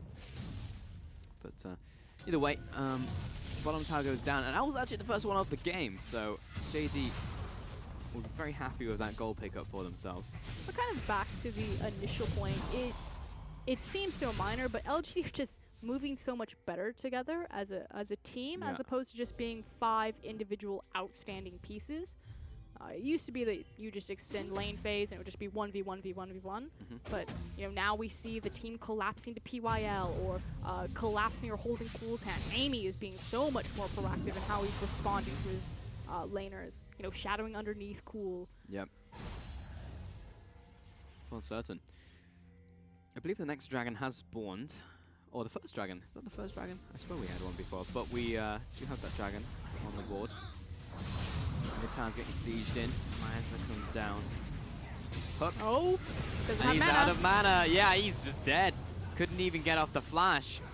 That opens up mid tower. Cool is still alive. Very good for LGD. It's not going to be that on this push, but good damage. And again, JD are punished for their lack of wave clear. They can't create this pause in the mid game by just having the Kassadin sit there infinitely, and they get punished for it. Feels bad, especially for Joyby. You need the pillars of this team really to be stepping up, but at the moment, Imp having a second game here where he's 2-0-2. A great position for himself to have a standout. And look at the vision from LGD. Just kind of speaks to what everyone is doing on this team. They completely own that river. It's a question of whether LGD actually want to go for this Cloud Dragon, but right now the priority is farm for these lanes. I mean, at this point, they're actually just farming enemy champions, so why not just continue to sit in the lanes and just passively win the game? That's true. The fact that Imp is just able to trade up against Joyby as well. Yeah, the fact that Kassadin's struggling there at all. Taking up this minion wave. Grouping back with PYL, heading into the jungle. He's going to meet Shinyi here. Eventually, they will have to turn on the Cloud Dragon and just take it just because it's the most available objective. Hook doesn't land, and Imp under attack. Does he have any assistance? Fate's Call comes in. Here Still holding on to PYL, but he actually... Oh! Not going to be enough. He will flick back Kabe as it comes in for the Shadow Dash, and Joyby's still coming out with the chase. He's low on mana, though, but might be able to get him. Loken healing up, but Jinnu is still slapping away at him. And Cataclysm. Okay, you probably could have done that earlier, but wanted to save it just in case. And Doinby is hovering away, but it's cool. Who's now chasing down Carbe. Lots of damage in with the Twin Fangs. And we'll keep up the poison damage. It's going to be Carbe turning around with the assistance of Doinby. Where is it, though? Because that's another kill over to LGD. And Doinby, the hook lands. Of course it does. PYL, absolute monster. The best that Doinby can do is pick up a kill in return, but he doesn't even get that. 4 kills to LGD. And where have you been all my life, LGD? This is the roster that I wanted to see last split, and this is the potential that I know is possible from this squad. It's great to see them skirmish with confidence and to finally take control of their own fate. Oh boy, that was actually just a whitewash in the jungle. A mid tower so close to falling on top of that. I do want to say, though, massive error from Doinby to chase as far as he did and again deny another 5v5 from his damage. First time around, not necessarily all his fault. He was chain CC and forced out of the fight. This time, though, he went so deep after Imp and PYL, and the rest of his team was made to suffer. There's multiple dominoes set to fall. Mid tower very low, bottom tower equal in standing. And again, pretty much everyone just dying across the board. I feel like the best performing member so far of JD has been Carbe. And even he is just not able to do enough on a Shen here. Hook lands onto Loken. Max range hook will actually be the death sentence as Jinnu comes in. Doesn't have the Cataclysm just yet. Jinnu also turning it around. Could be a kill onto PYL, but the Fate's Call is ready to go. But he's not going to save him. Imp is going to back away. Great flag and drag. Finds one. Looking for the second. Imp with the kite. And Kame cannot catch up. In comes Amy. And it's reset central. Kame has to flash away. But here's the Cataclysm off of cooldown. And Kame nowhere to go. The flag and drag. All too stylish. 4 more kills to LGD. But you need to take something, LGD. What is it going to be? Looks like it's finally going to be the 2-for-1 special Rift Herald as well as the top lane tower. Mid lane is also incredibly low, so finally LGD will actually get something massive off of winning another team fight. What did PYL do to Imp? Hilarious. Just lets him die. He's like, I don't even need to use this ult. He had his ult. He had the mana. He was in range. I can beat you without pressing on. I mean, yeah, but you could also save your support's life. Let's take a look at that one more time. Loken, fantastic hook as well from PYL. He deserved to get saved. 100%. PYL has actually been playing out of his mind, even in the last fight where Imp died. His flays, his hooks, every piece of CC has been so on point. And there's the fateful moment where Imp's like, nah, you don't deserve it. Yeah, nah. And also the fact, okay, yes, it was miraculous that Imp had some great kiting to get away, but wouldn't it have been easier if there was a support to, you know, fling them away, also with an extra flay on top of that? You know, maybe it could have worked out. But regardless, 0, 1, and 10. Perhaps he was just trying to ruin his KDA, make it easier for Imp to pick up the MVP this time around, because it probably would be between them and maybe Jinnu. I don't want to get too excited because I feel like this always happens with LGD. Oh yeah, for sure. We're at week 1, first series. But PYL is almost looks like he's returned to form. He used to be one of the best supports in the league, and then he went off the Worlds in 2015 and was like, Brand, walk in and die for free? If we were in a TV show right now, we'd have a flashback to where you said the exact same thing in the beginning of the spring And then I have split. a wig. And then you have a wig, yeah. I've seen that montage. Bot lane's, oh, here comes Harold. Let's go, Harold. And that's the tower gone. That damage. Yeah, that's pretty great. That's one word for it. And then we're moving on to the next tower. Now, there is counterplay to Herald. You know, Rusty talked about it a little bit in our first series. You know, you can pretty quickly cut it down if you get to it. Yeah, you can also interrupt the channel as long as you have a flank or the people don't respect how far they need to step back before they cast it. I feel like the damage of Herald, especially because it counts as a creep to take down the turret resistances. Probably shouldn't count as a minion. Yeah, it's just a bit over-tuned at that point. For sure. I think that would actually probably be the best change to Herald, is just to make sure that the tower fortification didn't drop. Yeah, because at this point in time, if you have the advantage, which LGD do, there's almost nothing that JD can do against it unless they push away the champions, at which point it's super oppressive. They just really allow you to close that game, but just that one small change, because there is counterplay if you're on even footing, disrupting the channel, for example, something like that. So that would be nice. Regardless, it's going to be one tower in the bottom lane.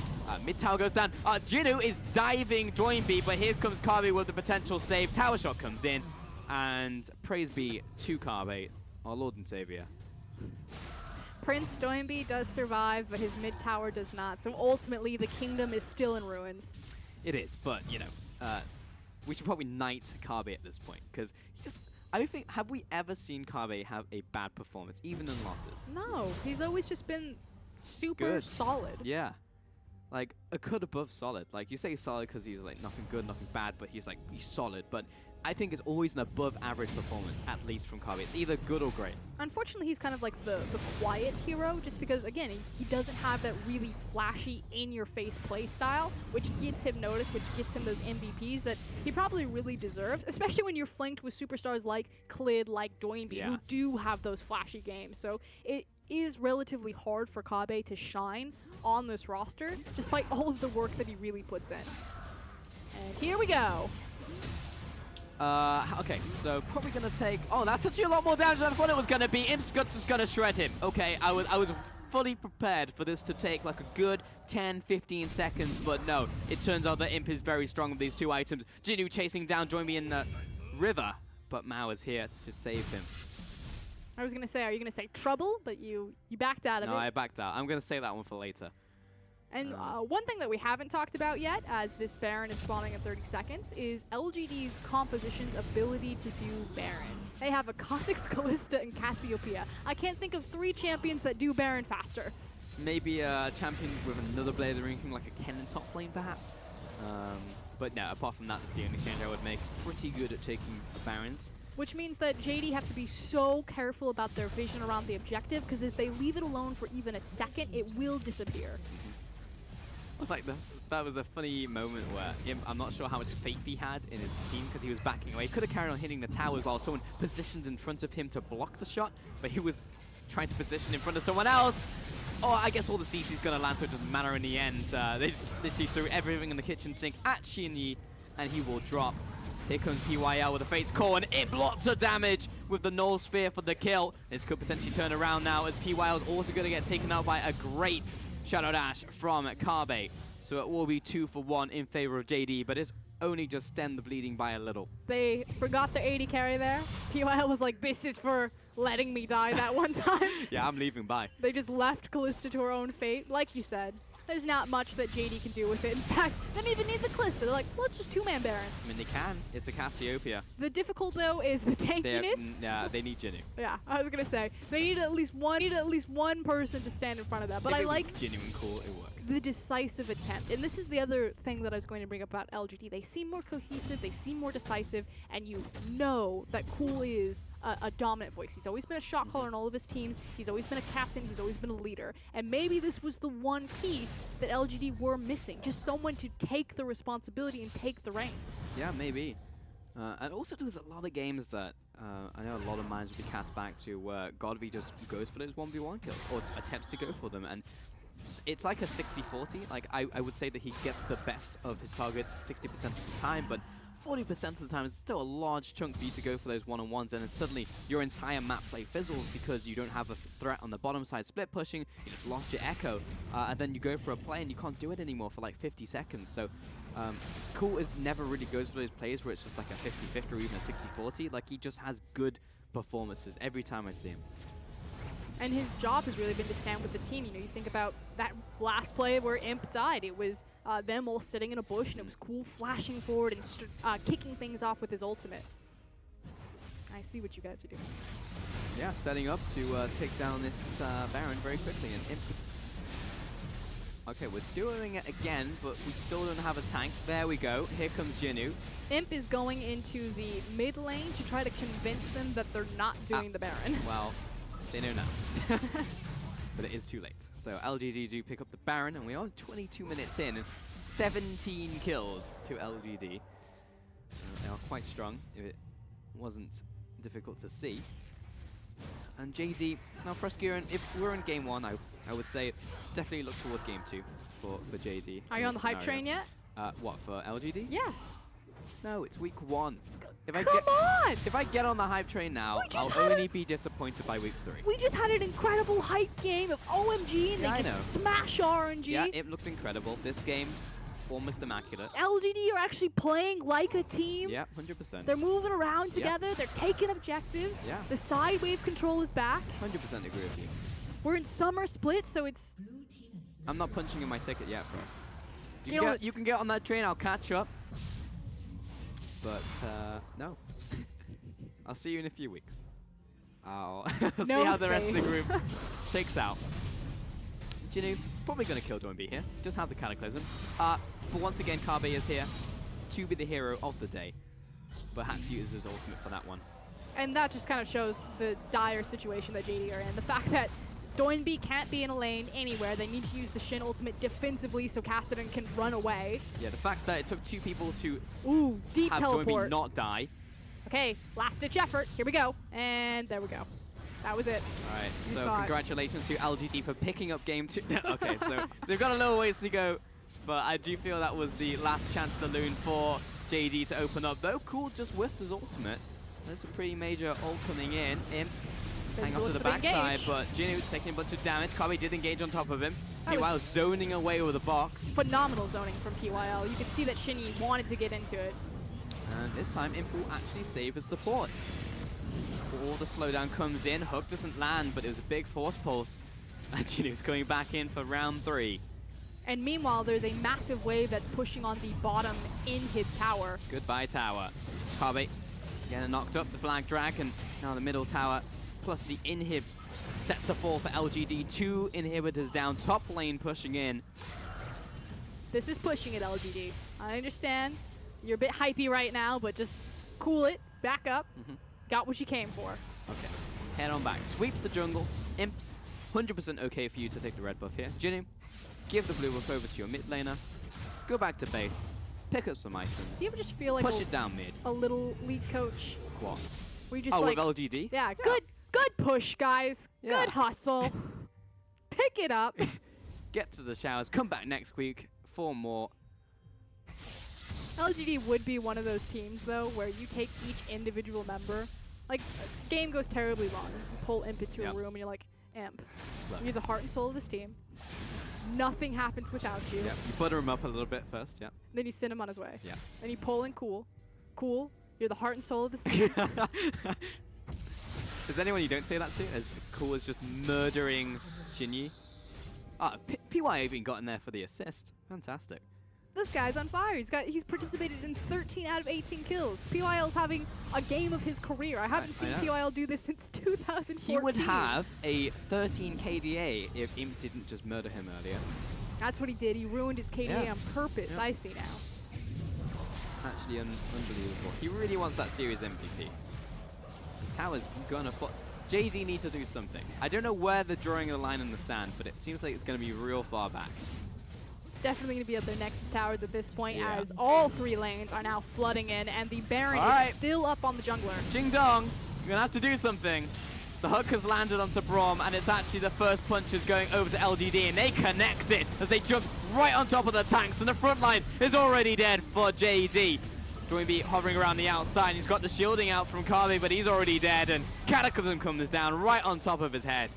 3 kills for 0. Only Jinnu was wounded, and he didn't even kill the tank. Cool, Imp, everything set to fall, and PYL wants a piece of the pie. Imp is just killing Loken on top of the spawn pad. This is a little bit disrespectful, as LGD take game 2, a clean sweep, and start out strong in the summer split. And ding dong, the witch is dead. LGD just cruise through JD Gaming. And I, for one, am very excited. And I shun the non-believers. Look, okay, so a couple weeks will go by, and at that point, I will go all in. I'll put my chips on the table, but for now, I'm holding them to my chest. But here's the thing, Pulse. What? LGD never start the split well. They only end the split well. So the fact so what does this mean? Yeah, exactly. That's why I'm so happy. Yeah, but last split, they didn't start well and they didn't end well. So it feels like that trend has been broken in 2017. They made it into the LPL. They were already in the LPL. The fact that they fell out of the LPL in the first place in the last split was probably not a good thing. But I will give it to them. LGD, fantastic performance to them today up against JD. And they have a long way to go. We got to see essentially their full roster. We're talking about JD. But No, well-deserved win to LGD as we welcome back Razzleplasm to the desk. Hello, sir. You need to calm this woman. What? No. Look at that communication. Look at that drinking technique. Just a nice sip, sets it. Oh, he's going for 2 Streamlined. now. Oh, 3? He We're needs going to bigger. calm We're himself. going home. All right, so LGD have a good game. Have a good set. This is the second time they've 2-0'd JD Gaming, and I guess this one, it actually counts. It actually matters because it's the first week of the LPL. So it's nice to see them start off incredibly solid. Every member did well. Problem is, Okay, I'm waiting for the butt. reason why I'm not sold, Okay. this is the same way they are able to win these games in the past, and that's snowballing off of random skirmishes. Frost, I want to see a clean macro game. What do you? Okay, I'll give you this. In game 1, Yes? I don't think you can say that that is a random skirmish snowball game, because even when they were playing behind in gold because JD were taking all the towers, it was their controlled efforts to slow down the pace of the game, Fair. to bounce appropriate waves to imp. Yep. Like, there's never been an instance where LGD have been out of control in this series. I'll give you game 2 Game 2, was yeah. a bit of a disaster Yeah. in terms of, things are limbs are flying everywhere, but collectively a strong showing. I agree with you. I think game 2 is the only instance in which we can showcase that on a GIF. the fight. You can see it right there. That's you could tell when the skirmishes started happening. 3 skirmishes in a row, and it was like, okay, JD, you know what? Next one, next fight. That's where we'll plant the sand. We'll win this one. Okay, we lost Cassidy. Next fight, 100%. No way we'll lose this one. We're the team fighting team. God damn it. Where's Cassidy? He's gone. He's been a lot of immediately damage, blown though. up. He did do a lot of damage. It's just unfortunate that he's the one diving straight in. And you can see Jarvan damage right there as well, because he was a part of every single team fight. Shen's not going to be happy about that. In fact, I have it written down here that Kabe has to outsmart Jinu. That is the one point that I actually want to see. It's right here. That's Kabe. confirmed. It's in there. It's there. Unfortunately, Jinu was just a part of every fight. He was just in there.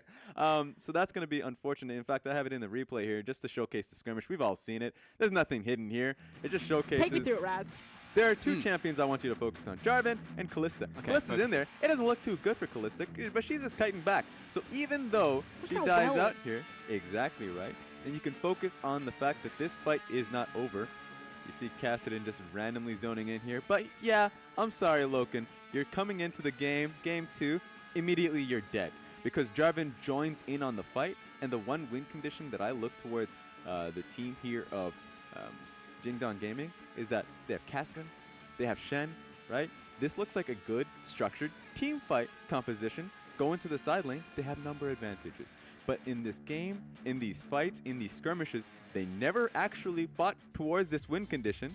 And you can see the man who is gaining all that gold. It's Jeep. Enough to purchase a Jeep of his own. Cool. Takes this 5-1 and 11, and it was just because he just showed up in a team fight with as Cassiopeia. He's like, I guess I'm just going to twin fang you to death. I'm going to choose my next target that J4 has just completely shoved off of the majority of this skirmish. I'm going to twin fang that person to death. It was just not a good look from JD Gaming because they had a nice composition. Their coach came out there and he's like, all right, Shen, level 6, Cassidy, level 6, get through that point and look towards the bottom lane, get that fight going.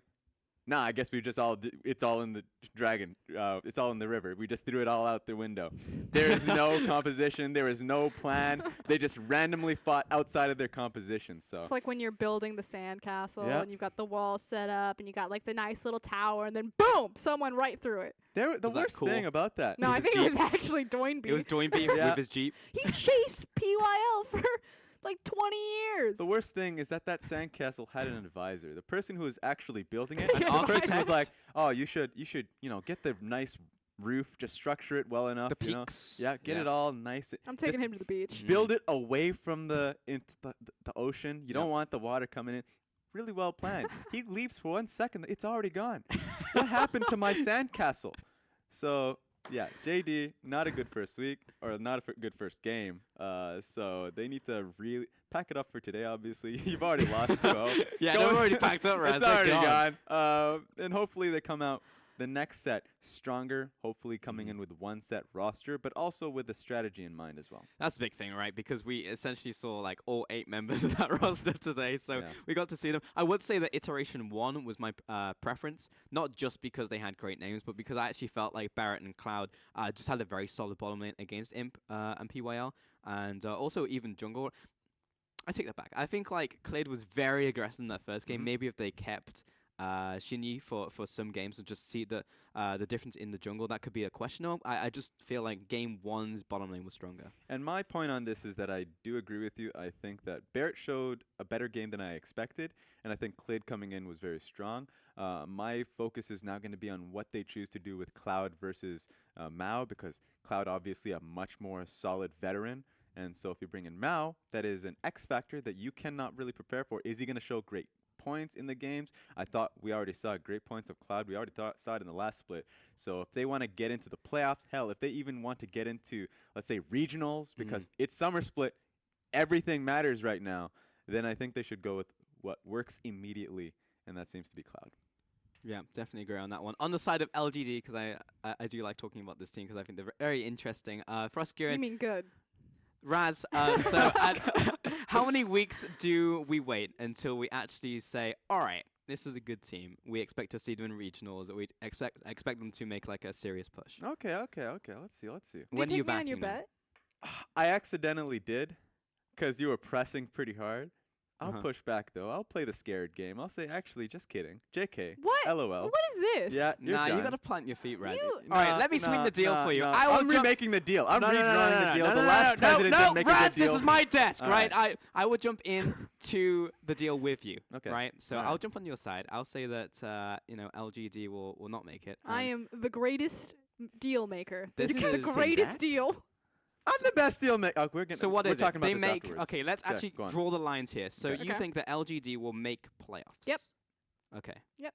I think we should raise the bets a little bit. 'cause- What? Oh, that was the initial bet. Go on. Yeah, because I definitely think they're a middle of the pack team. Yeah. Surely from the performance we've seen here against a team like JD. They have gone through relegation the last 3 times in a row. Are you going to sign this Because bet? because the top 2 in this group, right, are definitely like going to be the strongest, and it's a scramble in the rest of it. Does everyone hear them like 3rd place? chickening out of this bet and 3rd trying to place at the redraw end these of lines? regular season. Yeah. 3rd place. At the end of regular. I'll say 3rd, 4th. Okay, are you going to... So they drop. That means that they That's the drop same out. thing. No, that means they drop out in quarterfinals instead of the initial, because it's top 8 teams. So they have to Okay. get through the first best of 5.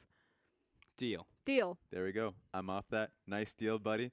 I'm going to wait a little bit longer before I right. make my own deal. I just jumped off the ship because you guys are crazy. It's first week, God damn it.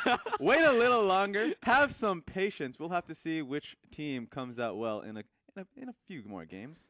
There's no patience. There's only hype, Raz. LPL is back. We're You're going to ruining the Worlds. hype. Of all the color casters, you're meant to be the hype man, and you're driving the hype down. This What's is happening? unrealistic hype. I'm just telling you. I hear now, we're I have closing my the own. broadcast soon, but I need to hear from you definitively. Are you pulling out?